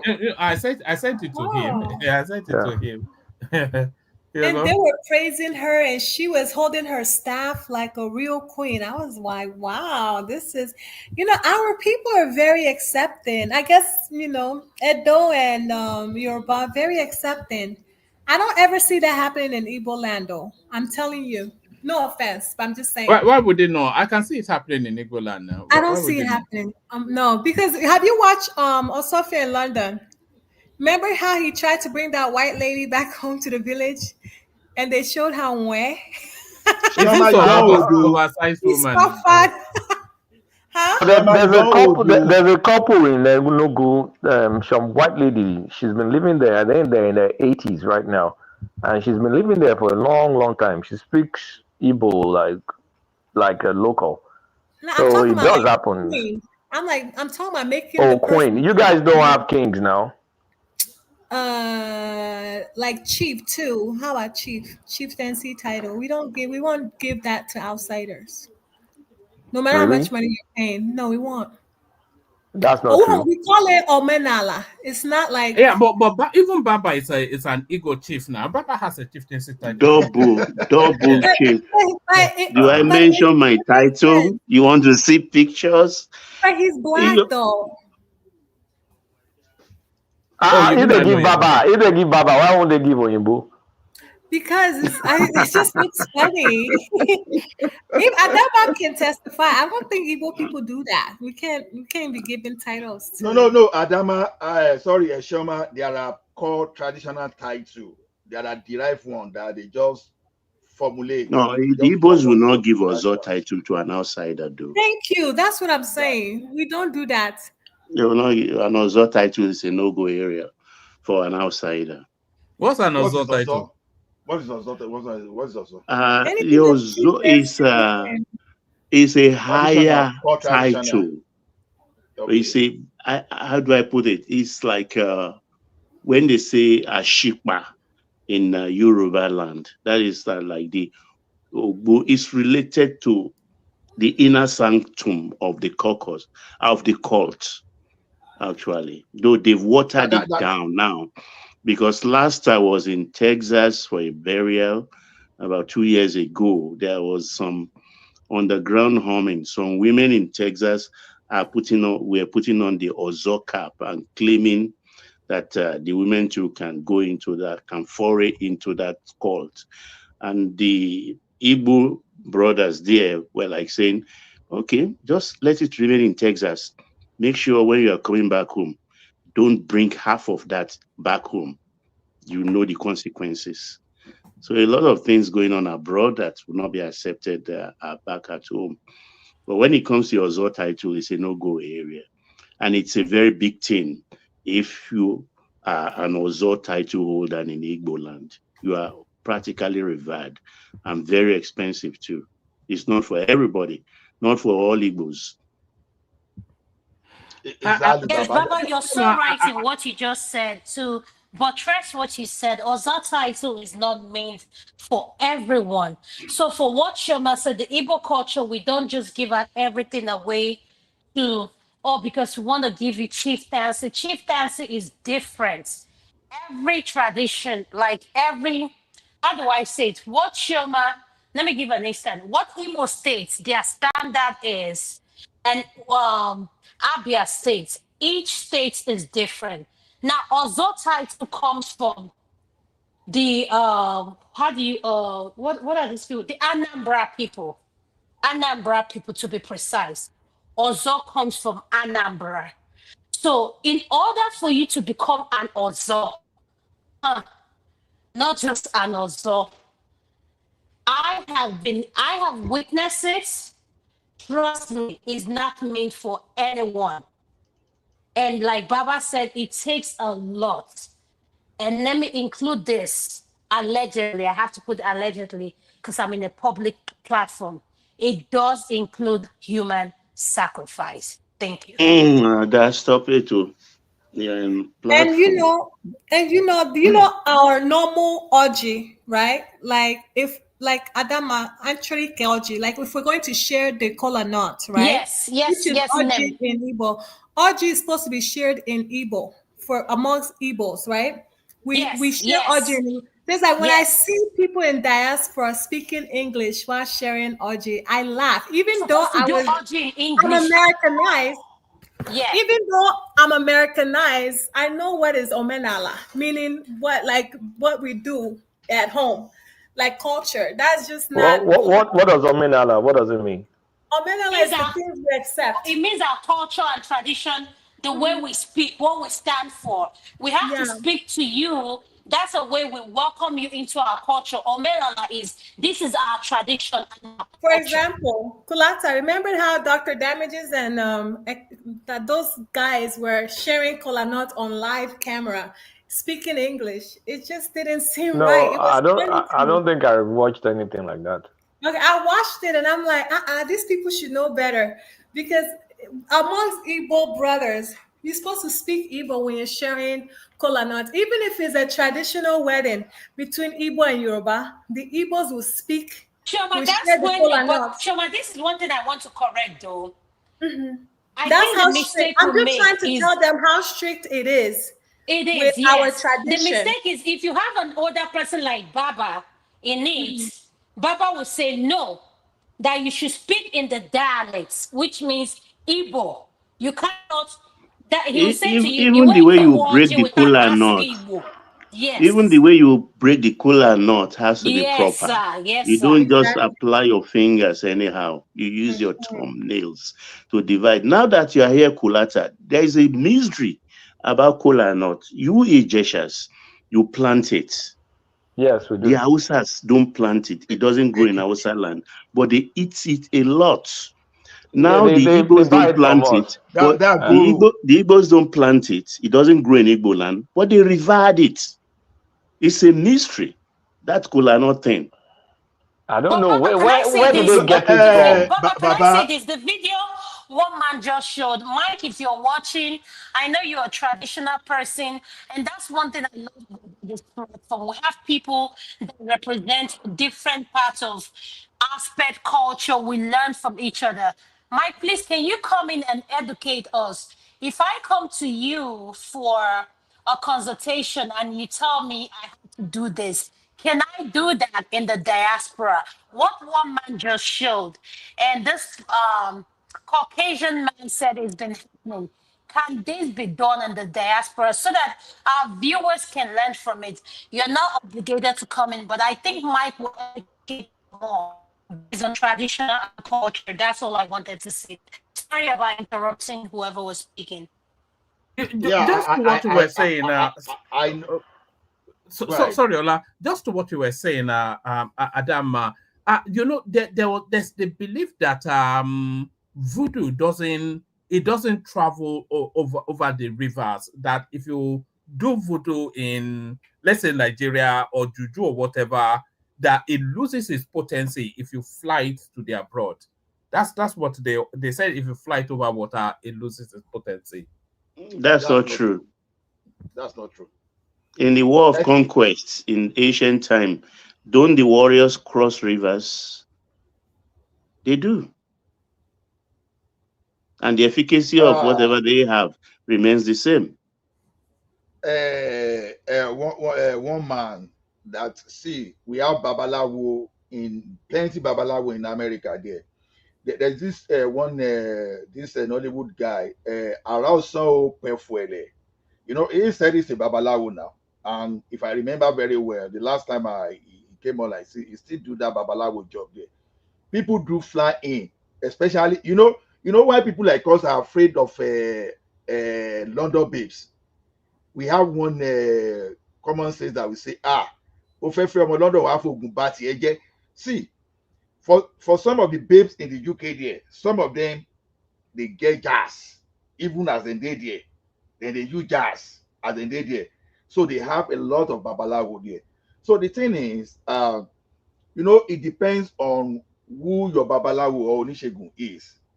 Otherwise, whether you are in America, whether you are in Australia, any area that is in all these people, all these traditionalists, they must always find even the white garment church, the apostles, the wolis. Yeah. So the thing is that just know they work for overseas. Baba, no go there. No go there. So because some of them is just to bring some part of that. As a matter of fact, you listen to all those Esabod, all those things online. all those people then they sell something that they do jazz for. It might not be the Ezabo directly, but there are some people like that online. And they sell Ola, let me tell you a story. In Italy, this was just like 10 years ago. Do you know the courier services were instructed to open all outgoing envelopes or parcels to Nigeria, because the women there were sending back to Nigeria human hair, just like they cut a human person hair, nails, both finger and toenails. And it was discovered that some of these white people will shack up with a girl, and to the extent that he will not even want to go to work.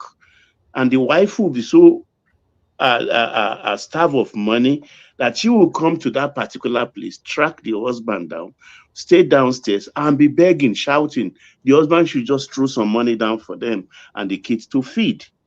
That was where they took me that, no, this is not ordinary ice. And they got a lot of stuff in envelopes going back home. So you cannot say these things don't work. They do work. Shabi, that's why that some people they've not seen their kid for a very long time. Although all those things used to have repercussion, right? When you come out Fawali, you know, and they go do those things and they will invoke the spirit of that person, and the person will come. So it depends on who is doing that jazz. Some they may not have capacity to do this from the far. They will say, okay, the distance is barrier. But some, it doesn't matter the distance, whether it is local or it is foreign. Everywhere they are, they can do their things. They can do remote, they can do physical, they can do the way they like.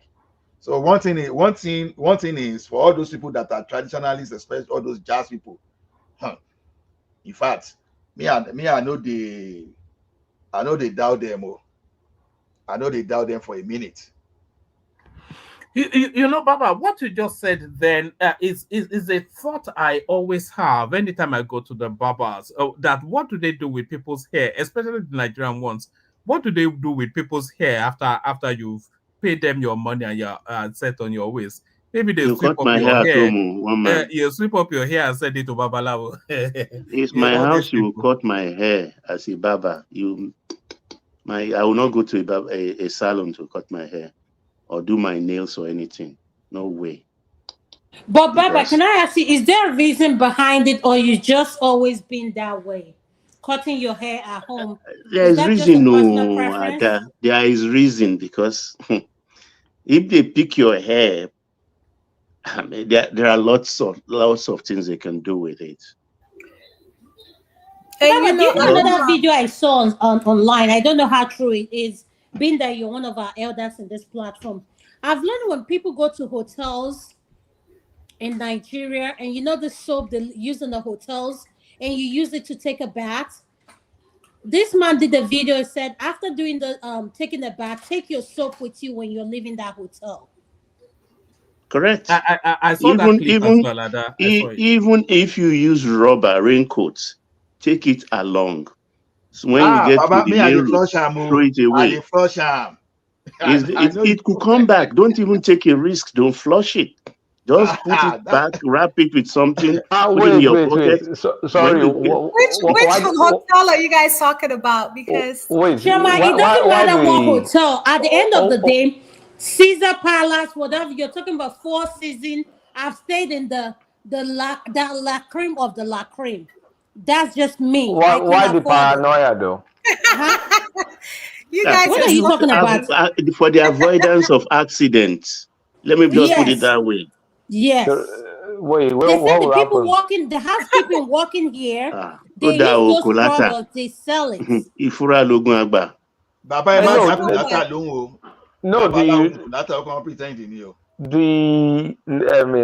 The soap one I don't get. Like, you take your soap. I mean, if you stay in a hotel for a week, right, for work, they change your soap for you. Like your hand soap, they put hand soap there. You use the hand soap. By the time you get back from work, they will have changed it. So, are you supposed to be taking your hand soap when you're going to office and throwing it in the this is it. You understand? When they even want to look at your star, what do they look? The palm of your hand. That's what we call alubarika. I you don't now believe use a those soap. things now. You know that. You know I don't believe those things. But You how can I you know don't more believe, but I'm tradition just than explaining it to Kulata you why that grew up you in should not Nigeria? leave Kulata, are it you kidding me? naked. When you I don't use that believe soap those to stuff. wash your hand, it is Uh-huh. believed in divinity that it's like your alubarika is you've taken that soap and use, and somebody can use it also for And then what fetish will happen? reasons. Okay, what will happen? But it wouldn't affect you, Baba, because they don't know you personally. How could you only affect Let's people? say can use that Kulata. thing to Let's change say your destiny. your arisiki will be transferred to the person. Yeah, they can use that thing to Baba, you know, they say matter can never be created nor destroyed. So nothing will happen. Nothing. Like Chief Abiola will say that when you say what MK Agbano. used to say that If Agbano on Agbano it, was he a said, winner. "This my own money is more than what witches can eat. If they put their mouth in it, all their teeth will break because they will eat and eat and eat and eat tire." If Owó anybody wants òtúwó to do níná. me, they will have done me because when I go to Nigeria nowadays, I don't even bother people now. I just stay in hotel. So all the soap, the same thing. I don't. Why would I be? That's the paranoid way of living, man. Like Yeah. they will No, never I take it. agree with you. It's Kulata, Baba, paranoid. can I ask Kulata a question? Kulata. So if I Eh? didn't say this today, let's be realistic. As much as I'm paranoid when I go home, I don't care how expensive that area or wherever I stay. I don't trust anyone. Why are I don't you take a so? chance. Why do you let your guard down? I just want to ask you. For me, Why would I be suspicious of nothing?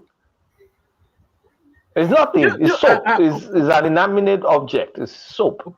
Kulata, Exactly. do you remember the story of this big shot? It was in Ekiti or something that drained the blood of some master student. Is in court now. No, it's in Osun State. It's in Ife, Or is it on actually. Osun State? Yes, you know, it's an hotelier now. It's an hotel, but that one is different. That one is more, buying. That one is buying for ritual reasons, right? That's physical harm. But you use soap. It's freaking soap. Like No, what? Kulata, you don't get it. See, the thing is this. I understand that you don't believe in all those things. It's just because of your own experience. Experience differs. Now, the thing Well, is fair this. enough. So the thing is this. Some people they just need when they say part of the body. Sometimes it doesn't mean that they buy that person. Could be your pubic. I don't know whether it could be your. Okay, if they take your hair. pubic hair, what are they going to do with it? But what Yeah, if they you use it to do shave? concussion. They're not They gonna use it to take do nothing. concussion They will wrap for. it with Atari. They use it to do What? concussion for. It's just air. Like air is dead. It's not a living cell. It's You guys are In ridiculous. most cases, actually, it has nothing to do with the hotelier, but the hotel staff. People recruit them and say, "Look, I'll give you money if you can give me half use soap of your clients and things like that." And they will be packing it and making daily money. They don't even want to know you, what that you, person wants, you just what bought use the dirty person want soap. to. You Well, really just bought dirty soap. You don't even know if that person wiped although his bum finally, with the soap. let me just say something. Let me just say something finally. Something about spiritualists sometimes is that they don't do all those things at random. They know exactly the person they want to use, not just at Exactly. random. They know exactly because they need to know that the person they want to use will actually work for them. Otherwise, they'll be wasting their time. So they still know. So is I think just because of our culture and the way we feel, it makes us to be suspicious of everyone. It doesn't mean that if you by any way leave your hair back, that someone will use it, because someone that want to use your hair sometimes you want to know which type of person, because the person they want to use his hair, if that person is poorer than the church rat, you just go pick his hair, because you still have to have destiny for Ola, that thing for you're you to very work before you bad. come here. Ola, you're But speaking you're from speaking experience. fast. And what if it's a girl that wears Brazilian hair? I mean, the purpose is defeated. But Shema, this is one thing I have come to believe. There's something I have believed, no matter where I live. You know that they said destiny cannot be changed, but it can be delayed. It is true.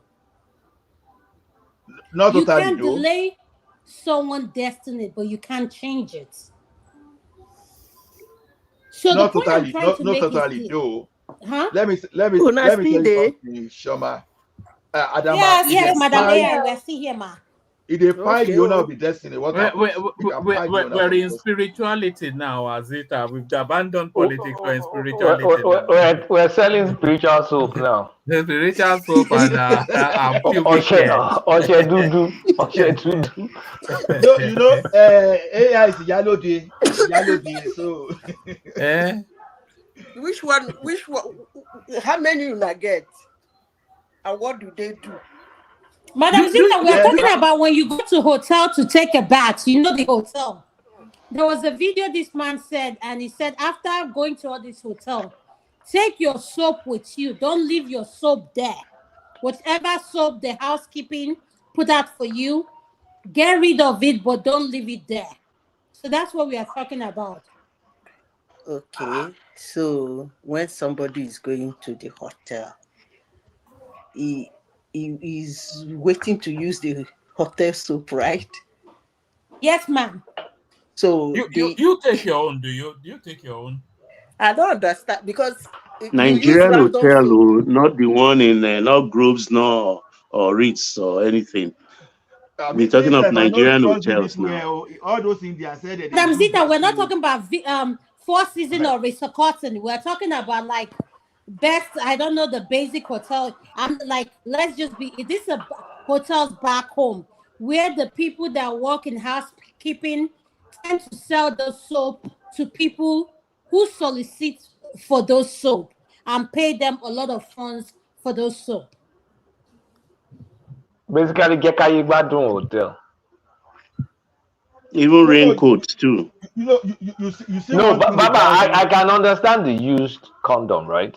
Because, you know, I mean, that has many implications. Who knows? Some crazed person may go and pour the content where they're not supposed to pour it. You know, that I can get that.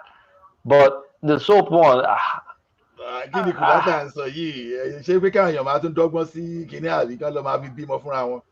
Yeah, well, technically that's the probability if you have a crazy woman. It's been known to be done now. It's been known to be done. So that's possible. that will put you in trouble. If we're getting into that territory, I've heard the narrative of a girl that did a mouth job on a rich person, and then she kept the something and then used it to have a baby, and then trapped the guy into, you know, alimony and all this kind of, you know. Anyway, it started to invoice him, you know.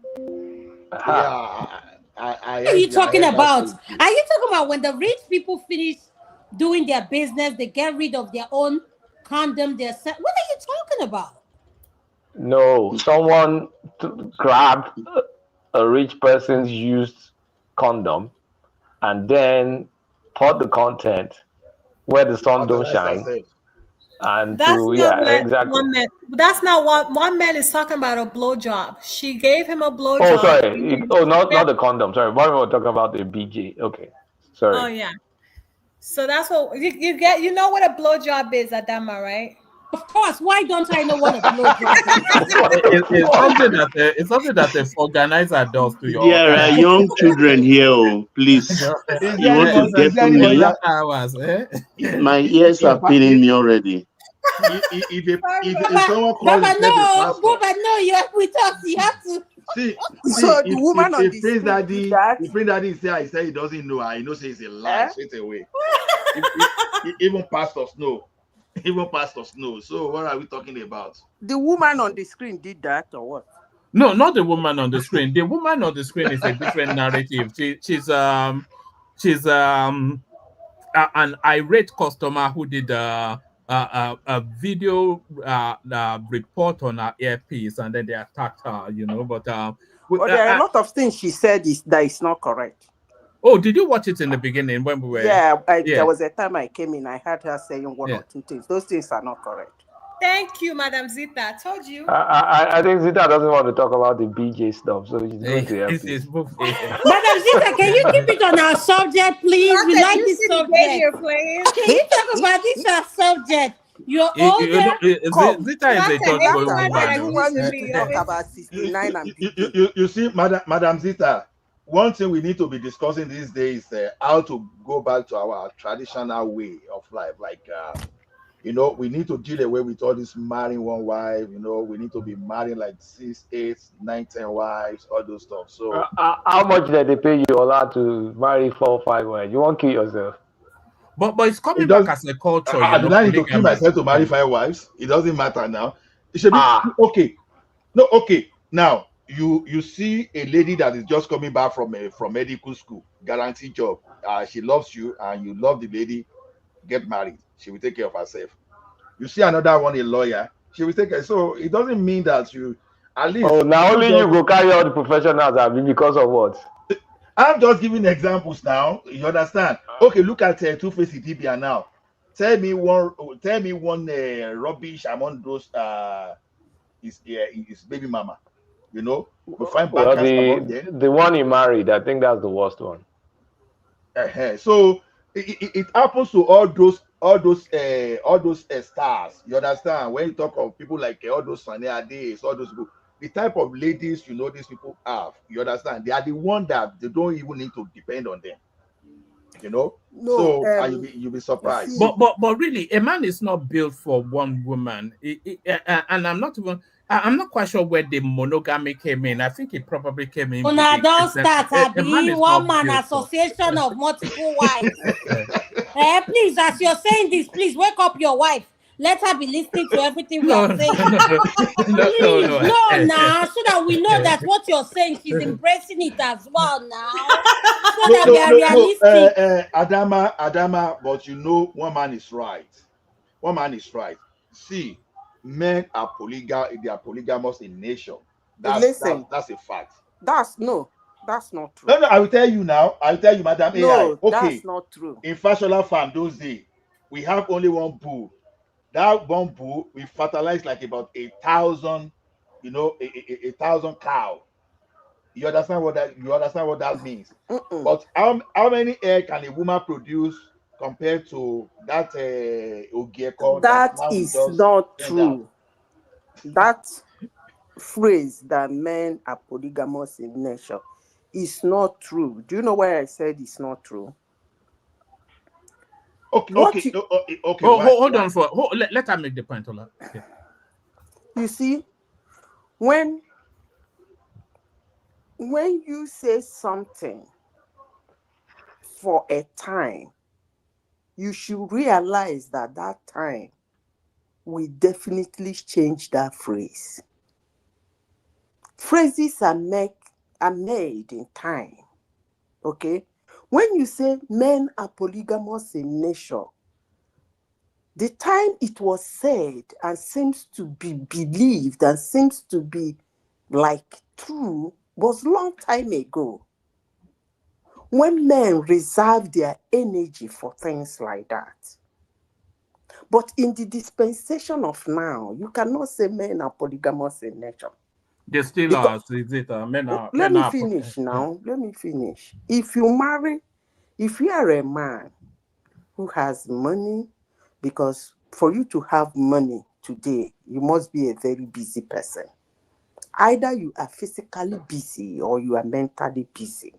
Okay? And this will impact your hormones, whether you like them or not. I am not saying as a man you cannot marry several wives or you cannot have several girlfriends. But remember that you are actually keeping them for other men because you wouldn't have the energy and the stamina to go around. So for men in the olden days who have a sedentary job where they either go to the farm, come back and have laborers and have numerous wives that help them out in the farm and they give instructions. Yes, they have a lot of energy to be that polygamous in nature. But today, even as I speak with some men on this platform, I don't know if you keep 3 women in the house or 4 girlfriends. I don't know if you can manage the 4 in 3 days. I don't know. I'm not too sure. I don't know You but don't I have am to very marry sure you them are in not too 3 sure. days now.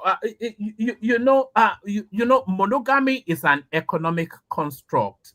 It's not an instinctual state of being. It's an economic construct. You are constrained by economics to be monogamous and societal values as well. But instinctually, a man is a man. A man is what was the other phrase? Yeah, a man is built for several women. No, I'm not. no, No, Yeah. no, no. One man say it the If way you it is. agree Why on is that, it you that should also I think believe your that a wife has woman wake is up now? built What is for the other several. phrase? A Please. polygamy now. Say it with your Eh, few chest. Let her be hearing eh, you. Madam AI, when we say nature does not change so much. Nature includes both mama in the forest and mama in civilization like us. When you see a lion, what will you find? You find several women with lion. Even when you see a cock, mayfowl, you see several. The same when you go to dog, anything that you see. So it's nature. When you look at it around, there is a reason why women cannot produce like men. So Where did you get that one from? biology. Hey. No, Yes, Ola, biology. since you said it's biology, Ola, since you're educating us, the average men, how many women should they marry? You said? The average men, how many If women men should they are marry? polygamous in nature, as you people said, why Yeah. are they not more on prostitution than women? Thank you. Ola, the average men, how many women should they marry? No, one man answer you is just I think just economic four construct. will be just You about said right. Woman, did you say Four. how many? 4 minimum.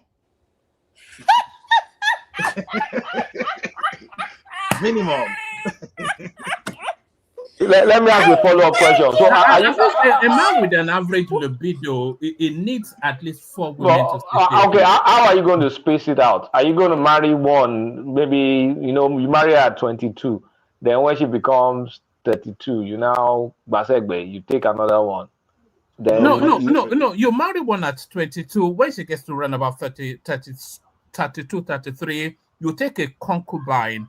And then when she gets to run about late 30s, you take a second wife. And then we're saying the same thing. We're saying the same thing. What age will he be by then? And then you don't have to formally marry them as well. You have a series of concubines. Woman, like why should I sneak around with you if I'm not good enough to stay in your home? You stay.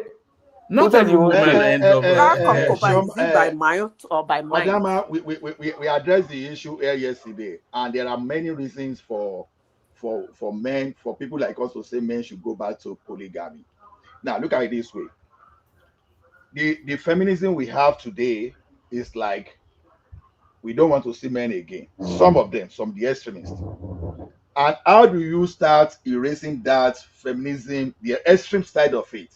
Is for men to go back to polygamy. Because at home today now, there are some people marry feminists at home that they use this thing, other room business as a weapon. They weaponize it to the point that they got to that guy, and that guy started losing interest. Before you know, the man starts suffering from ED because it's no longer he's not doing that. So, but when you have you get ED because he's not doing something. How? I'm just it's just a case scenario. You understand? Now, the person that is weaponizing, when the person knows that I have limited time, you understand? It's just like you have your rota. You understand? Maybe in a month, the man will just have time for you maybe 6 times in a month. So if you want to weaponize it, good luck to you. He moves to another person. So it's going to restore that kind of this anti-male amongst some feminists. You understand? So, Ola, my question to you now, let me shift the table and I want to shake it and I want you to answer this honestly. Do you think you guys are the only one who have desires? Women do not. They do.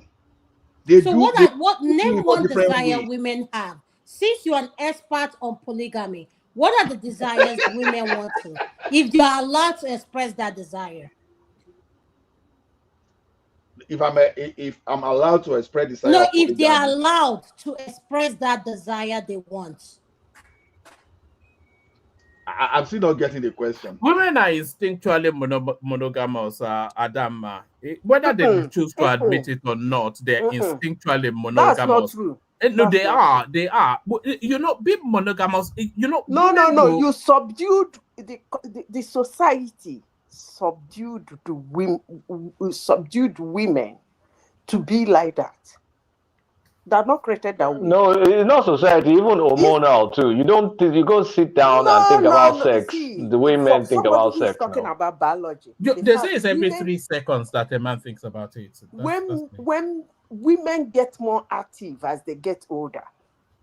For those talking about biology, if we should believe biology, so I don't even know where you Premenopause or postmenopause? Huh? After I don't Premenopause know. or Say after 40. postmenopause? Both postmenopause and premenopause. They get Both, no. Colata, both. What are you talking about, Colata? What are you You're talking talking about premenopause. That- What are you talking about? That postmenopause that they'll be looking for hormones all over the place. I beg. I don't think so. I don't understand.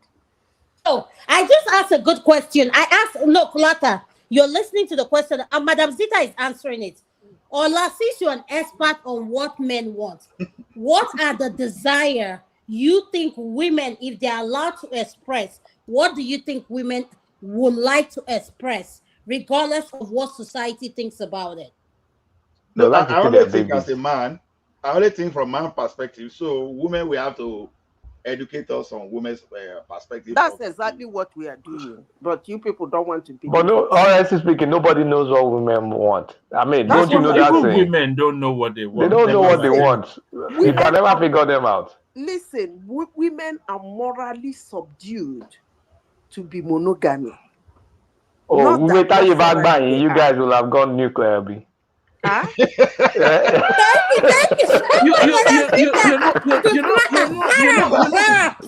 No, I don't accept that.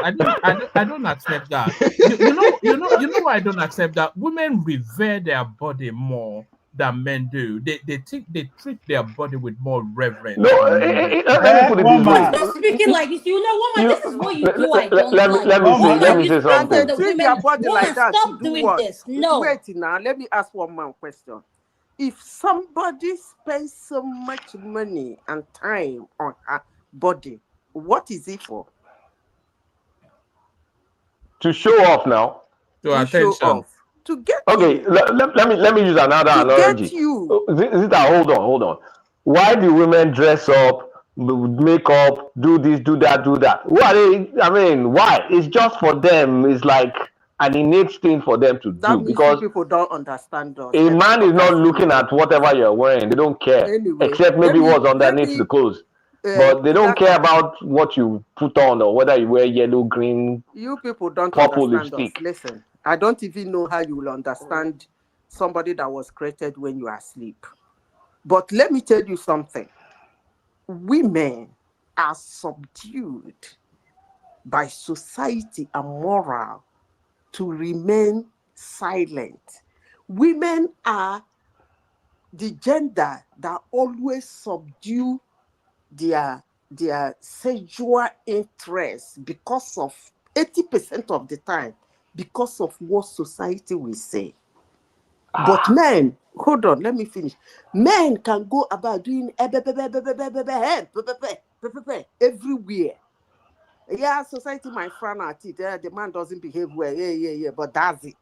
But for a Let me ask a question. Is it society or is actually biology? No, it's Meaning, not biology. let me why land it's my not point biology. now. Let me land my point first, because the drive come from T, right? And the T is not exactly high like you have it in men. If it's high, then the woman will have masculine features. And the way nature created the female species is for nurture. And if they ever do veer to go towards that direction, it's only rare women that go towards that direction without putting some emotions attached. So with a guy, he can carry his tool and be going different places. He doesn't give a damn. But a woman, I don't think it's society that molds them to want to have a connection with whoever they end up spending time with. So if they, even if they spend time outside, it's not going to be like all over the place, except there's a mental, Let me tell there's you, a mental aspect to it. Kolata, you go from a Sorry, cancer to hold on, women Zita. that are cold, that have no emotions. Let me add on to what Kulata said, and then you guys can pick it up. There's also there's a spirituality to women my understanding is that women don't yield their body without some emotional connect, except some like a professional woman that so women there's a spirituality to yielding their body to somebody, but with a man there's more the functionality of that function, so they can detach, and often instances do detach emotion from it. It's just an act of pleasure for that moment. But when a woman gets involved, there's elements of emotion, spirituality, like they you revere the their body more. drip, Yeah. you the wine, ba. Mama, why You you the like wine. this? Hold on, Miss Woman, why you like this? Why does this I'm girl bad. One man is right, though. One man is right. Right, based on what? It says like someone like me, right? I can't even kiss a guy if I don't feel something for you. Like if I don't have feelings for you. That's why I don't know how like I shower people do it. I mean, you just be kissing random people you don't even know. That's why I told you that women are polygamous in nature. They can, that's why they have majority of them in that business. Because they don't care. What you said. You Maybe don't they're- say the man, maybe you they're woman, they'll be here doing packaging. Maybe they're using drugs to suppress that disgusting feeling. It has nothing to do with drugs, Chioma. Chioma, I always say something. We are But products it's of disgusting. How do you kiss someone that you have no You've feelings not for? found yourself, Chioma. Put yourself, come on this platform. We say something. Oh, I will never be, I will never be, I will never be. Okay. The problem is, I believe in. I know.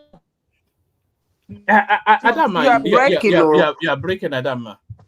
Sorry, can you hear me now? No, you are still breaking somewhat. Oh, sorry. Let me No, you're good now. You're good now. Okay, so can you hear me now? Much better? Yes, carry on. Yeah. Okay, so what I'm trying to say is this. What we are expecting, because at the end of the day, you cannot come on and say, oh, women, or the women doing this, they are this, they are this, there's that. What Madam AI said is true. You underestimate women. I want to tell you all something that will shock every man on the platform. The players of this game you call being a players are women.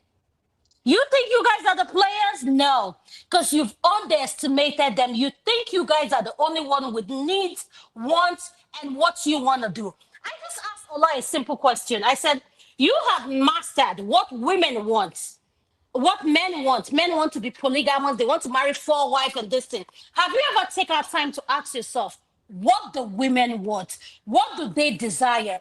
If they are allowed to express what they feel in society, what do you think women want? None of you could answer the question except Kulata and Madam Zita. That's it. Everybody's just pretending. At the end of the day, let's be realistic. We are dealing with people that have blood running through their veins with emotion. At the end of the day, men have emotion just like women. Like I tell you I like you and you want to hang on, I like you because I told you I like you 6 months ago and you meet me back. Oh, you like me, you like me, you like me. No, I've gotten over that. Like, I don't like you. Please move on. This is what I want to say. Let's be realistic. Women know what they want. If you see someone outside and you can say to her, well, that's my type. What do you think we women do? When we see a nice looking guy, we say, wow, he looks cute. Wow, this is that. We are different human beings, and I'm sick of the men saying everything is bad. Women are emotional, they're attached, they're this. No, you've not come out a woman that will bang all your friends and not attack to you guys. So I let's be disagree. realistic. Adama, I disagree. I can find a guy extremely attractive and think he's super handsome, but if I don't have any feelings for the person, or if I don't see myself with you, like if I don't fantasize you in my life, I can't even kiss you. Like, you're handsome and that's it. You get my point? Like, I can't go further than that unless. But I Chima, you're feel attracted to the something. Physical. People who are connected to emotional. And that's You're it. It's someone, just you like judge you people now. by their If I see physical. you, That's what you're looking at. But someone no, like me, I no, judge that's you from not your why. intellectual before I pay attention to your physical. You are No, more you're not focused getting it, on the Adama. physical. I I'm don't look talking at that. about How you feelings. talk and what you do matters to me. You can have a 20 packs, that will not move me on. You And you don't can be get the it. most sexiest man, but when you open your mouth, you speak trash. That's fine, but I don't think you understand what I'm saying. I'm agreeing with one man. It has to go with emotions. You can be smart or handsome, whatever the reason may be, right? But if I don't have emotional connection with you, I would never like hug you even. Like, I'll feel disgusted. That's the kind of person I am. Like, that's what I'm saying. I don't know how people just kiss random people when But you Choma, don't this is have. what you're doing. You're But personalizing this. We're hold not on talking. now. Don't Still, I'm personalize it. don't personalizing Speak it in because I'm general. making hold it. on, Don't Adama. Hold personalize on, it. The reason Adama. why Hold I'm on. not personal for myself because you Hold on, said no. Choma. One man, I'm not holding on. Hold on, I'm trying to make a point. Adama, I'm personalizing it because you say women can do what the men do, and I said not all women. A lot of us cannot just be banging guys. We don't do that. We have. I for one attach feelings to it. If I don't have feelings for you, I'm not even gonna hug you because I feel grossed out. You get my point? That's it. All right. Let me bail our hand over to Ola. I was going to agree with you, Choba, by the way, that it's not even anything unique or peculiar. What Choma is actually saying is almost universal to most women. There's a perfect song. That's not true, one man. That is not I don't know for those. I don't know if Baba There knows are this song. different. What Yoma is saying is that she wants a real relationship before she can go into romance with somebody. I get that part, but that's not what we are talking about. Yeah, We are but talking about who Yellow is Man a said one woman. thing that girls, you can't do what guys can do and still be a lady. And If stay, you guys baby. know you know that Yeah, song. girl, you can do what a man can do. They can't. Be a lady. And You still be a know, lady. Mass. Where's stamina now? what woman's What man matter? can do? Where's stamina? You see Where the I one get the Madam Where Zita is the is talking stamina? Like about. Madam Nida said, where is the stamina? Where You is the guys, we used stamina? to go over 1, 2, 3, 4. Please, is Why it the not they stamina do a of shower 5 walk minutes now? or 10 Why minutes? don't you Please, people where do is the a shower? stamina? Adama, forget that. We'll be 5 minutes. We'll be 5 minutes. No, forget the 5 minutes though. But if a man is desirous of a woman, then he has the stamina. There's no, it's not that be a marathon now. You do what you have to do, and then you move on, isn't it? So it's not Honestly, most women take that Choma stance, Madam meaning Zita, do what you they have to won't do have and you anything move to do on. with anybody except there's an emotional connection. Yes. It's very rare. It's very rare that you see like ogbologbo women that they just want to do what they want to do. And I'm sure behind those women there's a huge disappointment or there's a huge malice in that person's life before that person gets to the Behind stage. the man, there is no huge disappointment. No, men are designed. If your testosterone is over 500 or 400, last all, you function like a normal man. But women are not like that.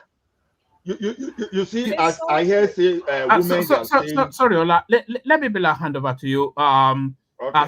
Spellcaster, Bosun, and Baba Tokwe. I won't attempt that last name, but I'll thank you to those three. Thank you very much. He lists on me. Say he lists on me. Yes, he lists on me. He lists on me. Murobo, double L, but he lists on me. So thank you very much, tomorrow. All over to you. All right. So, as we're saying, I know people are saying, no, men no get time. See, it depends on the type of mind you are talking about. There are some men that, okay, they just want to just quick come and finish, leaving the woman on her own. Some women like that. But there are some men that the thing is, say, at the end of the day, when the woman is even satisfied, she doesn't want to anything after that again. So it all depends on the type of man we are talking about. And the one that Madam here was talking about too, those one is not a normal cultural thing. You know, Allen Avenue, Babe, Isaac John, Isaac John or Isaac, where did they call that place? You understand? Those one is the when we talk of polygamy here, those people that pick, you know, as in a family setting now, not people that are selling it right. So it's totally different. Orlando, but to be honest, you can't do polygamy in this kind of American life and Canadian life. You simply can't. You will burn out. You can't even afford. I mean, I don't know. Is it not what I said in the beginning? No, I'm not disagreeing Men are with polygamous in nation in the olden days. So you not go feel polygamy now. This environment doesn't support polygamy, or you'll die. Okay. Okay. How? Let me understand how. How? Look at me, still looking at looking at work, even as I'm still talking. By tomorrow, I'm running somewhere. Like, where will you find time to do this, to do that? And if you want to spend time with your kids, something's got to sacrifice. It's not like Nigeria where you have a lot of help, a lot of drivers, a lot of this. Even in Nigeria, see, it doesn't work because a lot of factors, a lot of things has factored into the life, how do they say it? Life expectancy of humans, like food. The type of food those people, even in the Western culture, were eating 60 years ago, 70 years ago, it's not the type of food we eat today. Medication, the same thing. A lot has gone wrong. So I don't even know where somebody is saying he has a stamina for 3 wives. But if you say you have, I can assure you are marrying them for some people. No, from Kulata perspective, I think I agree. But it's not everybody that fall within that bracket. You know, Listen, even me that I'm speaking with you now, as I'm developing application, as I'm talking to you, I'm even on my feet, standing up. I'm developing an application. What is the percentage of people that fall that. under that category? That's what we are looking at. The percentage of listen, let me tell you, when it comes to romance, the two is only women that can run with physical. I keep saying this. Go and check your science. Zita, thank you so much. Repeat that again. It's only women that can run with what? Physical. What does that mean? Okay. When it comes to romance and sex, 2 things are bound to happen. It's a signal in your brain that alerts the body. Most men run on that. That's why they say men like what they see. The moment they see that thing, let me finish now. No, I'm just confirming what you said. I said visual. Yeah. It sends signal to their brain, and all the hormone, their third leg is no longer obeying their senses. It will be doing its own. But women are the only gender that run with only physical. They have to agree with. They don't need to see anything. They just have to want to do it. They do it. So when you say men are polygamous in nature, I begin to wonder. You said not every man today that has that is very busy. No. Let's clarify one thing. A man can sleep around as much as he wants, but to marry 4 wives, because marriage is more than sleeping around, right? To marry 4 wives, I think that's a bridge too far. No. I am still on sleeping around. That's No, why I said Kolata, we're men. talking about sleeping around, not marriage. We're talking about No, We are talking about sleeping around. Ola's point was marrying 4 wives. I Oh think. no, leave wait. Ola. Ola wants to marry 10 wives if you allow him. You said 4. You said 4. You know, good. See, men, something leaves them. Women, 80% of the time, nothing leaves them. So who has the highest I standard? know. I think your point is actually to men. Men, it's just physical. Is No. testosterone. No. Women is more emotional. It's more like No. they need to have a connection. No, that's Yes. not true. But hold on, Madam Yes. Zita. Okay, Yes, Kolata, Madam if you say it's more Zita, emotional, Kolata is why right. do women allow one night stand? Answer that. A lot of it is emotions. Maybe they're going through No. something. No, let if me it's land emotional, now. women will Let not me do No, land. listen to Kolata. He has a point. Some Let women me can be land. very vulnerable, right? They may be in a vulnerable position, and then they do this, or a lot of them go and drink, and then they've lost their inhibitions. So for a guy, you can be walking around and just is like habitual. It doesn't have to be more than that. And Exactly. the way the body is, the way the forget it. You don't know. I will never know women. I know that. I'm not even arguing that. Women, You see that thing it's you only just God said, that a knows man women. can be walking around and just do it. Actually, it's women that do that thing a lot. No, men do it more. Okay, never mind now. I'm not trying to educate you now. Men do it more because men are men. wired like that.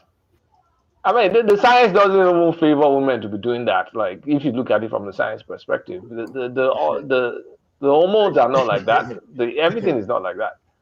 Madam Zita, some of them used to be a core technician, so that we work across 36 states of Nigeria. When we tell this story, we know exactly what we are talking about. These people don't understand women. No, but what I don't understand what you guys are doing is, and it's so unfair. How can you speak for the men and as well speak for the women? I mean, it doesn't I make agree. sense. You can't. That's what I'm saying. I ask you guys a question, but you guys can't answer it. But when Madam Zeta is trying to buttress what I'm saying, you guys challenge her and say what she's saying is not true. It has to do with men. Are you a woman and a man at the same time? It's not about that. So there's some universal facts that there's nothing you're going to say here that's going to change it. Meaning, No, Clarka, because you're used to those universal facts doesn't mean it's right. No, if it's universal, then it's right. Except you're talking about exceptions. I'm not going to argue exceptions. No, what she just said now, we said something about men say, okay, we went to this platform. Let's go with this platform. If we say, how many men wants to marry 4 wives? Kulata, you will be in that list. Me, I'm not there. It's Ola. It's only Ola. Okay, Kulata, what is your reason why you can't marry 4 wives? I know myself now. I won't die. I don't want to die. I can't. I know feet. I want to enjoy my life. I beg. I'm going to retire very soon. I beg. I know. Kulata, why you want to retire? A person like me, someone asks me. I have less than 8 years to retire. Wallahi, I know. Go and carry another wife. You want to kill me? I don't make up my mind. Can you explain to us what is the challenge? Ola said he can handle anything. What is your challenge? You can see the way I'm talking that it's a huge challenge. It's humongous. Like, no, man, no. It's too much wahala. There are many things. You need to take care of your kids. The kids wants to go to Harvard, wants to do this. You have to think about that. You have to think about your own retirement. Then you now bring another. No, I can't deal. No, just forget it. You are westernized. That's why you are. Yeah, I'm not arguing with you that I'm not westernized now, but man, I know fit. What happened is the kind of man Kulata is, he's very intentional, right? So he wouldn't want to start something he cannot do it properly and well. That's pretty much what it is. Some guys don't care. They will just go and marry wives just for the enjoyment purposes, or just to pose with their friends because they feel like they have money, they can maintain it, But you have to be intentional with what you do, especially procreating with your family and kids. It's very important. You know? Even in my own Chioma, generation, Kuleta has everybody told that I me that know, he knows himself. everybody, even in my generation, I don't understand. everybody in my generation Nobody that has done more than one wife, I think they're in one trouble or the other, honestly speaking. Because they extend themselves financially beyond what they should be doing. They'll have money, even millions of dollars in some example. So But you see you them. saying that you can't be Ned Woko. You can't be Kuleta, Ned I've Woko. told you. We can what this Ned Woko do. Adama, you don't get it. Some of those men, they don't really pay attention to their kids. Like, it's not just, oh, you see, you know their names. No, there's some people that are very intentional with bringing up their kids. You get my point? So when you have too many kids, you can't really, See, Kuleta, maintain it. if I told you that I want to do that, assuming I want to do it, I won't just go to maybe someone that is just coming from a university afraid that is still looking for a job. I will look for someone that is very ready, that can even take responsibility. You're looking for a sugar mommy. Just say you're looking for a sugar mommy. No, it doesn't have to be sugar mommy. You understand? The thing is, someone that is ready. So, all right, Ola, please, while you're saying this, define ready for us. What do you mean ready? You mean someone that is into the lifestyle that you want to bring her into? Is that what you're saying? Okay, just imagine a professional person, well made, that have a home house, but just needs someone that we call. Ola, what's the living arrangement like? Is she gonna stay outside? Who's gonna stay in the main house? Who's gonna stay outside? Who's gonna do all that stuff? I once have a boss. You know that my boss, we call him Senior Bachelor. You know why we call him Senior Bachelor? He's now our MD. That's my MD. Yes, it's my MD. And this man, very free with us. I'm talking of multi-millionaire dollars, not naira, because the man is not in Nigeria. So we call him a Senior Bachelor. He has children, but you will never find a wife in his house. You understand? You never, so do you want to live? Do you want to live a life without your kids in there? Really? People who told you that they cannot have access to his kid if he wants? It's not access, man. It's not just access. That's the barest minimum. You don't want to be involved in your kid's life. Baba, because you want to screw different women. You understand? That man, that monarch, you understand? Just point. He's a monarch now. He's a king. That's different. He's a king. Is king woman? That's the question. Is king woman? By tradition, he can't even marry one wife. By tradition, he's not allowed to marry one wife. Well, I'm just saying that he paid attention to his kids to the point that you will not see any trash among the children. All of them were made. You understand? And these are the type of king that they don't go for just any rubbish girl on the streets. That's what I'm saying. You have medical doctors among them. For every Olagbegi, I mean, is that his name? Olatero, is that Olagbegi? Sorry. Olatero Olagbegi, yeah. Olatero, yeah. For every Olatero Olagbegi, I will show you 655,000 the dead bags. Okay. Anyway, I got your point, but the thing is this: you have to put strategy in whatever you want to do. If I want to go into that, I'm not going into it for liability. I'm not looking for liability. I'm even looking at someone that can boost my even weight base, not the one that is going to be parasitic. You understand? The worst scenario, maybe we talk of is it commensal or symbiosis relationship. That's the kind of the one that we go for. You understand? I won't go for if you go for parasitic. Hey, but you did not answer my question. What's your living arrangement going to look like? Everybody can live with a mama. You can have your own house, so I will be visiting you. I'll be visiting you. Why? Yes, now. That sounds like my grandpa, not even me, like 2 generations away from me. You know, you visit people this week, you play with them. Are you kidding me? he's very serious too. So, you see, it's a solution to our modern day problem. To be honest, I see it as a solution. What solution to what? Is it solution to what's it called? Solution to solution to prostate cancer, because from yeah, it's one of them. It's one of them, but solution to a solution to feminist extremists among the feminists. Extremists. Feminism is very good until the extremists arrived. So, The extremists now is that they can push to the Lord that maybe you and your wife, you are in the other room now, and you are saying, he can just say you stop. If you don't stop, now hello, you say you are and you cannot are person in Nigeria now. You understand? Now only for Western world that you are your wife, which is very ridiculous. Let me educate you on how polygamy works, right? Okay. A polygamist, a man, let's say he married 3 wives, right? Yes. This man, like I always say, you have to be super intentional, right? Yes. With your wives and all your kids. It's not just you do mago because you want to have. I hope Adama is listening. Yeah. Madam AI. Okay, I did it. So how polygamy, real tradition? No, if I have to listen to her, please. Is Chioma married to an allergy or is she a polygamous? Listen, when I tell you I have experience, trust me. Experience of what? On side chick?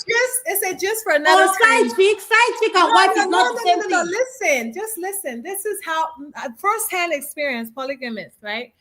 A real man that is a polygamist, let's say he has 3 wives, right?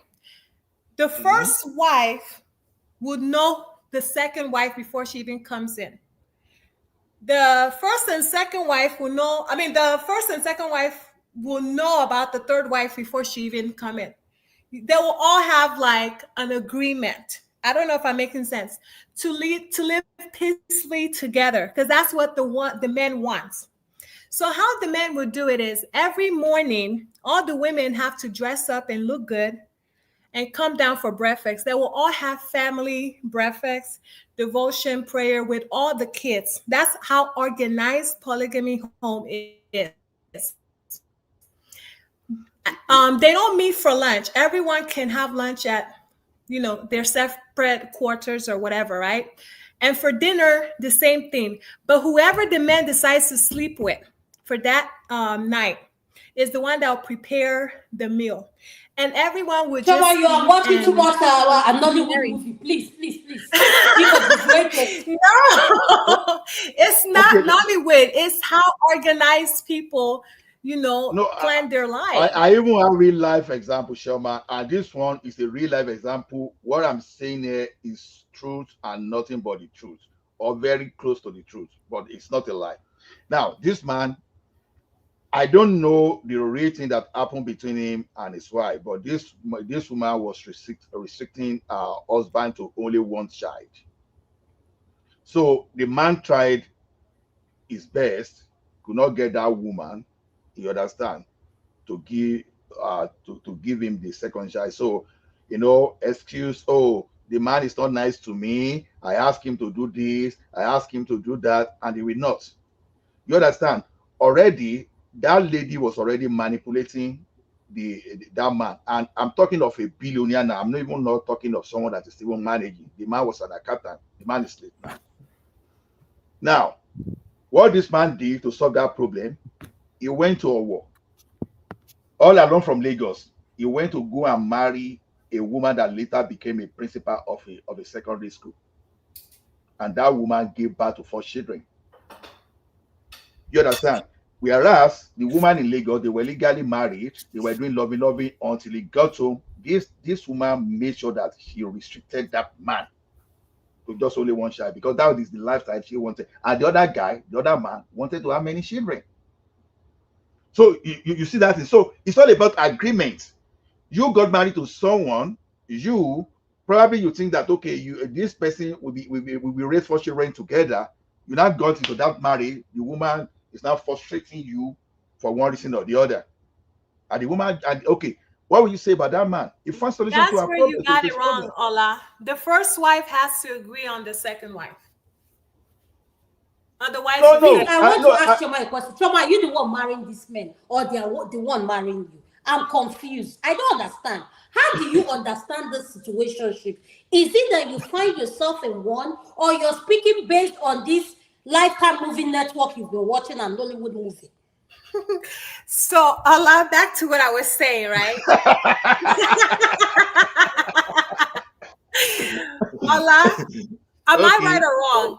No, we polygamy. We have to polygamy. at least try to convince her. Yeah. You can't just bring the second wife in. You have to try to convince her. Otherwise, you won't have peace. She will embarrass you. You get my point? Yeah.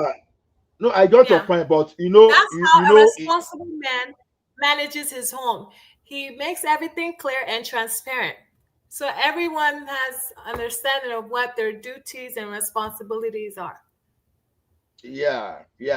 You know, it depends on your situation. If you went to the court in Nigeria for your marriage, so if you try to do second marriage without a divorce, that's a bigamy. You know, that is criminal. So you don't want it. So when you see people that are the polygamists in Nigeria not doing exactly what you are saying, they are trying to avoid the legal consequences. Like I said, like that man that went for a principal of a school now to marry and give like for children, you know, the principal was okay on her own, even though apart from that support, but that man achieved what he wanted to achieve. He wanted to achieve, right? So I was able to get everything. So the thing is, you have to be strategic about what you want to do. If you know you want to go into polygamy, one thing you can do is this: don't go to court to go and do. You can do your traditional wedding. Don't go and just get a marriage certificate. So in that situation, you can tell the first wife that, okay, you want to get married to another one because already there's nothing she's going to do. But the one that is carrying the marriage certificate, and you are telling the person that you want to bring the second one, even if she agrees today, tomorrow, overnight, she can change the mind. So, and that place, you've already invited Wahala, Sema. You've already invited Wahala for yourself. But no marriage certificate, nothing. It's just like a normal traditional something, normal custom. That's okay, I know your father, I know this, and you carry them. Okay, ask nothing. All of them, they are equal. Nothing on you. So none of them is recognized by the normal, our regular court. But they are recognized by our traditionals. Yes, absolutely. And not only that, it doesn't take a one-time thing to convince the first wife.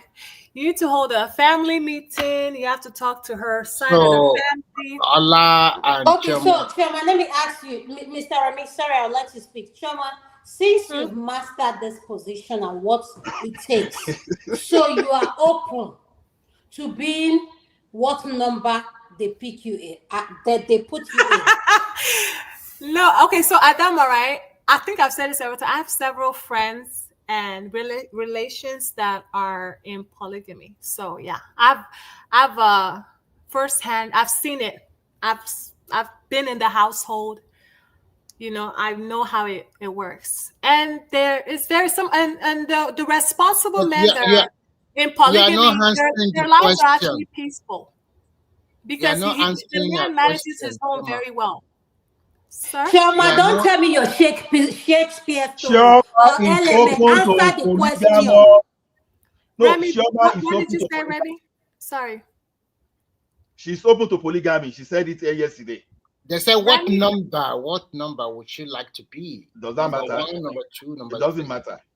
So my question to you, Why are Choma, you speaking for her? You the one doing the polygamy with her. know. No, I'm just letting you. I'm just sharing. No, Choma, what number? Pick a number. What number do you want to be? It's not about me, right? This show. No, Choma, what number? You've mastered it and you've witnessed it. Since you've seen all this, what number would you prefer? I don't think you understand. No, number. Remy, the answer is number 0. I'm just sharing an information, But in life, you just never know where life takes you. It always depends on the right person. That's the key word, the right person. You never know. Never say never. That's my motto in life. I am exposed to So, polygamy. Ola, my So question to you is this, and Choma, since you guys have been analyzing it, as a man, you cannot tell me he is going to like or love if he has more than one wife, maybe 3 or 4, love them equally. And I forget know. about this. No. Let me finish. Forget about Let me finish. partnership. Okay, whatever you say partner. So at the end of the day, the one that you love most will probably get more attention in terms of everything than others. Do you agree or disagree? It depends. Quiet. It depends. Sometimes the hard-headed one gets more attention. Like the first wife, a responsible man, if there's one that's always giving you a headache, sometimes you kind of give her a little bit more attention to just kind of push her out the way. I don't know if I'm making sense, just so she doesn't get on your nerves. Yeah, I agree with Please, I want to say something. I always tell you guys on the show, remove emotion and use wisdom when you're dealing with women. I think you guys are wrong. And again, guess what? With all your wisdom and knowledge, with all your wisdom, you are wrong. So you're master marriage. You're master polygamy. Every you must marry enough. Did you call me a master polygamy? You be your fourth husband. I'm telling you that. I know you said master polygamy. I'm used to polygamy, whether from in-law side, whether from parent side, not my direct parent, anyway, from paternal grandparents, maternal grandparents, you understand? So we see polygamy around us. It's not as if suddenly I just woke up from nowhere, I'm not discussing polygamy. You understand? So whatever you want to say about this thing, you cannot convince me. There's nothing wrong with polygamy. The only thing that is wrong with polygamy is that the Western country, they are restricting us just because of other value we want around monogamy. There's nothing wrong with polygamy. So if our fourth parents, if they play this thing and it didn't work for them, you understand? I'm even telling you that even monogamy now gives problem more than polygamy these days. That's what we don't know. Monogamy gives problem more than polygamy. But I have a question, Ola. So are you telling me most of our forefathers were in polygamy? The word most may be somehow too big for me to say, but I say many. So just for me to not misuse statistics, so many. Because early, when you go to a village, you go to a village that you won't see close to at least half of the family, half of the household with polygamy. Only because those days we used to have a warrior, we used to have farmers, so it was so essential for them to, especially when you still go to a place like Ekiti now, when they still have a subsistence farming, those people that are not a civil servant, even some civil servants, because we have teachers, we have medical doctors, we have bankers with 2 wives. So polygamy is still common in Ekiti. I can tell you that, but I don't want to say most, but I will say many. I will say many. Okay, Ola, do you know what I find so strange about what you've been saying all along? Yeah. Kulata is every man that come on this platform, I have come to notice, we all learn from each other, including one man, the owner of this platform. But when we say, let's put what we're saying in perspective and be realistic. Kulata, I don't know, Baba included, Patoski, Remy, let's take the votes. You will see a lot of men who come on this platform that will be realistic and say, no, I cannot handle it. And being that you're in the diaspora and you're not in Africa and you have this mindset in 2024, like 2025, I start to ask myself, is it that I'm not understanding what you're saying? And at the same time, I understand, like, you want to live and fulfill whatever your choice is. But how realistic is what you're saying? Let's put it in perspective. How do you manage 4 homes in here. We're not talking about Africa. As you live here in the diaspora, Kulata brought up something. He said education for the kids. You're going to live. And you said you come and see them when you see them. Like, I don't get it. Is that not called an open relationship? And what is this new relationship these Gen Zs have come up with? Polyamorous or whatever, where you have different partners and you guys all know you're in a relationship together. It's not polygamy. So I want to understand, how realistic is what you're saying? How visible is it here in the diaspora? Don't look at it at the African setting, here in the diaspora, because here in the United States, we have people in Utah who practice polygamy. Utah, and they're part of Church of the Light. So please, Ola, how will you put all this plan with Chioma being your assistant? How would this be visible here in the diaspora? Okay. Let me quickly respond to you. Sorry, because I will jump into a meeting in the next 3 minutes. So the thing is this. Even though I have only one wife, you understand, but I'm not, no objection to anyone that marry more than one, because like my wife now is from polygamous family, and to the best of my knowledge, no problem in their family. As a matter of fact, from wealthy family, and they were all living in the same household. You understand? But a person like me, I'm a product of monogamy. You understand? But then I look at things around us, and I think that we've gone against the norms in society, and I believe that one of the reasons is just because we moved away from our tradition, because these are the problems that I naturally believe that polygamy will have resolved. You understand? So that is why I started looking at the way our father practiced it, that is there anything really wrong with monogamy or polygamy, or they just indoctrinate us, they just manipulate us to think that polygamy is bad. Polygamy is not bad. So Adama, let me just do my experience. One December, right? I was visiting my friend that was married in a polygamy, marriage. That she's in a marriage of polygamy. When I tell you, when you go to her house, right?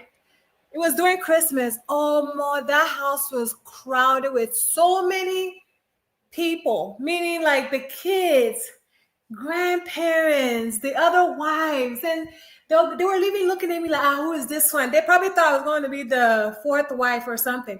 I mean, the house was like so peaceful and loud and fun, and it was everything that I didn't expect. I don't know if I'm making sense, but then I look at her husband and I see why. He seems like a responsible man. You get my point? But it's just to see the family all together. Yes, her co-wives, they were minding their business, they were doing other things, but it was more like I felt like I was in a festive house. Literally, they even have 4 different Christmas trees. Have you seen 4 Christmas trees in a house? 4 different Christmas trees. I was kind of like, wow, this is a big family. So it's sometimes there's pros and cons, but it just depends on the man. Polygamy really depends on the man. It's not about the woman, it's the man. Is that man responsible to take on a task that comes with marrying all these different women, these hormones, the responsibility, obligations, duties? Is he? That's what he has to ask himself. Okay, Chioma, I appreciate what you and Allah said, but you guys still didn't answer the question. How do you practice what you guys are preaching here in the diaspora? I'm not talking about African sex because none of us here live in Africa. We live here in the diaspora. So Allah, tell our viewers, how do we, Africa will always do what works for them, because guess what? There's no accountability back home. Here, you're held for child support and all kind of things. So Allah, how do we practice it here? Chioma, what you said is an exception. So how do we practice it here? That's what I'm saying. It's hard to practice it here. I don't know, because I don't know. It's hard to practice it here. Okay, why is it hard? It's just I don't know. It's just I don't know what it is. It's just not. I don't see it how it's possible. You know, but you see, because even the economy alone, you know, unless the man is super rich, but then the women are very Western, even in their mentality. So I don't know how they can manage to coexist, knowing So, that Chuma, how did people in Utah figure it out? the And we in Amish. Africa that embrace polygamy, You mean we've the been here in Amish? the diaspora for how many years? We still haven't had it figured out. You We're mean still going by the how it works Amish? back home. You mean the Amish or the what's that other church people? The Mormon people, you know, The they marry. Mormon. Yeah. Yes. I How did don't they know. figure it out? I don't know. I don't know, but you do know they live in different houses, right? The That's Mormons, exactly the what I'm wives. saying. How many men in this platform will have a woman?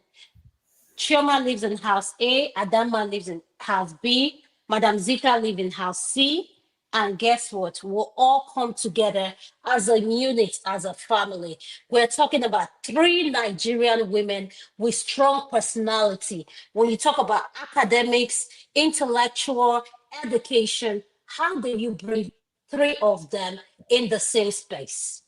It's hard. It's the Western culture cannot. It's not acceptable here. It's hard to practice it here because of the culture in America.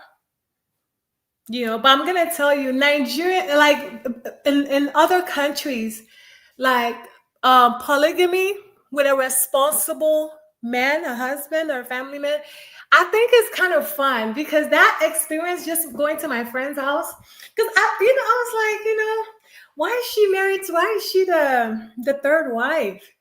You know, I mean, she's so young. I mean, she's my friend, right? I was like, why? But then I went to their house. They have maids, they have gate men, they have cars. And now, then, Chioma, this your story. The more you say it is not being realistic, because it is realistic. They have no, it sounds like servants. element movies and all No, these Shakespeare Adama, have you movies is been to not Nigeria? They have, Adama, in a typical household in Nigeria, people have 2 house helps. What are you telling me? And just imagine a rich man like that. His all to his tell me all a his story wives, you know that no, is happening here in the all diaspora, his not wives. back home. We don't live back home. Here in the diaspora. Tell me a story you know. I'm telling you, my experience in Nigeria was very interesting and it was a nice experience. All his wives and kids, they came together during Christmas, and it was a beautiful sight.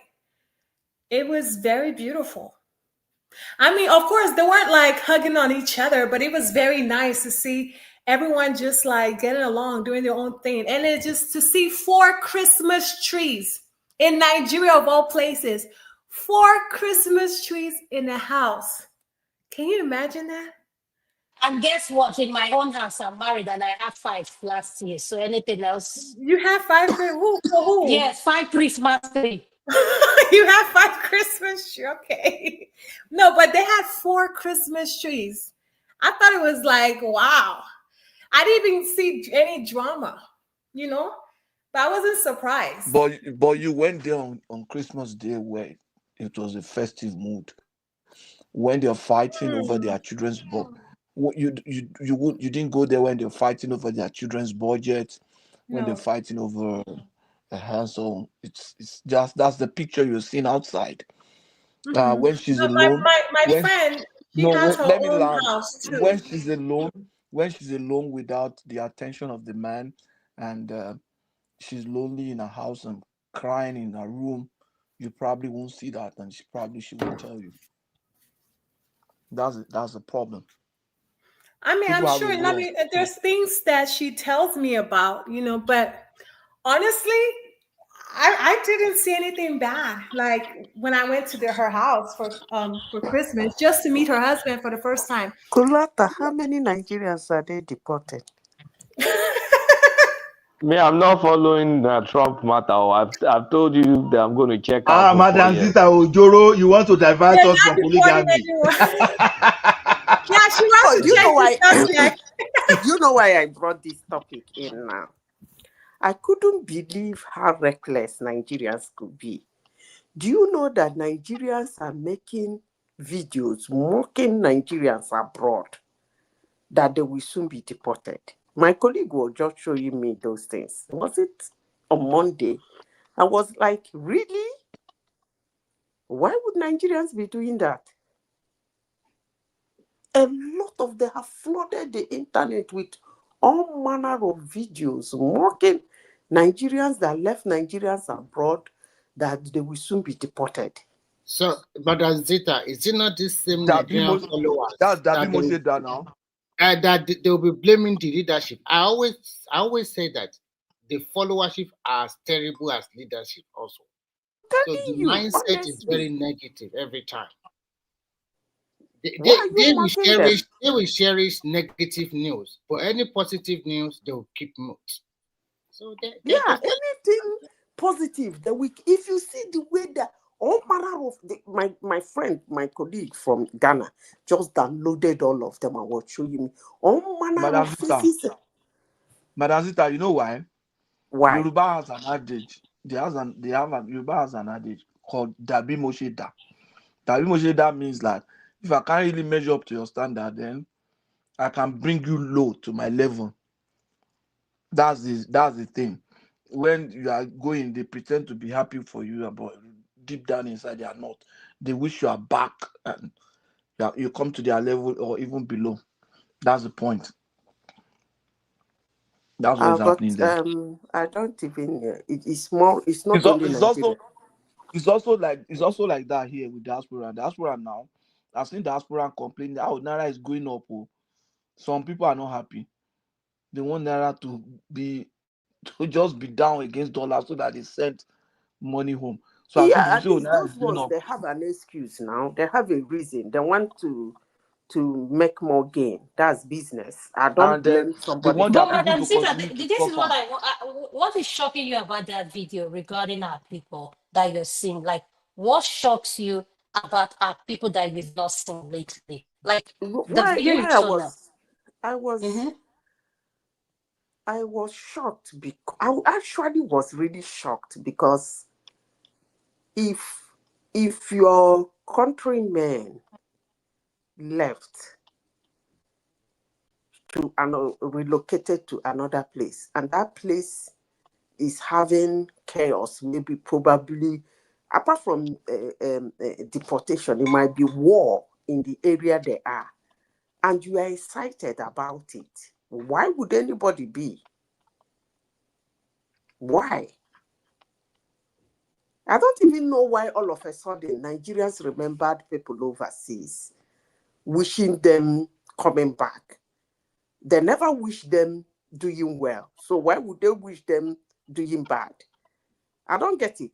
I'm just surprised because they are the only ones doing that thing in the internet. There are so many of them. And Madam again, that let is me why finish, please. Please give me some time before I lose my thought. Is it Chioma asked me a question? You see, why I was shocked again is that most of them didn't even understand the immigration law. They didn't understand it. All they know is that they said they're going to deport, is it 3,000 or wherever, I don't know where they get the number, Nigerians, and they were excited. Some of them will just start their video by laughing. And they will be saying all manner of things that actually have nothing to do with the immigration.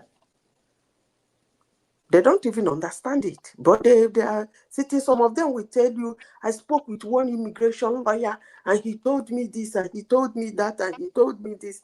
I mean, I'm surprised at the excitement. That's what is shocking me, actually, the excitement. Madam Zita, you see those content creators, sometimes creativity is something that is very hard, especially when you have to give positive creativity. Or if it is evil creativity, it's very easy.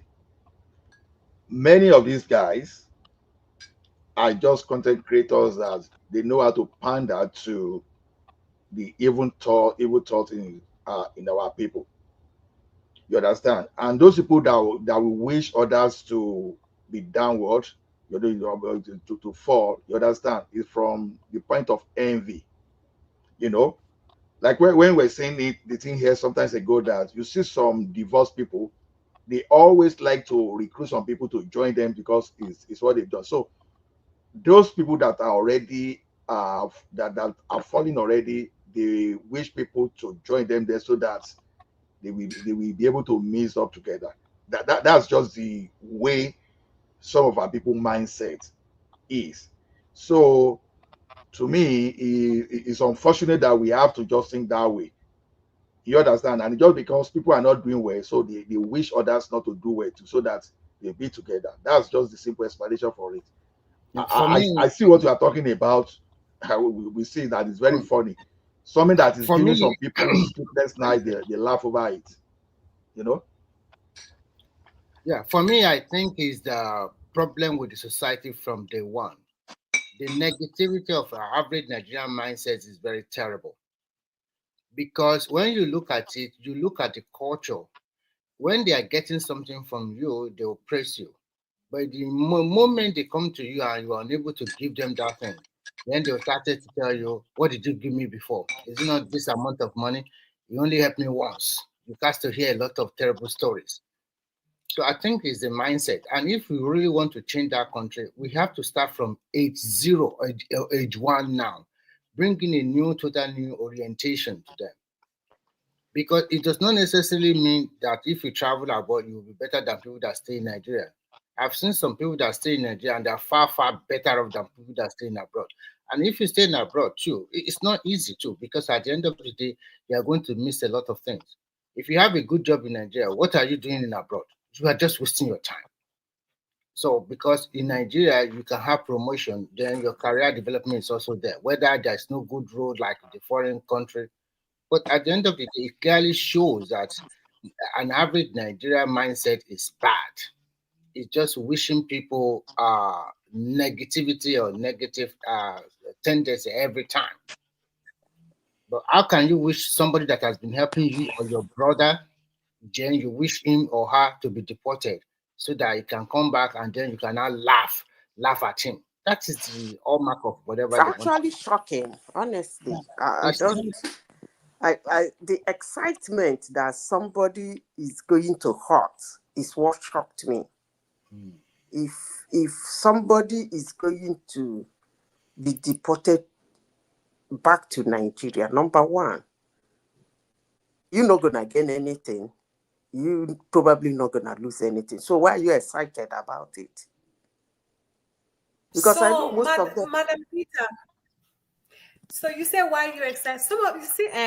For the fact that some of us are in America, it's a privilege. It's a blessing. That's why I tell people when you comparing first, not just America, just abroad, period. Being in diaspora alone, it's a privilege because a lot of people wish they can be in our shoes. And I'm just telling you the fact. So like when we come home, they admire us, and it's not because you're physically beautiful. It's just because the opportunity that you have, the people that you mingle with, and the career that you have, the money you're making. Honestly. Okay, let me correct an impression. Chema, sorry, Madam. Let me say this before I lose my thought. This is a global platform. Let me correct this, Shoma. Being privileged has actually nothing to do with environment, country, state, or nation. Anybody can be privileged wherever he or she is. You see, for people like me that married outside of Nigeria, every day I come in contact with my family. That is the family I married, their extended family. I keep the understanding they get. I keep correcting that impression every time I stumble to any of them. Why am I doing that? I keep telling them that if you actually want to see Nigerians, you have to visit Nigeria. The most privileged Nigerians are not outside of Nigeria. So being privileged is not because you left an environment or a state or a town or a nation or an ethnicity. That doesn't make anybody privileged. Privileged is in the circumstances and situation and the comfort you find yourself in at any place, any time, any nation, or any environment. But until young Nigerians and most Nigerians that see people who come back from abroad and they look at them and see them as people who are privileged, this hate, bitterness, and contentiousness won't stop. But it's only when you have that understanding that there are a lot of people like my younger brother. I don't want to mention his name because if I mention his name, you people will know him. He has not lived that side of Nigeria. He's been in Nigeria and he is hitting the ground, the bomb. He's privileged, but he's not outside of the country. So why would he see somebody coming outside of the country and see that person more privileged than he is? I don't get it. But it's all those works, all those effects that bring this bitterness, this hatefulness, this sadness, and this contentiousness. It shouldn't be that way. Madam Zita, sorry, let me quickly, you come. Madam Zita, on the contrary too, some diaspora too, they did not moderate their successes. Sometimes they also want to flaunt when they go to Nigeria, especially when that's the fact I'm talking about. Yes. So some of them think that if they're in America or Europe, then that is El Dorado. It doesn't matter. You go to Nigeria, you see a lot of people never step outside and they are extremely wealthy. And if you are wealthy in Nigeria, what will you go and do in abroad? You won't step for what reason? Just for holiday or vacation for you. So some Nigerians, whenever they step outside and whenever they go back, they also want to show it to them or lord it over them that I'm different. You just travel how many years and you want to show the other at home that you are different, you are special, you are superior than them. It does not matter because at the end of the day, most of your governor, they also studied in abroad. They live in abroad before and they are now in Nigeria. Why are they not bringing that experience that they have in abroad to govern their people? If you check it out very well, most Nigerian governors, they studied in abroad and they live in abroad before. But still, some of them are not really doing the right thing. So it's both ways. We have to look at it very critically. Yeah, you can go ahead. So I don't even know how to explain this. It's very simple, but it's hard for some people to see what I'm saying. Unless you kind of open your eyes and kind of think outside of what you normally think. For example, I went to a party, right? And I met a very important person. And we exchange contact. This is a very important person as a woman, right? And then I was like, oh my God, that is so cool. Do you know what my friend told me that's a Nigerian? She said, yeah, because she knows you're from the US. I'm like, how did she know? She sized you up. I'm like, but you look better than me. She's like, it doesn't matter. They know. Everybody can tell. You get my point. What I'm trying to say is that sometimes even the privilege in Nigeria, they know when you're from abroad. And they feel like they can listen. They feel like, exactly. They feel like they can even talk with you more than they size you up. They feel like they can have a conversation with you than a typical Nigerian. I'm sorry, but Chairman, let me quickly ask you this question. Before you leave Nigeria, you cannot tell me your pronunciation is as good as this, or the way you comport yourself is not better when you return back to Nigeria. Your comportness, the way you speak, how fluent you are, and you maybe our pronunciation was better Wow, you Maybe also it was form better along like with you when you get to Nigeria. You are forming, so they will quickly know. I'm not forming. Okay, No. you were. Even in this platform, you also form with your voice. Wait, I'm You also form with forming. your voice. You are not forming. Let me. So But of you are all the forming, time. even with your voice, you are forming. Come on, no, we are not two. We are Okay, not can I come way. in? Can I Yeah. come I'm in? not forming. Kulata knows my real voice. I'm Come, always like this. This is can not I come for in? real. Can I come in? But have you always been like this? Yes. Can I come been in? like this? You see, let me say this. Yes, I'm always like this. There is what they call an aura of exposure. They have an aura of information, an aura of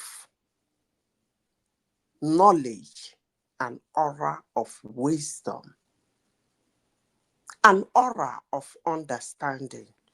If you know what they call an aura, let me give you an example. Let me start with the aura of exposure.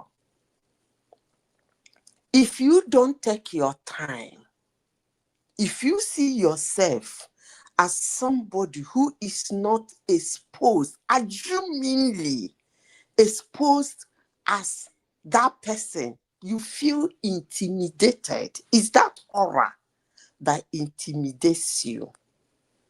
Take, for example, you walk into a place and there something was going on and you show expertise in the wisdom of the knowledge of what is going on. Everybody will stand. Automatically, at that point, they are intimidated. For those who cannot absorb that aura, instead of absorbing it, it becomes an intimidation to you. That's what happens to most Nigerians when they see somebody who comes from overseas. They see that aura of exposure. Instead of them to absorb it, it becomes an intimidation. It happens. Exactly. It happens. It's not that the person is flirting, like you being overseas, like somebody like me who lives in a place that for some time I don't even see sun. And when the sun comes, it becomes so bright, but it doesn't burn. It doesn't have strength. You see my skin totally different from what it used to be when I was in Nigeria. Exactly. Maybe you think I spend so much money. It's just the weather. I'm no longer, for years now, I'm not I used to tell people that I don't even know how I can survive in Nigeria. It's not effect. I'm not trying to pose. It's because for a long time, I have not been able to breathe such contaminated air in a long while. But when some people say it, they say, what are you trying to prove? It is simply the truth. But let my aura not intimidate you. Okay? Now, the same thing happens in an environment when you see a very smart and intelligent person. You begin to see that person as a threat. No. The aura of his wisdom and understanding and knowledge should not intimidate you. Rather, see that person as an asset. Madam AI, there was a time I used to see Abrodian as a threat before I came here. And I will tell you the truth. And this one, it just has to do with a matter of woman. Let me tell you that for sure. You see, when these people, when they arrived, they had this caution that if you're a guy, if you don't hold your side very well, those guys can easily snatch your girlfriend easily if you are not a strong man on your own. Of course. So you see, I had a situation where one guy just came like that, was trying to use one very old Toyota Crown to snatch my girlfriend that time. I just had to drag her. So it's not funny, Madam Zita. This thing gave me emotional trauma. I'm telling you. I have to drag ground with that guy. Seriously. So the thing is, indirectly, we are suffering from the consequences of some other guys, not necessarily you and I, the way we are now. I gave an example, when when I lost my professional job, I needed to do something. I work in a warehouse for not up to a year. Now, I met some category of people inside that warehouse. What I can't find out about bad behavior in my entire life in Canada, I found everything out within a month inside warehouse. The way guys behave. You know, inside that warehouse we did, someone went to Nigeria, go lie, say, me and my brother, we just bought 2 houses and we paid $800,000 cash. See the mentality. Now, warehouse guy with the talk, oh, we are not talking of a medical doctor.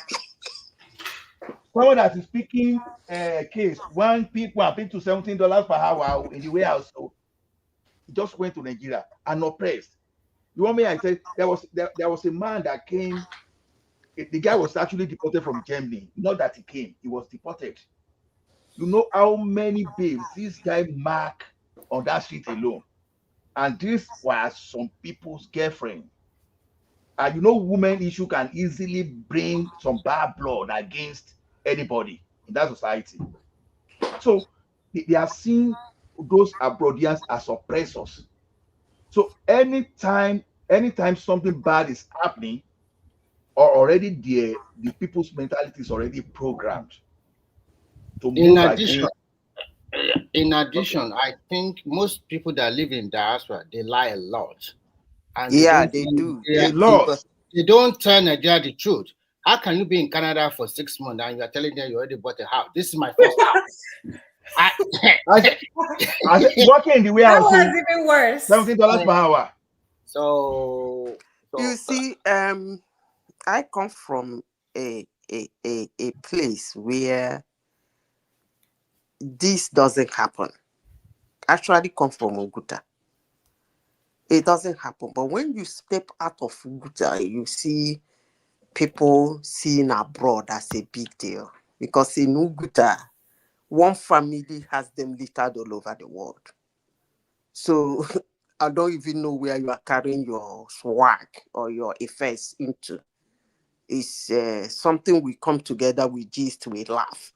So I don't know whether you be in Texas and be swagging for my cousin or my brother in Nigeria when she has a sister in Atlanta and someone in another one in Trumps. I don't know, but in Oguta it's not actually common. But I noticed that when you step out, the way people who are abroad, some of them, the thing get into their brain so much so that some of them don't even realize that you too go to abroad and come back.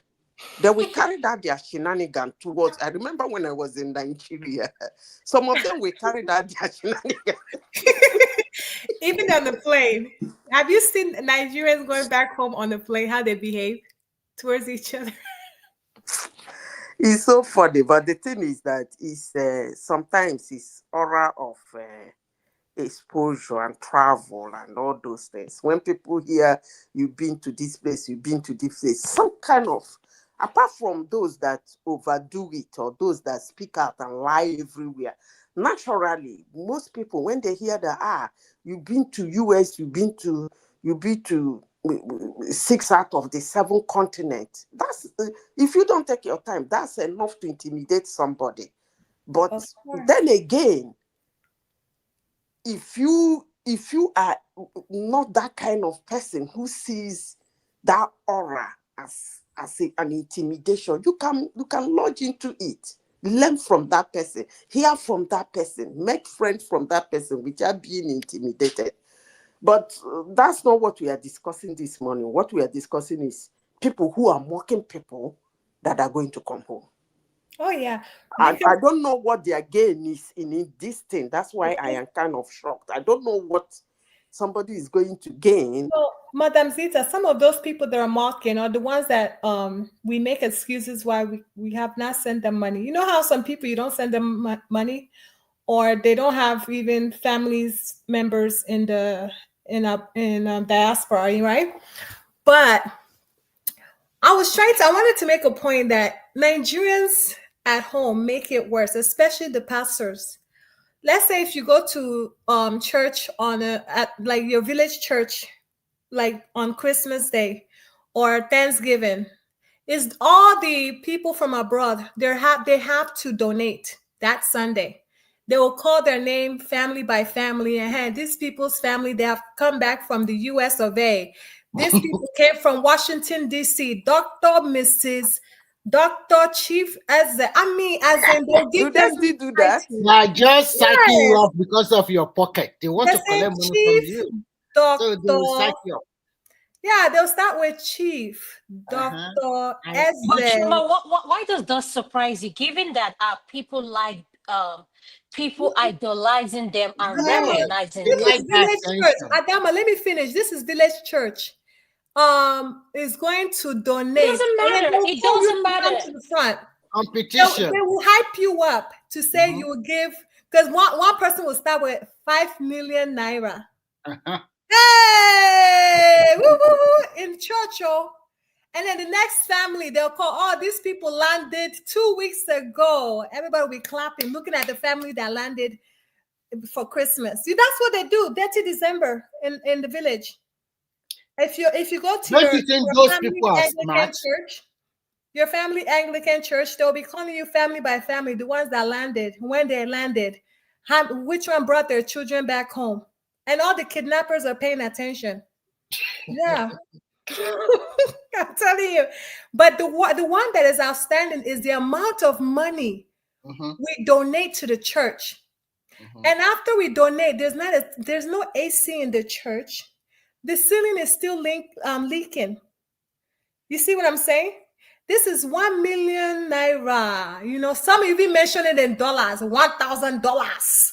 You know, just to pepper some people. Like, you know, it's crazy. Because they know your weakness and they are psyching you up to get you. No, there is more there. There is more there. That's what I'm talking about. My auntie, their church in a nearby town.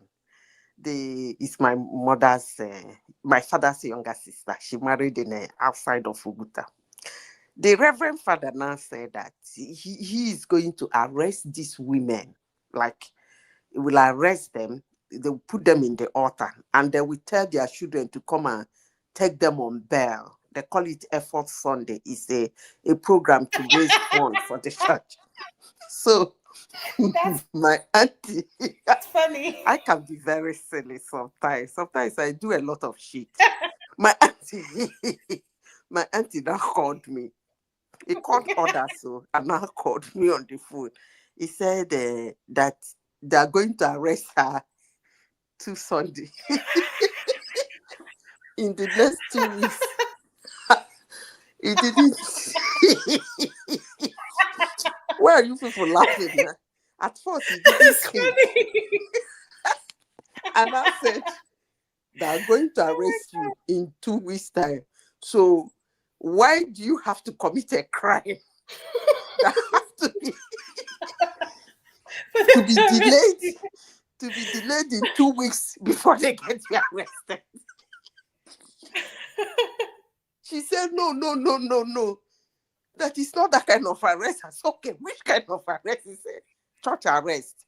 I said, no, I don't understand. He now explained everything. She thought I knew the program. I know nothing about the program. So she told me that the Reverend Father is going to put them, blah, blah, blah. That is a way to bring back. I said, auntie, now if you say you go stand for that church style.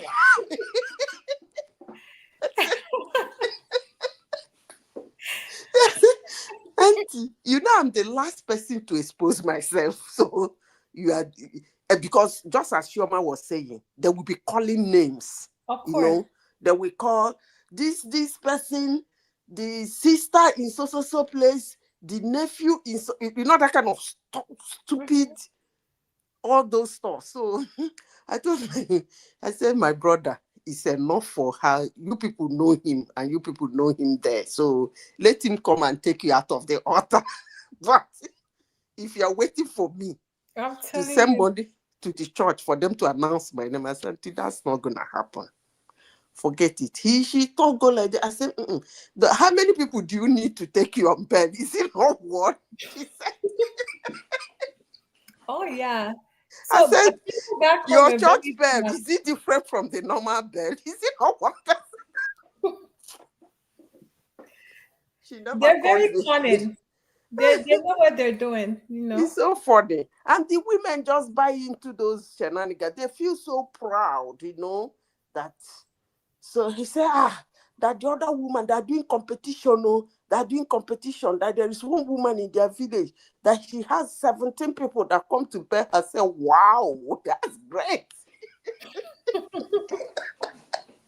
Yeah, but that is very dangerous. That Anglican churches and those Catholic churches we attend during Christmas in the village that's when kidnappers are paying attention. All those contributions we're making in the church, they're really paying attention. It's very dangerous. It's crazy. So yeah, back to what Madame Zita was saying, that they're happy we're getting deported. It's because of stuff like the intimidation. They're intimidated, and sometimes they just wish they can be in our, in the US or abroad. It is what it is. Mocking them, and eventually, if they don't come back, what's gonna happen? Because I know most of them are hiding under their bed. I don't even know why somebody will want to come into a country illegally. I say people don't come up for the streets of New York. Say New York, streets of New York now they a little bit less with traffic, and everybody they hide. Even in Chicago, they told me in those Because West they pay Chicago. them now. I heard that they pay them. If you see an illegal, just give them information. Really? Oh yeah, my friend, Zita, even in Texas, they went to they knocked on people's doors and arrested them to leave. One of my Black American friends told me that they pay them now to just do they arrest everybody or just the criminals? The ones illegals. If you know your neighbors, if you know a neighbor who is illegal, no papers, you just tell them they'll come. And God help you, maybe that neighbor has offended you before. You just say, okay, this is an opportunity. Or maybe your old boyfriend. You know the way Nigerians at times, some black illegal go there to are you serious? Want to marry again, and then to get people and dupe. The old girlfriend will just say, I know so illegal. Yeah, go and carry him. They are, she told me, I said they are going to pay them. He said, I said that they can form a career out of that to get $1,000. Anyway, the thing is that let's say the truth. You see, that's why I left the liberals. This thing is a common phenomenon in the United States because it's one of the countries that maybe because they are big and they have diverse race, people can easily come in and hide inside. And then they soften their economy in a way that different races or different countries have their own economy. That's how America runs. So those people can quietly employ those people to work and make a living. Now, it is not right for anybody. It doesn't. I keep telling people it doesn't matter the president that is there. I used to give them example of Obama. Obama deported 300 million, 3 million actually, and then almost over 2 million was what do they call it? The people he removed 2 million their whatever status, and then deported 3 million, which is almost close to 5 million people he dealt with. Now, they talk about in US now, they're doing what they call DOGE, government efficiency. And these Democrats are jumping up and down, shouting. And I don't even know how people in America listen to these people. Clinton cut down almost 400,000 federal jobs. He did Doge. Obama did Doge. So what is all this? When people come, it's just that the president they have now is like an entertainer. He's into showbiz. So he's using it to do I show. think it's because Elon Musk has, they said that that judge you are talking about, he has access to your social security number, your private information. I don't even know why anybody should believe that.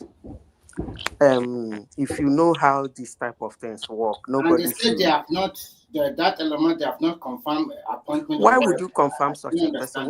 When Clinton did his own, the people that did it, do they confirm? Do you need to confirm them? That's a special, they call them special government workers. They don't need to be confirmed. It's not a government position. They call them people who do those things as special government workers. Okay, Tom Homan, did they confirm him? I mean, I don't know, but it is what it is. Let's go back to immigration, please. Those in Nigeria that are waiting for people to come back, I wish them well. May them wait fire. Because those people are hiding under their But bed. Madam Zeta, with the crackdown on the illegal immigrants in the US, does it affect the labor market, especially those who that they are working in most of your restaurants, cleaners, and the rest? Does it affect those who work in the farm? It doesn't. It doesn't. So you have enough labor to take over from them. No, it doesn't. It doesn't affect labor.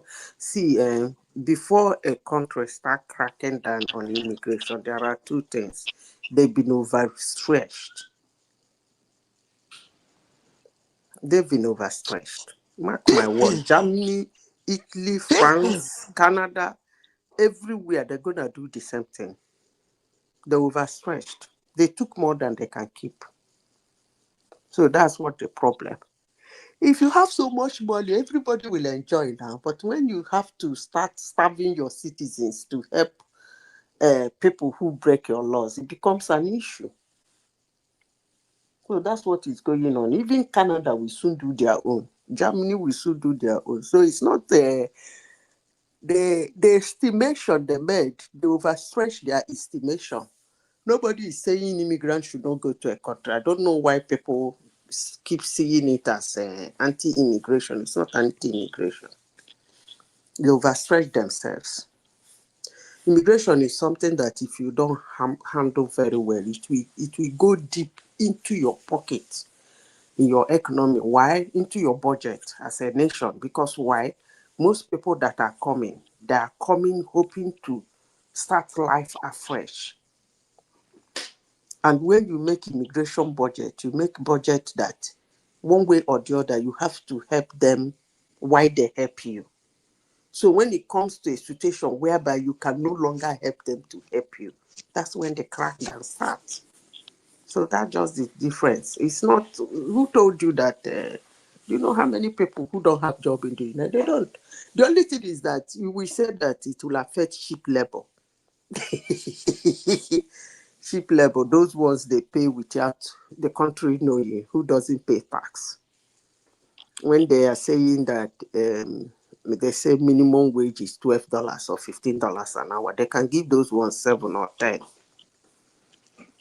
And they will still do the job without complaining in a risky environment where they cannot sue. That the place is, you remember the video of the girl in UK that was walking under the deep freezer? At a point, she broke down and was crying. You remember? You saw that video. So a British citizen will not work under that environment. He will claim that go to one lawyer, go to one doctor. They will tell you that because he works for you, that he has gotten lymphoma pneumonia catastrophe. And therefore, you are going to pay him so amount. But that Nigerian girl is working deeply. But I don't even know why these companies do that. Why would they have an open freezer? Amazon do that too. And also, it's a Walmart too. So yeah, it's where they put perishables. So people work there daily. Like when I was there, I didn't work in the freezer directly, but people there, they were I like watch it. $2 more to pay than us, but they had their kits. If you don't put on that kit, you can't survive that place even for 30 minutes. So they You have don't their put on what? they have kits. They have their kit, the anti-freezing kits that they put on. It's just like when you are going to the moon. That's the way. I'm just giving an example of the way it is. So you have the key to walk inside. But the thing is, when you get exposed to it for a very long time, that is where the problem is. Because I have a friend there, a family friend that time, he was exposed to that thing. He was going to the doctor for almost 6 months. They could not even figure out what was wrong with him until he left the UK and got to Nigeria. All of a sudden, the thing occurred to him that, oh, it could be that freezer that was happening. And truly, it was that freezer. So that freezer. So the thing is, people are exposed to that truly. No, is there no way? Is there no way they can do that thing in chambers? I think what do you mean by chambers, if I may ask? Okay, do you know what they do? Because there was a time, let me not say what happened. There was a time I got opportunity to see that of Amazon. These people have a warehouse. That warehouse is a freezer. They have racks where these people stack, like, what do they call them? Just like a store now, when you walk They into stock one, everything inside different eyes. Yeah, I know what you are talking about. so Yeah. those people go in there to get those things out. So when those people, what do they call those people that work for them, that wear uniform? Loss prevention. Loss They have prevention. their online shoppers who go in there to shop something and pack. Then what I'm asking, why don't you make that warehouse, put it in chambers? The fridge will be in like round the wall of that warehouse will be all freeze. There will be like this. It's going to cost them more money because you have to heat the corridors for the freezers to stay so that human beings can come open the doors of the chambers like normal fridge and pick things. Why leave the whole... Okay, Do you understand what I'm saying now? I got what you're saying. This is the way it is. Like the Walmart that I stay now is a distribution center. So that's where we have a high velocity, then we have a low velocity. So low velocity is that cold room that we are talking about. It's like a warehouse too. The inside that warehouse itself is a freezer on its own. So the thing is, that is where the package goods that will be sent to different retail outlets. So all those things that you see on the shelf in the Walmart retail outlet or Costco or wherever, so they are coming from those distribution center. So those distribution center are the real freezer that we are talking about, where you bring the meat, where you bring some other thing like a sausage, all those perishables. You understand? That's where they bring. Meanwhile, even the truck they are using to take them there is a freezer too. So, but there are kits. There are kits that is thicker than the normal winter jacket we normally wear. That some will have some heat that will be eating your skin. Because you can hardly wear a glove. There is what they call, like here, there is what they call warmers. It's like silicone. Mm-hmm. Like this period, when it gets too cold, you put the silicone in your shoe. It lasts for 8 to 12 hours. Okay, you put it in your hand gloves to keep those two places warm. Otherwise, man, you even when you are in the house, it's better you put them. So, but those people work for 8 hours. Do they give them such a thing? Even some work for 12 hours. Some even do overtime. No, the way they do it here is very simple. You work like 1 or 2 hours inside that cold chamber, and then you go outside for 30 minutes to get Yes. some fresh air. And they have a Yes. very thick work. Okay, excuse me. Coat. You mean somebody will be in a freezer for 2 hours? Are you people kidding me? I'm telling you, they are doing it here. With all That's those wickedness fresh now. vegetables. Okay. Let me tell Madam Zita something. They are doing Here we stay inside winter for 3 hours sometimes. It depends on what your work. If you're a construction worker, you stay inside sometimes inside minus 30. We are still not even talking on the wind chill.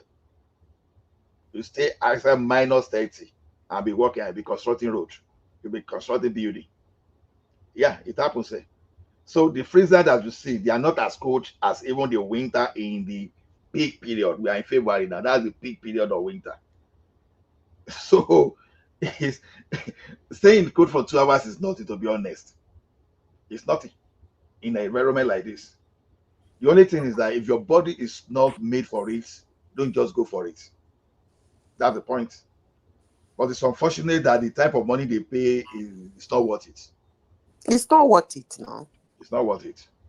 But here, the people that do such job earn a lot. It's different here. People that did that kind of job here, they're highly compensated. No. If you can work enough hour, because it depends on the type Here of it's range you not have. enough hours. Here, people that do this kind of job we are talking can even earn better than a secretary in the office. Okay, like here now, those people working for Walmart, low distribution and high distribution, high velocity and low velocity. Some of them make about 70K a year, but that will now depend on number of hours you do and over time. Some of them make like 70K. Man, the day don't start to make I go. See you now tomorrow. All right, madam. Oh, let me put it in the background for anybody that want to join. So anybody that want to join, I will send the link now. You can come into the room for conversation. I just want to use the opportunity to thank everyone for coming here to share the evening with us. And I know by tomorrow, the Eagle himself, one man went to Mo. We land and we encourage everybody to come and contribute, because this is where we come and learn every day. Thank you for sharing the memorable moment with us. Thank you, everyone. See you later.